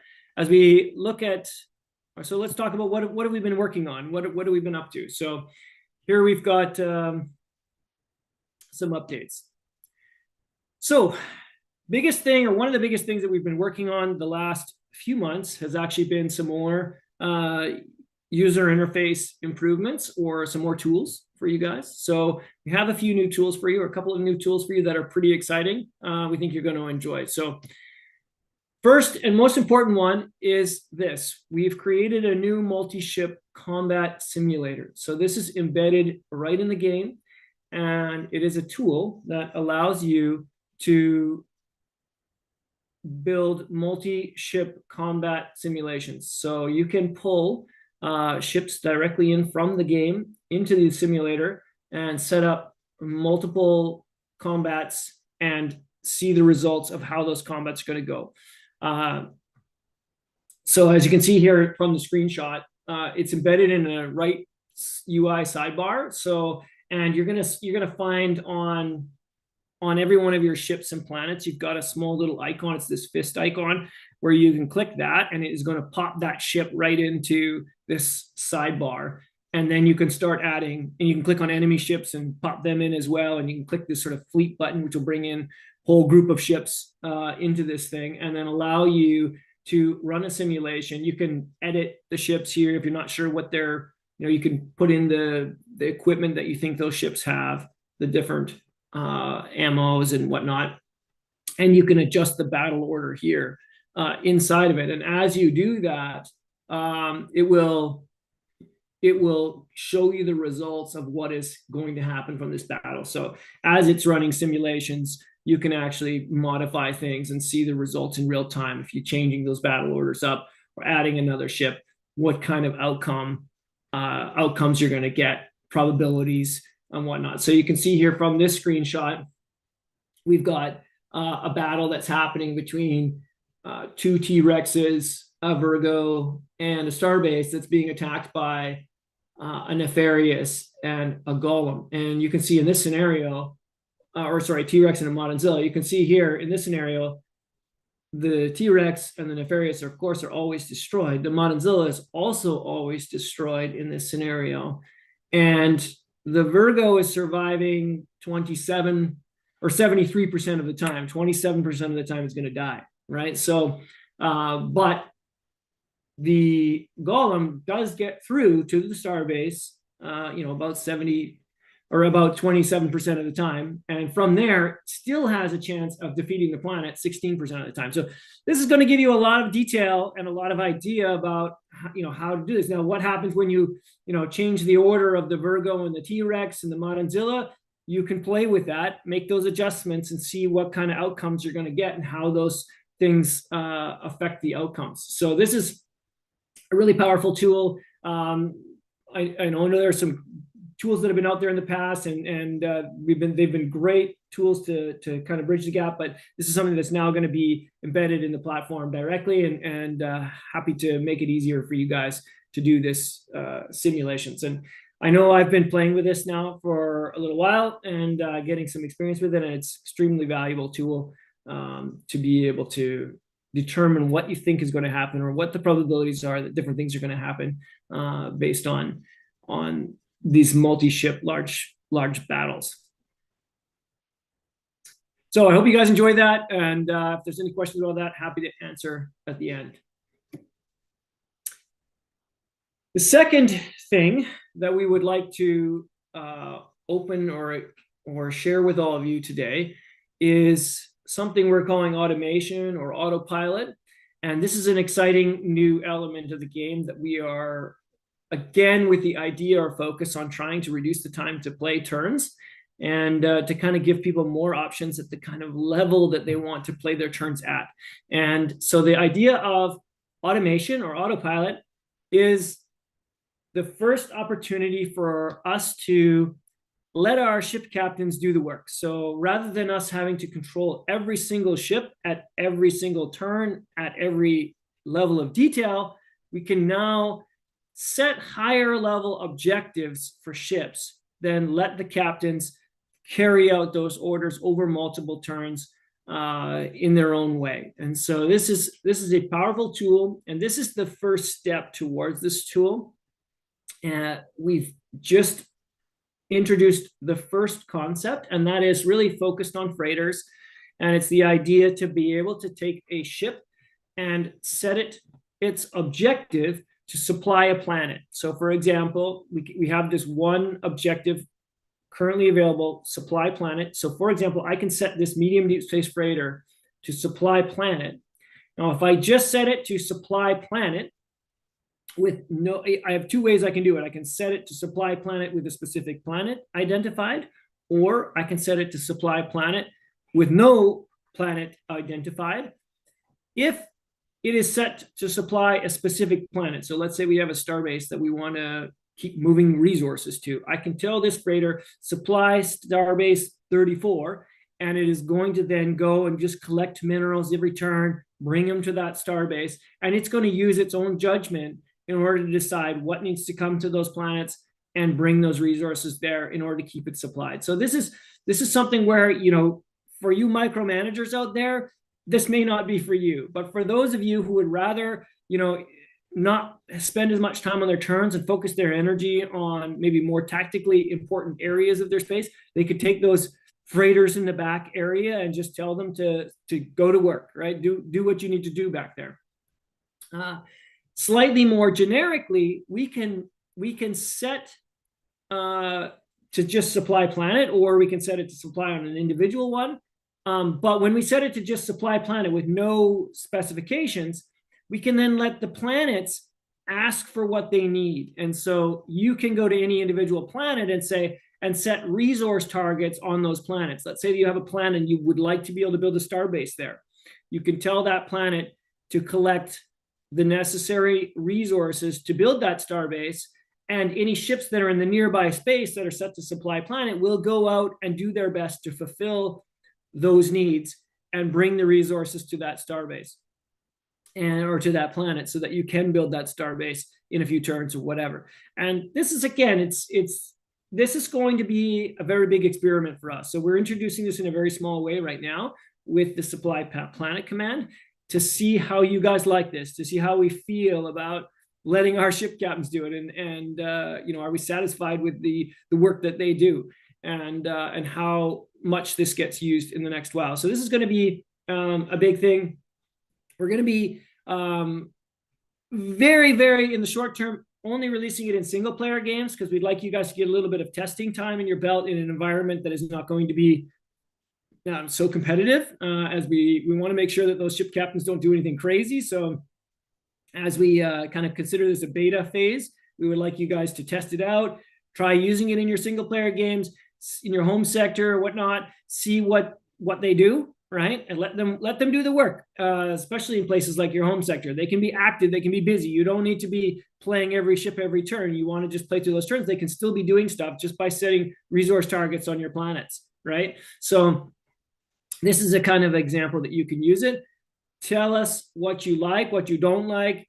If your ship captains are doing crazy things, tell us about that. We want to hone their AI so that they get a little bit smarter. And once we feel comfortable with the level that they're at, then we're going to introduce this functionality into multiplayer games. And then, you'll have to trust that they're going to do a good job if you want to set this on. So it's always going to be a feature where if you let go of control, you have to kind of live with the results. But hopefully those results are beneficial to you from a time-saving standpoint, allow you to spend more of your energy and time on the fun parts of the game rather than back of empire logistics to get your star bases going, things like that. So this is an exciting thing.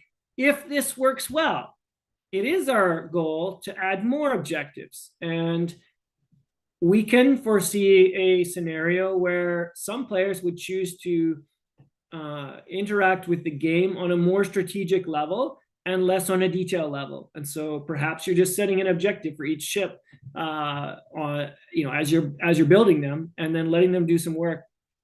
And you're going to get a bit more of an experience that is kind of a combination of human and AI to lessen the overall workload of the game. So this is going to be an interesting one, and I'm definitely excited to kind of hear your guys' thoughts, feelings about this. It's something really new for Planets, and I think it's a direction that is very interesting from a gameplay standpoint.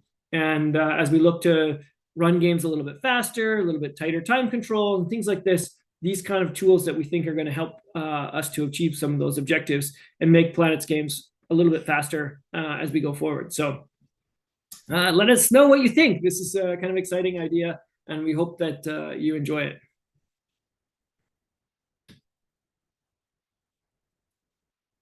All right, let's talk about game changes. So we have some changes coming on the actual standard and campaign rule sets, primarily on the campaign rule sets this year, and that we would like to share with you guys. And it's always the fun part of the presentation while we talk about the different changes for each race and the rules. So we have some new campaign advantages that are going to affect multiple races. We'll talk about those. Some tweaks on the costs of existing ships and advantages. So some of those advantages that we've built in the past, we always like to review them. Some of them still not that popular, so we'd like to make them a little bit more popular by improving the cost or value of those. And we've got some more campaign torpedo tweaks. I know Side Dev will be out there getting excited about that. So let's talk some more about what's coming. First up, trade stations. So this is one of the most exciting things here, I think, from a campaign standpoint that we'd like to release. So those of you who have been playing in your home sectors should be very familiar with trade stations. These are something that we introduced in the home sector, and we would now like to make available for all races in campaign mode. So it will be possible for any player in any race to research the trade station hull and then include it in your operations. So the trade stations, for those of you who are not familiar with trade stations, they effectively are a starbase out in space that you can build that enables starbase money transfer for all starbases that are within 100 light years of a trade station, and a connected network of trade stations can be formed for any trade stations within 200 light years of each other. So if I have one trade station in a cluster with 3 or 4 starbases nearby, and then I've got another one 200 light years away that is in another cluster with a couple of starbases there, all of those starbases have starbase money transfer enabled between them. So you can say send mega credits or receive mega credits, and those mega credits are going to be able to do move back and forth. So this is something that you're going to be able to create and then move them. In addition to starbase money transfer, you also have that capability of sending minerals without ships by using a starbase or a trade station. So any trade station that is within 100 light years of a starbase, that starbase gets a new command called send duranium, send tritanium, send molybdenum. It kind of works like the beam up commands. When you do that, it is going to transfer, I believe we have the limit of 250 kilotons up to, or I think maybe 200 kilotons up to the trade station. So if I'm on a starbase and I say transfer duranium, then it will transfer that every turn, it will transfer 200 duranium or attempt to transfer 200 duranium to the trade station. Any other starbase which is connected to that trade station can say receive duranium, and if the trade station has some, it will download or carry down those 200 or beam down those 200 duraniums to the planet. So this allows you to create automated flow of minerals in your empire by building this network of trade stations. Now they are pretty expensive. They cost something similar to a starbase to build. However, they do not take priority points to build. You can build them outside of the ship limit. So just like starbases, you can make them anytime. Blowing them up does not give you any priority points accordingly. But you can have many of these things that you can build later in the game in order to optimize your empire's operation in the backfield and potentially in the forward areas of your empire. So one of the limitations is that it must be in deep space to operate.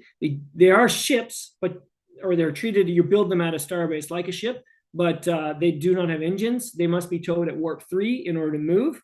And once they're moved off of the planet, they cannot be returned to a planet or warp well. So this is how they work in home sectors, and same functionality is now going to be available to all races to try to do this in campaign games. And again, this is not a standard game change. This is a campaign game change. So, but hopefully you will start to see some trade stations out in your games and get to blow up an enemy one or enjoy free transferring of minerals around in your core area or whatever. So these are big interesting things. I'm looking forward to seeing what you guys do with them and what kind of tactical and strategic implications it has to have these new interstellar bases available to you.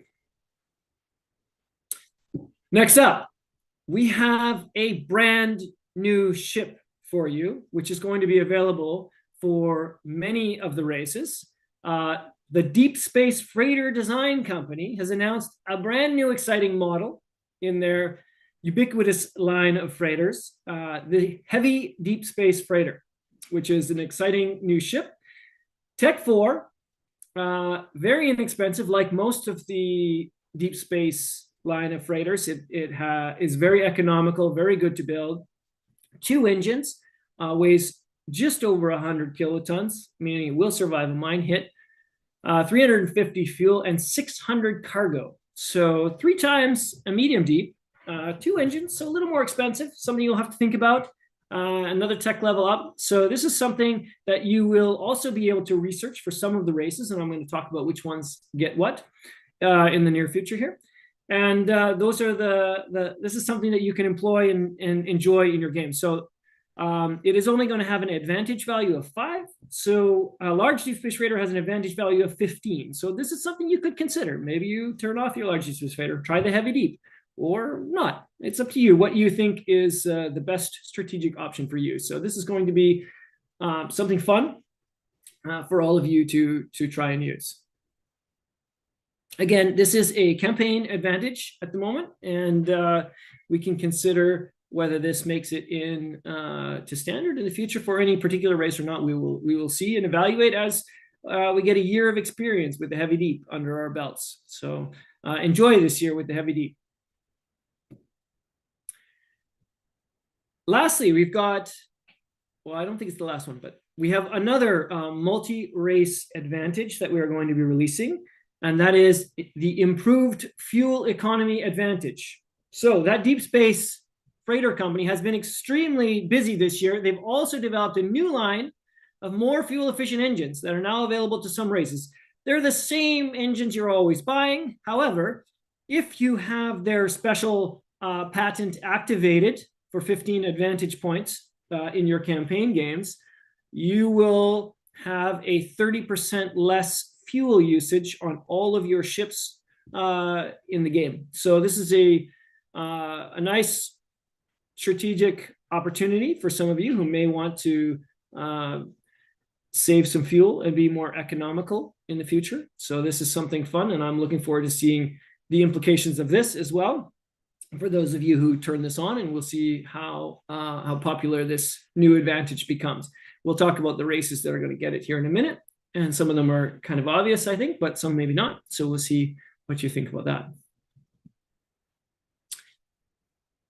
Lastly, or maybe not last, again, I keep thinking about, I have more slides than I think. The Super Transport Freighter from the Deep Space Freighter Company is getting these new engines added for all Super Transport Freighters being created into the future. And this change is going into standard. So the Super Transport Freighter is now going to be 30% better at fuel economy. So if you put good engines on this ship, or even lower engines, you're going to burn a little less fuel on your Super Transport Freighters. So they're going to become an interesting thing to consider, whether you want to save some money. And this is going into standard. This is not a campaign feature. This is going into all Super Transport Freighters going forward in 2023. So perhaps we'll all have a little bit of fun, either building these things and flying huge numbers of things around, or blowing one of them up very satisfyingly. So let's see what happens with the Super Transport Freighter being slightly more fuel economy, having very good fuel economy relative to your other ships. And this does work if you build one of these things with these engine, or well, with any engines. But if you build one, you can tow stuff with them, of course, and save some fuel on that entire operation. So something to consider. I'm looking forward to seeing if it alters behavior. We did a lot of analysis this year on all the hulls that are being heavily used, not very heavily used, and kind of making some adjustments in that. So you'll see some of those changes, but most of them related to the campaign. But this one in standard, we wanted to give an opportunity. There are actually quite a lot of super transport freighters built because they are available to all races, but most super transport freighters that get built don't get built with good engines. So this is going to be interesting to see if it's something that changes that. Torpedoes. SciDev, if you're out there, I just want to make a shout out because I would say that SciDev has probably thought more about torpedoes than anyone else in the Planets Nuniverse, and has written several great articles on Planets magazine about the different merits of and different changes and whatnot around what would make torpedoes better. And I want you to know that I read those with a lot of interest, as with all feedback in the community. And then we discuss these things when we have our weekly meetings, and we're always looking to make things better. So this year, after a lot of thought and a lot of reflection on it, we've made some changes. As you all know, we started in our campaign torpedoes to make a change, to make torpedoes, all the different torpedoes, a little bit more interesting, a little bit more valuable. So that it's not all about Mark 4s, Mark 7s, Mark 8s, right? We wanted to make all of the torpedoes a little bit more usable, a little bit more friendly, so we see a variety of different ones. And so that's been, we took a very, very small baby step towards that on the last time we made changes and introduced the light proton, heavy proton, and a couple of the other tweaks to costs.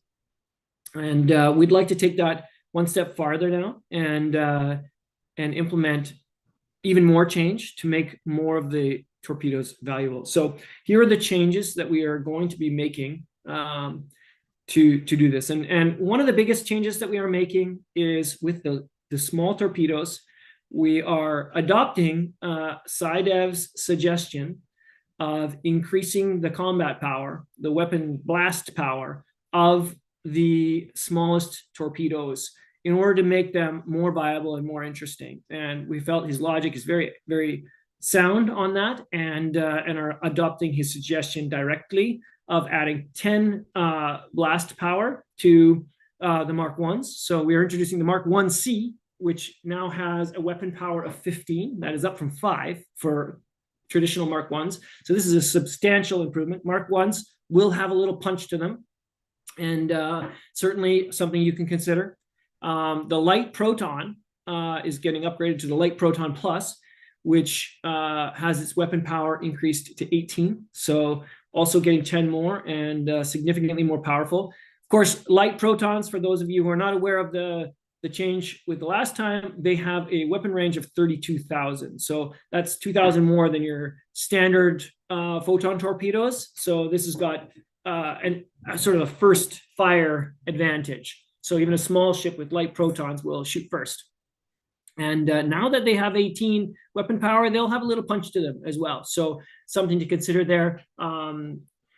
Mark 2s are also getting a significant boost, and are also getting a slightly lower launcher cost. So they're going to be very cheap and have a combat power of 20. Mark 3s are getting a slightly less cost as well and have a weapon power of 25. For those of you who are comparing, the Mark 4 has a weapon power of 30. So we are actually now very close. So the previous Mark 3 had a weapon power of 15, and then the Mark 4 had a weapon power of 30. So this was why that big jump, and everybody chooses Mark 4, because why would you choose Mark 3? It just didn't make sense. Not only were Mark 3s only half as impactful as Mark 4s, they cost similar amount, actually 5 molybdenum. So quite like similar expensive, even more expensive in some ways. So with this change, the Mark III is now very comparable to the Mark IV in terms of combat power, just a little bit less. And I think Sidef made a particularly good analysis when he said that it's not serious that these lower ones are going to be overpowered or something, because there's always an upward pressure as games continue to still move to the heavier and heavier ones. So Mark IIIs are still not going to be the torpedo of choice for the mid or late game. You're going to be wanting to be the Mark 7s and 8s, the bigger ones. But in the early game, or if you're tight on cash, the Mark III can be, impactful thing, or the Mark II, or even the Mark I can have a little bit of an impact, a little bit of fight in those early game skirmishes, battles as we're getting. So this is going to be, there'll be a difference between a Mark II and a Mark III, and but viable as you go forward. Additionally, some cost savings on the heavy proton, which was, the launcher was still extremely expensive and cost prohibitive. So it is still a fairly expensive torpedo for what it is, but the launcher cost has been significantly reduced, and the torpedo cost has also been brought down. And the same thing with the Mark 6C torpedo, the torpedo cost brought down. So this is kind of linearizing things a little bit more. There is sort of more of a gradient there. There's not a lot of clear winners now. You as a commander are going to kind of want to choose what are you running in your fleet? Are you running heavy protons? Are you running Mark IIIs? Are you running Mark IVs? You're going to want to make those kind of decisions. Maybe it's a big mix, and all of them will be viable, we think, with this significant change to the campaign torpedo. So all campaign games have these altered torpedoes in them, and it is possible. We are evaluating the future, whether these end up coming into standard. It's going to depend on, if we feel that we're at the final version of these and we feel that they're contributing to the game in a positive way, whether that ever makes a contribution into standard. So we're looking at this, and we think that this is a slow evolution over time towards what we hope is the optimal torpedo list for the game. And thanks again, Saida, for all your thoughtful contributions and energy that you're putting into those articles at Planets Magazine, and to Planets Magazine as well for hosting those, and always enjoy reading what you guys are writing over there.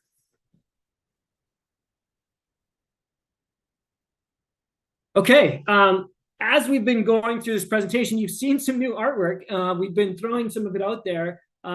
This is something very exciting that we're happy to share with you. We are now releasing over 250 new native race pictures, and as well as over 100 colony pics. So this is a huge art contribution that we are bringing to the game. So I'm going to be showing you a few sneak peeks of those over the next slides, continuing to show you a few of those. So as you're looking at the next slides, these are not race pictures. These are native race pictures of the various types that you're seeing.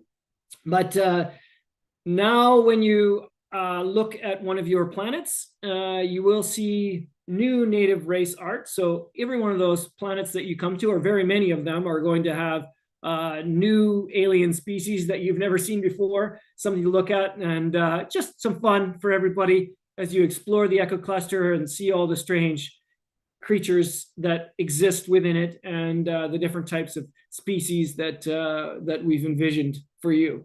So, and some different space art and whatnot. So this is all a little bit of fun, but hopefully you enjoy it, and it makes the Echo Cluster a little more rich of an experience for you. And we do still have, of course, the traditional picks out there, and you can always have a look back at those if you need, as we talk about those things. So, but there's a huge number of new ones. So most of the planets that you look at are going to have different picks that you haven't seen before. So enjoy. I hope you enjoy them, and I'd love to hear feedback on them in the future. So let's talk about each of the individual. That's one of our aliens right there. That's a humanoid that you might discover on one of your planets. So let's talk about each of the races and which of these advantages and any other changes for those races that are going to be taking place as we go forward. So the Feds are getting trade stations The Feds are getting the heavy deep space freighter, and they are getting the improved fuel economy. These are three new campaign advantages that you can research for the Feds and try them out in your games. The Lizards. The Lizards are getting trade stations. And in addition to trade stations, note they are not getting the heavy deep space freighter or the improved fuel economy option. However, they are getting a change to their line of chameleon warships. The costs of these are significantly dropping. For those of you who may have tried this at some point, the T-Rex and Montezilla chameleon versions were more expensive than your traditional T-Rex or Montezilla, and this was kind of making them less valuable. So instead, you are able to get your T-Rex or Montezilla chameleon versions for the same cost, in-game cost, in terms of mineral cost and money cost. They do have a slight advantage over their non-chameleon version as far as advantage points are concerned. And same thing with the chameleon freighter. The cost is a little bit lower. And so these are hopefully going to be a more viable line of ships and more enjoyable to use without having to give too much up to get them, as we think they're fun, but not as technically useful as you might think. Though there are some very cool moments and times you can use them to fool an opponent into thinking that they're hitting a large deep space freighter or something like that, when in fact it's a T-Rex. So that can be a lot of fun, and keep your opponents guessing on what's coming at them or not. The birds, again, that's an avian native species there that you might discover in your game. It looks rather royal, perhaps monarchy. So we'll see what kind of thing you find in your games. The birds are getting all three advantages: the trade stations, the heavy deep space freighter, and the improved fuel economy as options to consider in your campaign games. So gives you more ways to customize your race as you take it into battle, and hopefully you enjoy those advantages. I can see the improved fuel economy being quite nice for your Darkwings, being able to take them a little bit further, deeper into enemy space. The Fury are getting trade stations and the heavy deep space freighter. The Privateer are getting trade stations and the heavy deep space freighter. Another humanoid native there. Cyborg are getting trade stations and the heavy deep space freighter as well. The Crystals, and here we can see a strange silicanoid life form. There is a change coming to the Crystals related to their web mines. We are taking one tiny step back from the nerfing of the Crystals.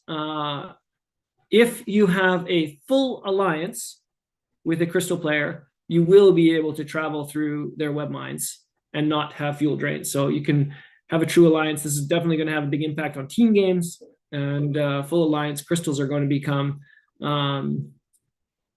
the same power that they were in the past for those kind of players. And in your standard games, and this is a standard rule change, so going forward, the Crystals, if you are full allying with a player in a normal standard or epic game, then you will be able to work with them fully. But of course, that's a full alliance, not a share intel, that gives you this advantage. In addition, they will get trade stations, of course, and also have access to the improved fuel economy in campaign games. The Evil Empire.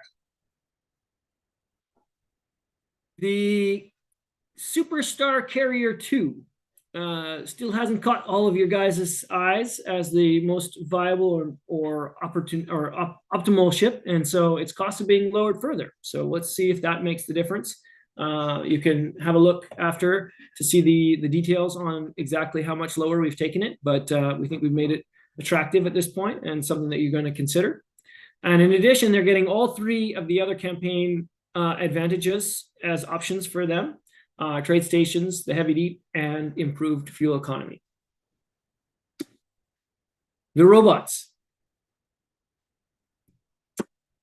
The Cybernaut B is getting slightly lower costs as well. So still not heavily used, though I think this ship is quite interesting and certainly gives you an alternative to the instrumentality. If you want to go even lower cost, it has, or even lower tech, you can really build something that is quite powerful. So it'll be interesting to see how you guys use the even lower cost Cybernaut B, and if that catches your eye.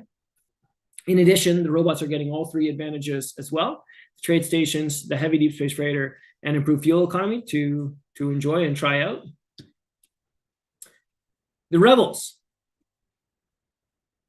trade stations and improved fuel economy, and our first new Emperor ship in quite some time. So I am very happy to introduce the Emperor ship from former Emperor Kelmain, the last winner of the Zodiac Wars, a huge, long battle that he came out on top, and has since designed and presented to us a ship that probably most of us have dreamed about at some point in our past, and that is what is called the Smuggler's Falcon. And the Smuggler's Falcon is a Falcon class transport with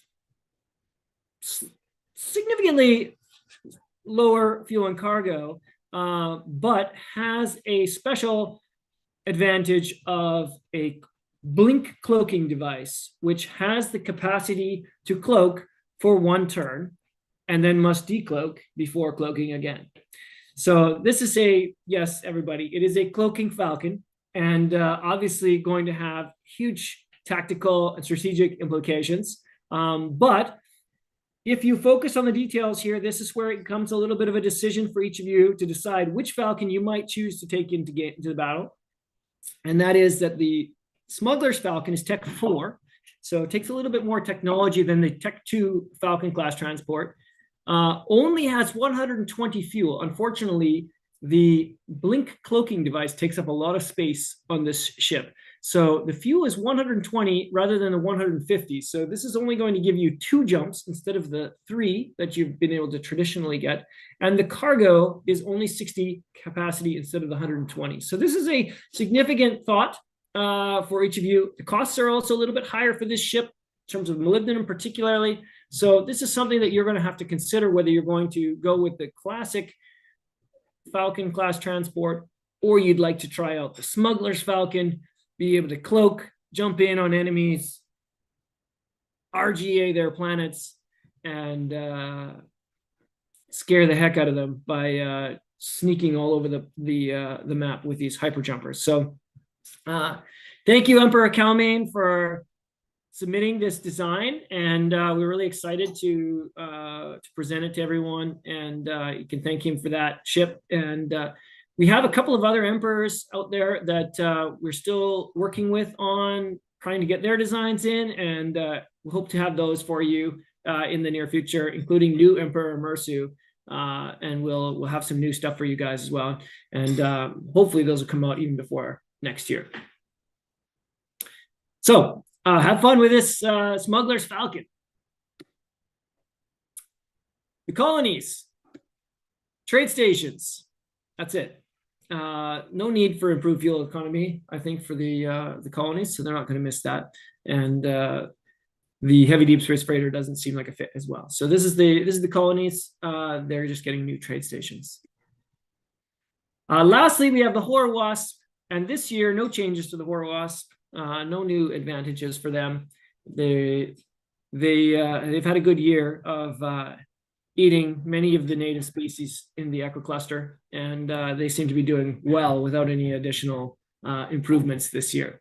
So hope you're all having fun smashing the Horror Wasp and stomping bugs in those Horror Wasp assaults. There's been a lot of those games played against the Horror Wasp, so those cooperative ones and whatnot. I'm hoping you guys are all enjoying those. And that's it. That is the end of the presentation today. Again, we can see some amorphous light forms here. I hope I never meet this guy. And looking forward to hearing from you, any questions that you have this year and anything else that I can share with you guys, and look forward to hearing what your thoughts are. And again, I'm always reading in the news feed. Big Beefer and I are very involved with that.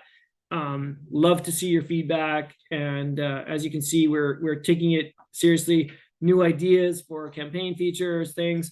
Whenever those discussions are taking place, we read them with interest. Sometimes we put them into our notes, your ideas, and you may see some of those into the future. So love to see stuff. We're always open to what you guys are bringing to the table. It's a lot of fun, and we love this community, and really thank everybody for playing this game and loving it so much that we're spending our Saturdays here together. So really appreciate that.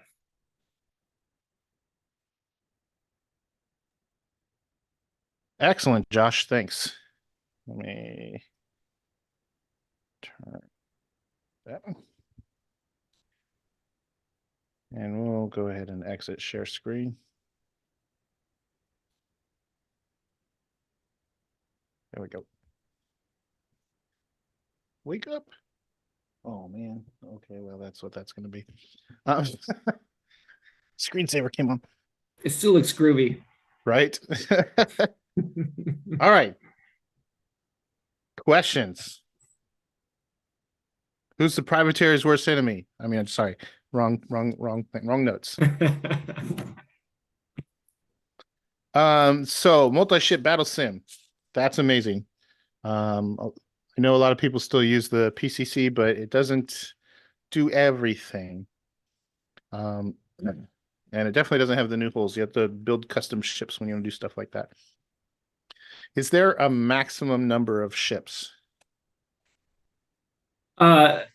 Not that I know of. I mean, there probably is some sort of theoretical limit where your machine starts to fail when it's trying to simulate all of that. I'm not sure. We haven't tested it to that degree, but we've certainly had battles with 20 ships aside and seen how that played out. But I'm sure you guys will find some way to break it and push it to its limit. So let us know what you experience. Okay. I'm moving it because I'm going to look that way. I like looking at you. What else we got here? Supply Planet. So with the automation on Supply Planet,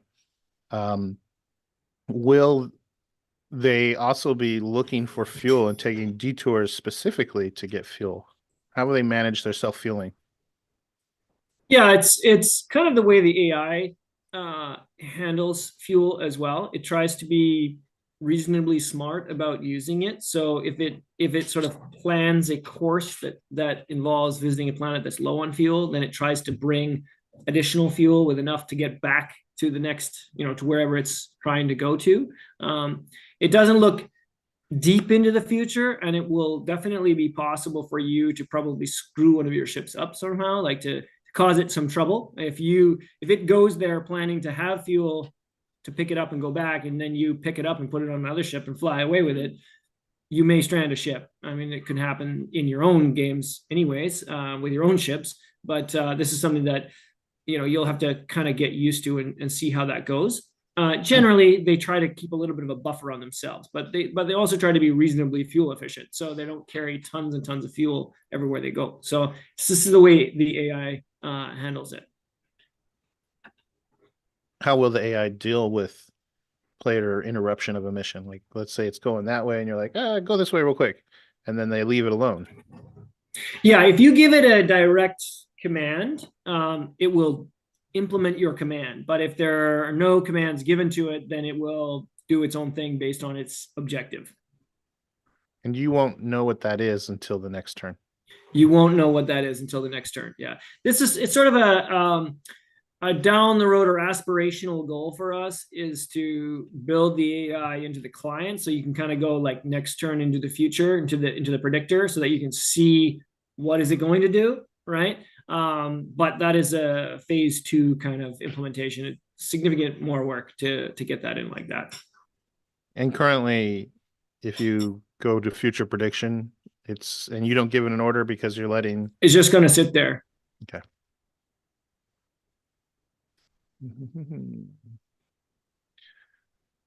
Jumping back to BSIM real quick. Are the percentage that are represented there certainties or probabilities? Probabilities, right? So when you look at that graph, it's giving you a pie chart of probabilities. So if this ship is going to survive is, 26% of the time it's going to survive and 75% of the time it's going to die, for example, right? So, but that's just a range, right? So you might fall on one side or the other depending on those percentages. If your ship is surviving, it shows you a damage range. So you could be between, say, 0 and 50% damage. So if you do survive, you're going to be in that range, right? So depending on the combat, you're going to see sort of more clarity or less clarity. Some of them are much wider ranges, so you don't know for sure what's going to happen still. Obviously, if two carriers are fighting, the range is very wide of possible outcomes. But you will get some percentage math to formulate your decision on. And then you get this question every year about new changes. Will it be available on the subdomain or play.planets.nu? The BSIM.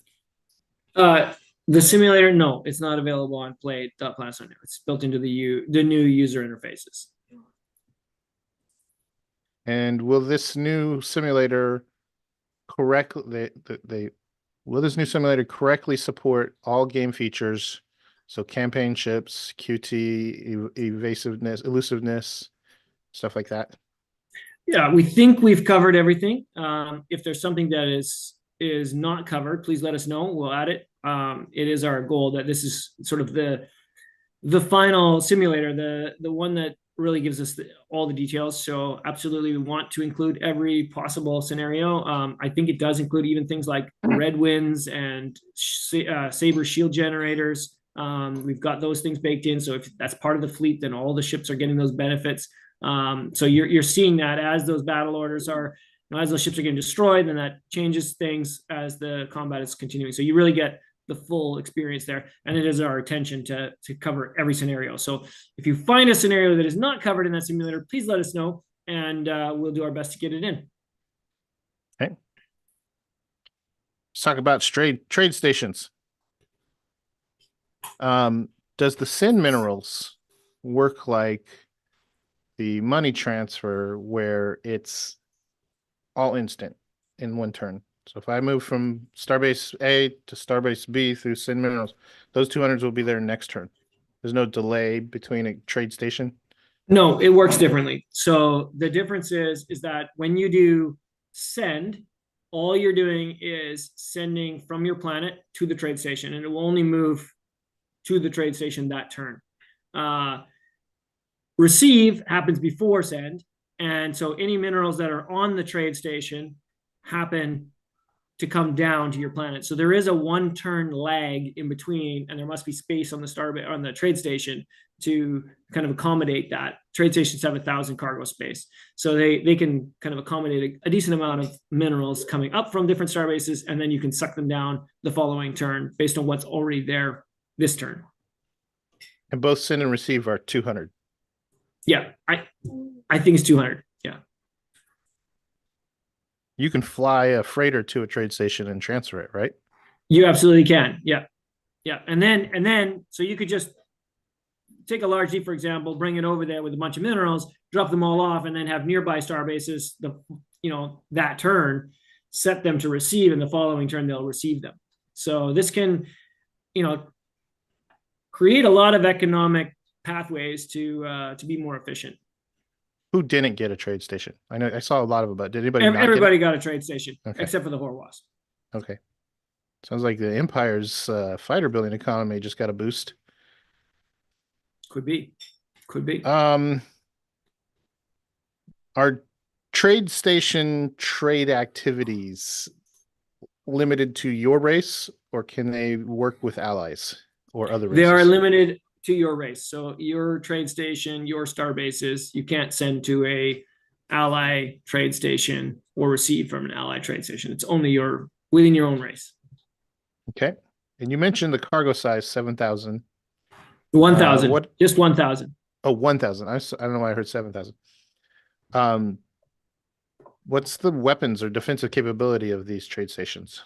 Let me just look. I will tell you exactly what it is.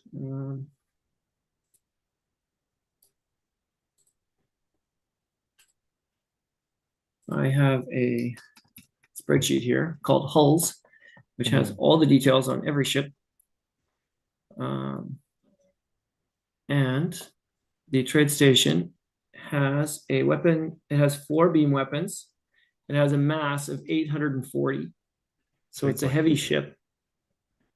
The cost to build one is 180 duranium, 580 tritanium, 310 molybdenum, and 1,400 megacredits. So they are not cheap. They're more expensive than a typical starbase, a little bit less molybdenum. They have a fuel tank of 300 kilotons. So not a massive fuel tank and not a massive cargo at 1,000, but enough to kind of act as that intermediary, moving minerals back and forth. Do they require engines? They do not take engines. They have 0 engines. And they only have beams? Just the 4 beams, yeah. Can they be robbed and stolen? You can rob one, yeah. As far as stealing, yeah, you can steal them. By They're tow ships. cap? They're basically treated as ships, yeah. Okay. But count as a starbase? But count as a starbase, yeah. I have to make a trade station score category.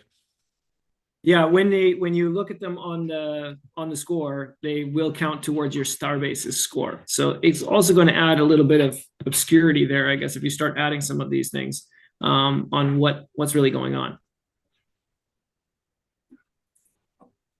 Someone asked, can you build a trade station at one starbase and tow it to another area and link it, which granted is at warp 3, so good luck with that endeavor, but is that possible that the link follows where it's positioned, right?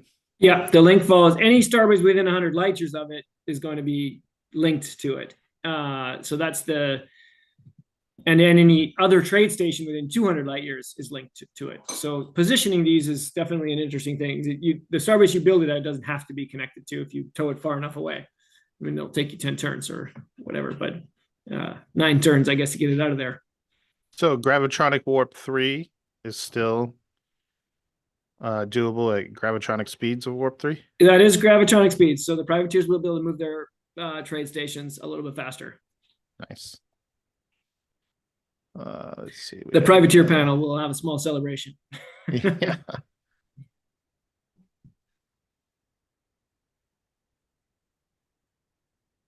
Are galactic trade stations coming to campaign, or is that something just for home sector for credits? That's just for home sector for credits. It's not really part of the usual game mechanics. That's more meta game mechanics. Okay. Let's see. I think that's what we got for that. I had a question. Where'd the botanicals go? The botanicals? Mm-hmm. They're out there. Them in a while.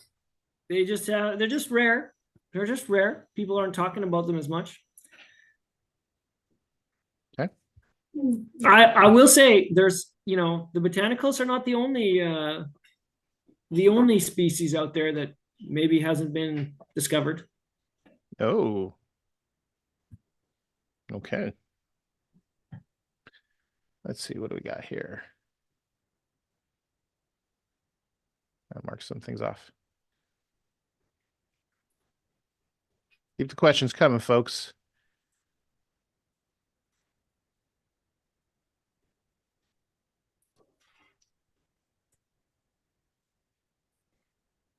Okay, improved fuel economy.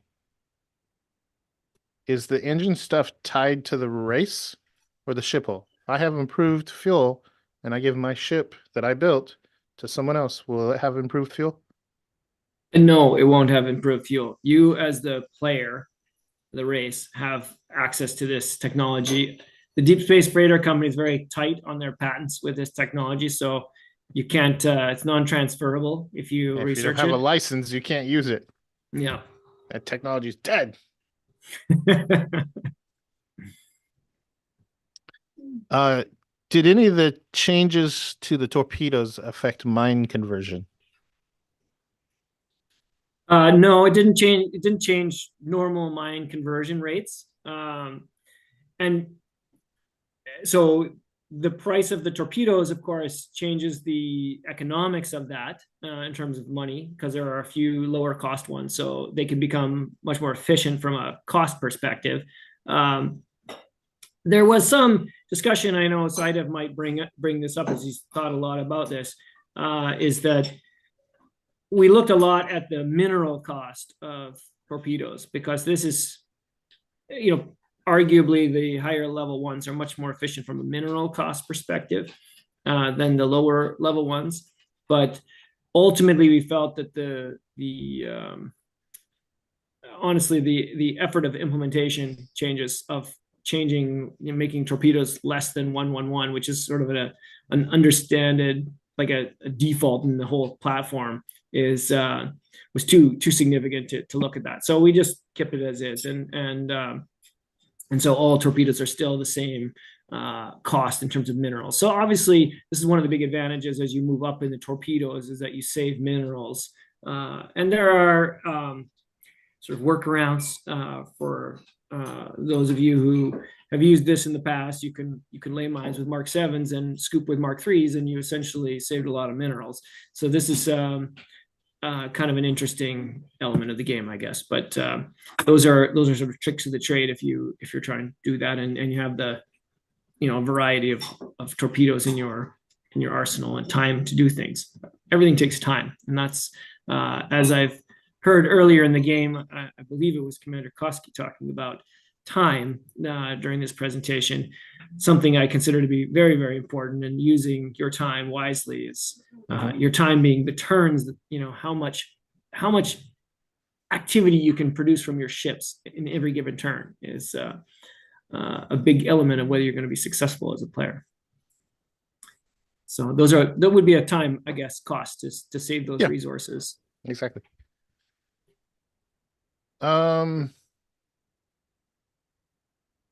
Saidev asks, would you consider lowering the mineral cost of torpedoes?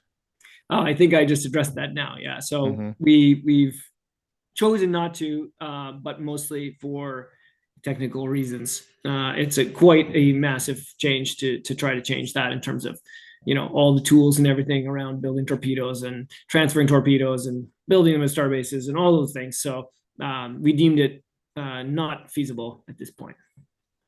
Okay. And oops, wrong button. Saidev asks, will the crew kill of torps get adjusted to keep proportional with their damage?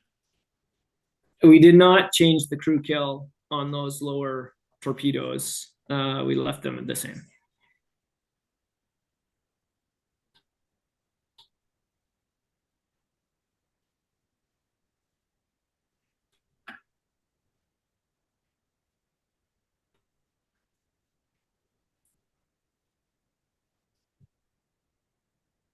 Saidev adds, I gotta love his tenacity, and it has paid off a little bit.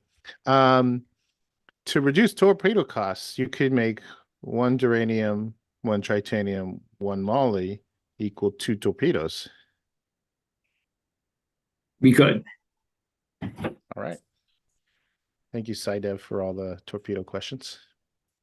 I look forward to next year's trivia questions about them. Okay, where are we at?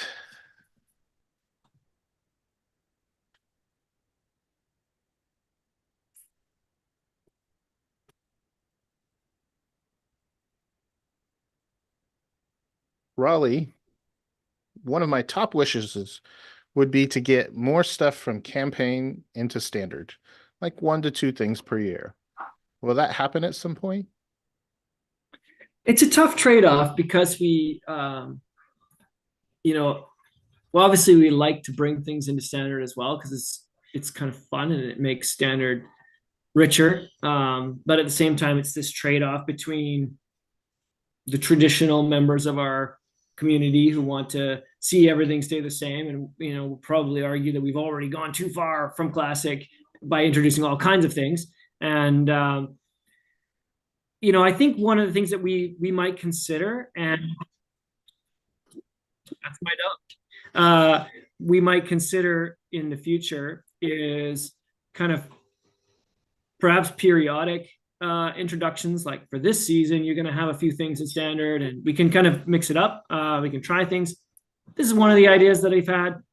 I would also like to introduce new things to Standard. I think it is a lot of fun. And there's a lot of games where those features would be a lot of fun. But at the same time, there's as we go over time, it can get really, really deep, and there will be a lot of implications with each edition. So I think it's it's great feedback, and I actually would be happy to hear from the community what your guys' thoughts are, like whether you'd like to see more stuff coming into Standard, or if there are more traditionalists out there. I'd love to see some surveys and see some ideas from the community, whatever you guys think is the best, because we certainly could do it, and we've been cautious, I'll say, on our approach. So, but very open. Of course, it is fun to bring some stuff in, and happy to do so. So I didn't want to take it too far and lose you guys either. So this is the idea, is trying to keep everybody happy, I guess. And so tell us what you think, and tell us what you guys are thinking and feeling about the direction that you want to take with Standard. I'll tell you from this player's point of view. I don't mind things being added to Standard, but I think they should be made in the constant battle to attempt to provide as equal a playground while still having the character, the ethos of the different races. Mm-hmm. That's my take. Just one player's take. Like I said, I'd love to hear everybody. Discussions on this would be great. And should we add more? Should we not add more? Should we, like I said, we've been trying to be very careful. And also, as Griffin just pointed out, I think we've tried to be thoughtful about the types of things that we did bring into Standard, so that they were not the sort of wilder ideas out there, and more of the reasonable ones, but that stick with the feeling or the concept of the race. And our computers have come online. I see behind you, Griffin. Yes, we're booted up. Finally, the Scott. The other thing was messing with my autofocus. I kept going. So, player asks, "Can we RGA while cloak is possible?" I actually answered in the thing, and you tell me if I'm right. Cloaking is a mission. Rebel Cloaking is a mission. You cannot do both at the same time. Yeah, you got to cloak, and if you do cloak, so if you set it to cloak, it's going to cloak this turn. But if you are already cloaked and you have the cloak mission set, then you're going to decloak. But you wouldn't be able to set another. If you have cloak set, then you're not doing it. Is blink cloak subject to all the other behaviors of other cloak? Susceptibility to Loki, triggering glory ship, ion storms. 100%. It is subject to all those other things. You could get popped by a glory device. You can get decloaked by Lokis and ion storms. Same rules as normal cloaking. So it's basically an imperfect cloaking device. It just can only last for a turn, and then the energy systems on that small Falcon just can't keep those cloaking devices going, and it fries, and then they got to fire it back up again and a turn later. Who'd they steal it from? It's probably some back deal with the privateers. We got privateer emperors all over the space now making deals. Who knows? Fuel burn? Standard fuel burn on that as well. Okay. Oh, good list of questions here going. Will the HDSF, the Heavy D, I like that name, the Heavy D, can it enter a debris disk? It's under mass. That is under mass. That's a very good question. I actually need to check on the implementation of that one with Big Beaver. So if he's out there in the chat, he can can let you know what it is. But I'll check in with that. I have to get back to you on that one. Okay.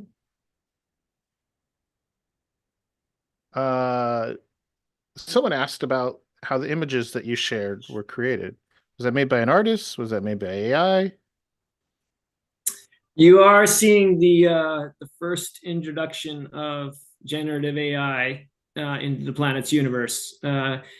Realistically, it's the only way to generate that much artwork efficiently. So we are starting to tie into that now and bring some of that into the game. Okay. I mean, what a great way to use the technology.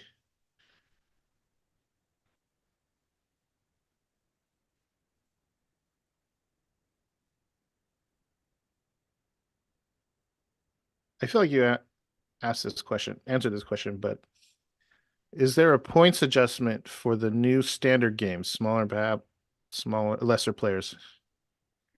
In always the new much smaller standard game is still counting the same number of points for league. So you are still getting up to 15 points for winning one of those. So this is where we're really saying, if you play in one of the very high standard or high standard games where there are much more higher point advantages or opportunity, I guess, you are going to have to make that investment as you send your champions as teams forward into those games. But the standard games, you can still earn a lot of points for a much smaller time commitment in order to achieve that. So, and then also standard from a outside of league standpoint, the new standard games are going to pay, good amounts of the same amounts relative to your planet count as it is with the 500 planet games, but obviously taking a lot less time to pay off in terms of achievement and giga credits and things. Emperor Mursu asks, would you consider making a new standard size campaign game for League? That would be very fun. I think that's actually a great idea.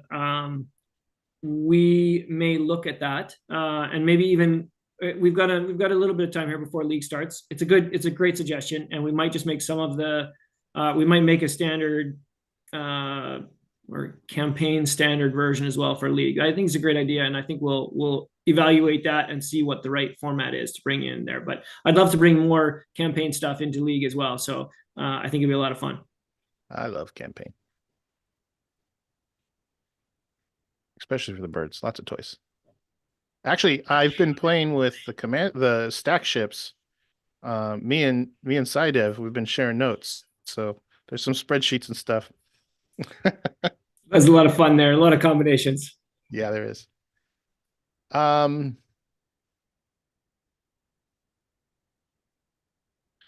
long is the grace period from when you build a trade station to you tow it off the planet? You can keep it on your planet. It just won't activate. So you kind of, they have a sort of space dock mode where they're sitting on your starbase and they're just sitting there, but they're not functional. So, and then as soon as you tow them away, that's when they sort of activate their deep space capabilities. And after that point, then they're vulnerable to returning to a warp well. Okay. And we're probably going to be jumping back and forth now at this point. Super Transport Freighter, fuel economy bonus, improved fuel economy. Will that go into effect in games now or games created after a certain date?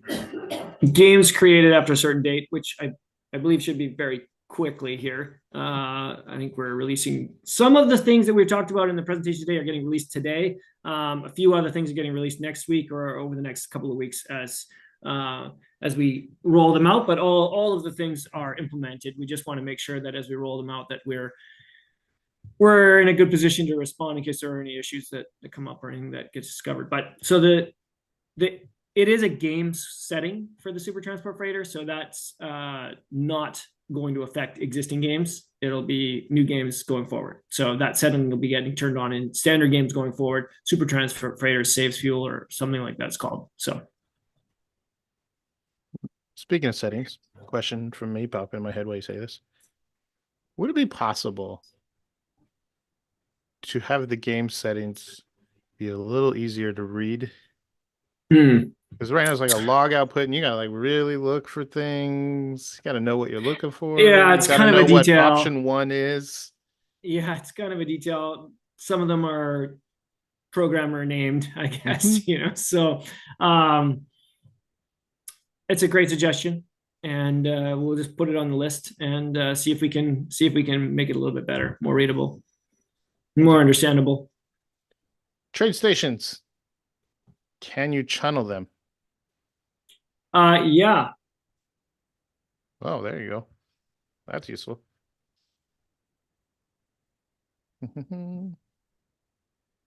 Ask that.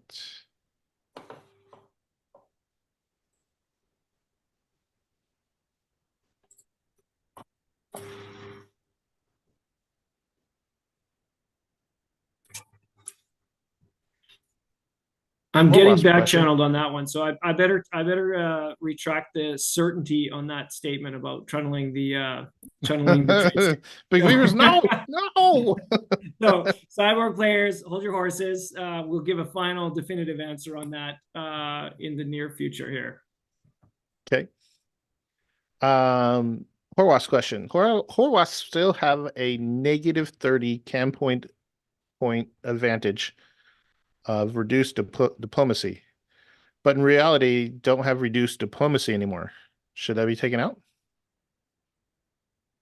I believe they still cannot form a full alliance and win a game. So this is a disadvantage in many game formats, but not every game format. So you cannot win with someone. So they have only single player victory available to them in many game formats. So this is really what that's reflecting. And most standard Giant Melee's campaign games have a diplomatic planets victory condition. So this is pretty significant. They cannot form that alliance. So Talespin asks, will you be playing in the champ game for this year for Cat 2? It would be a lot of fun, I think, to play in there, but we've got a couple of great commanders stepping up to the plate already, some possibilities there. So we'll be having some discussions internally, and going forward, we'll have a think about it. But I appreciate the ask. It would be a lot of fun, I think.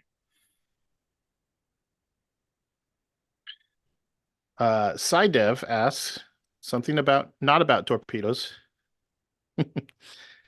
Do you think enhanced recycle might be OP? Any plans on removing it or reimagining it? To be honest, it wasn't one of the things that we reflected heavily on this year from an advantage standpoint. So, bringing that up is something that is probably a good idea if we're worried about it. I'm always open to arguments for and against, or example games of where we feel like, wow, that did too much. So we can have a discussion about it, and I can be convinced if there's good arguments there for sure, and we can have some discussions on it. So like I said, I open to feedback on stuff. Obviously, we look at a lot of different games. We kind of evaluate the high level games, intermediate games. We run statistics on things, but it's not always obvious to us if we don't have a personal experience with something or a close connection from a league teammate or something where we can see stuff and really understand it at a deep level, how it might be getting used. So love to hear those feedbacks and examples where, wow, that was such a game changer that it broke the game or whatever. Those kind of examples are good to understand for us, so we can, so bring them to the forefront so we can discuss them. What is the future or use of bleeding edge games now? We're actually retiring bleeding edge games. Okay. The Emperor asks, and we answer, how are achievement point formulas in new standard?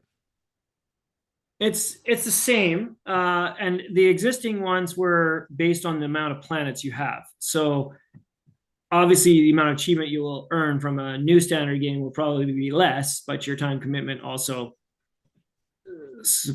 less as well, right? So it's still relative. You're getting the multiplier based on the your outcome, based on the number of planets you have then.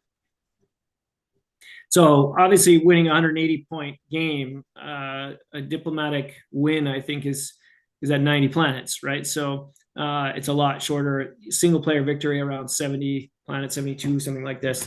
So you can achieve that relatively quickly. Be aware if there's some privateers in your map, they might jump out and grab everything real fast. You're gonna have to act accordingly. Those kind of things. Kill 'em.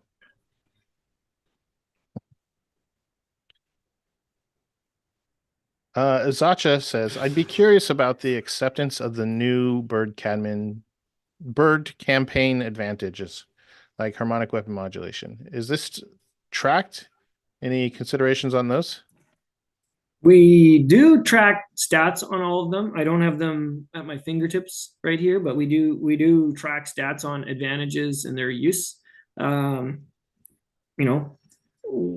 we reflect on the usage, we focused this year mostly on the hulls and the ship's stats. That's the one we were kind of really analyzing in detail. But we're always taking some time throughout the year to reflect on those stats related to the advantages as well. So we can try and do our best to release some more details to you guys. The stats are kind of interesting. Of course, I'm sure you guys all find it interesting as well to browse through that data. So we'll see if we can get it into a community presentable format, so that we can all see that some of that stuff. It's fun to look at.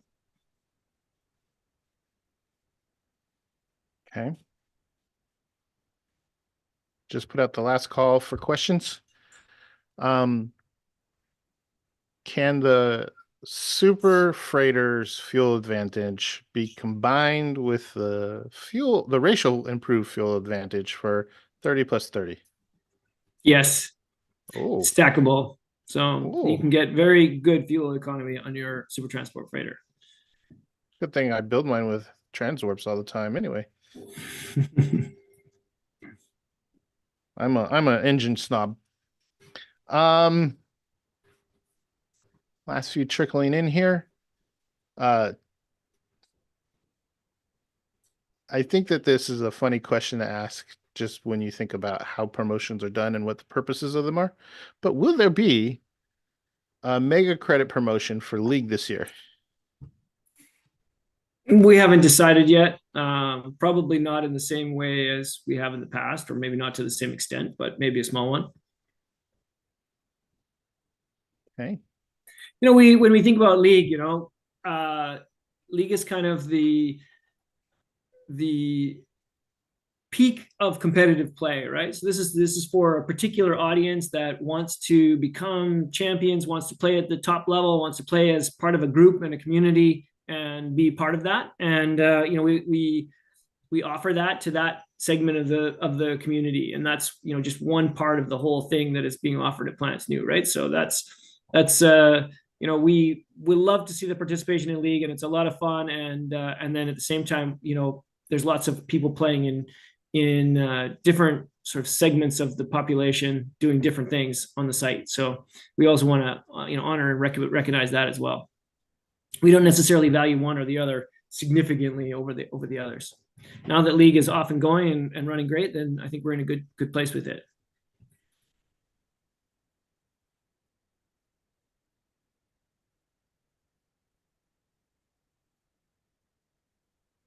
Someone referenced someone else's question.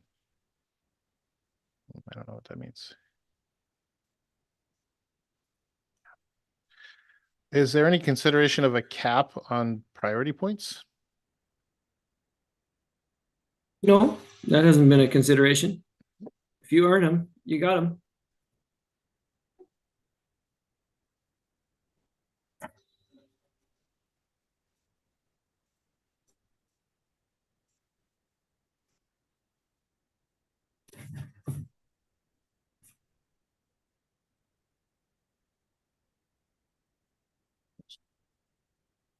I'm not going to ask that one. How often do evil empires max out their fighter production? Maybe the advantage cost of increased fighter production could be reduced. Right now, it's plus 10 advantage points per fighter. Like I said, we haven't evaluated it at that level, but a lot of people are still using different, different numbers there. It's kind of up to you how far you want to go with that. But we think that the advantage value is pretty accurate. Maybe it could be slightly less. I don't know. It'll be something we can look at for sure. But I think there's a lot of options for the evil empire. So it's not maxed out for a lot of other reasons too, because there's a lot of things that they get to choose from. And I'm sorry, maybe I missed this. Different topic. Trade ships campaign or standard? Their campaign. Okay. And what did you say they were to research or advantage points? They're 20 advantage. Okay, and that's it. That's our questions. So thank you very much, Joshua. If you want to take a moment to put a closing in, I want to say thank you to you. I appreciate your efforts and being part of PlanetsCon Live. Everybody looks forward to this presentation. We got some interesting things to think about this year. I want to say big thank you to you, Griffin. Huge props for putting this PlanetsCon Live on every year. I know it's a huge amount of work, and just think it's something so fantastic for the community. I also want to shout out to my team, to Big Beefer and the others that contributed this year. We had, a lot of cool things that we built, and we hope you guys are all enjoying them as we go forward into the next year. And we're looking forward to making more stuff in 2024 and keeping things going and doing our best to grow the community and make it as accessible as we can to everybody. And so thank you again to really everyone in this community, and all of you who are out there asking these questions and putting your energy and time into the game. We reflect that love back to you guys. Really appreciate it, and it's a lot of fun to get filled up by energy from you guys. So really appreciate it, and let's have a great 2024. And congratulations, Emperor Mursu. Yes, congratulations, Emperor. All hail the Emperor. And I'll start him off as my thank you for the war recap from Mursu. I'd like to thank the privateer panel of Budgie, Loner, Calrin, the Emperor himself. It was a very good conversation. Thank you to one of my favorite Finns, Commander Koski. Olegboleg, great presentation on tweaking your gameplay to the next level. RSK's Birdmen campaigns. He's done a lot of research on that to share the inner workings of some complicated mechanisms. And Hammer Sickle 59 for his bold sharing of all things Backstab. And then Talespin going Napoleon on us about being an a-hole. Thank you, everyone, for joining us here for PlanetsCon 2023, our 5th year in the books. Thank you all. Thank you, Joshua. Long live the Emperor.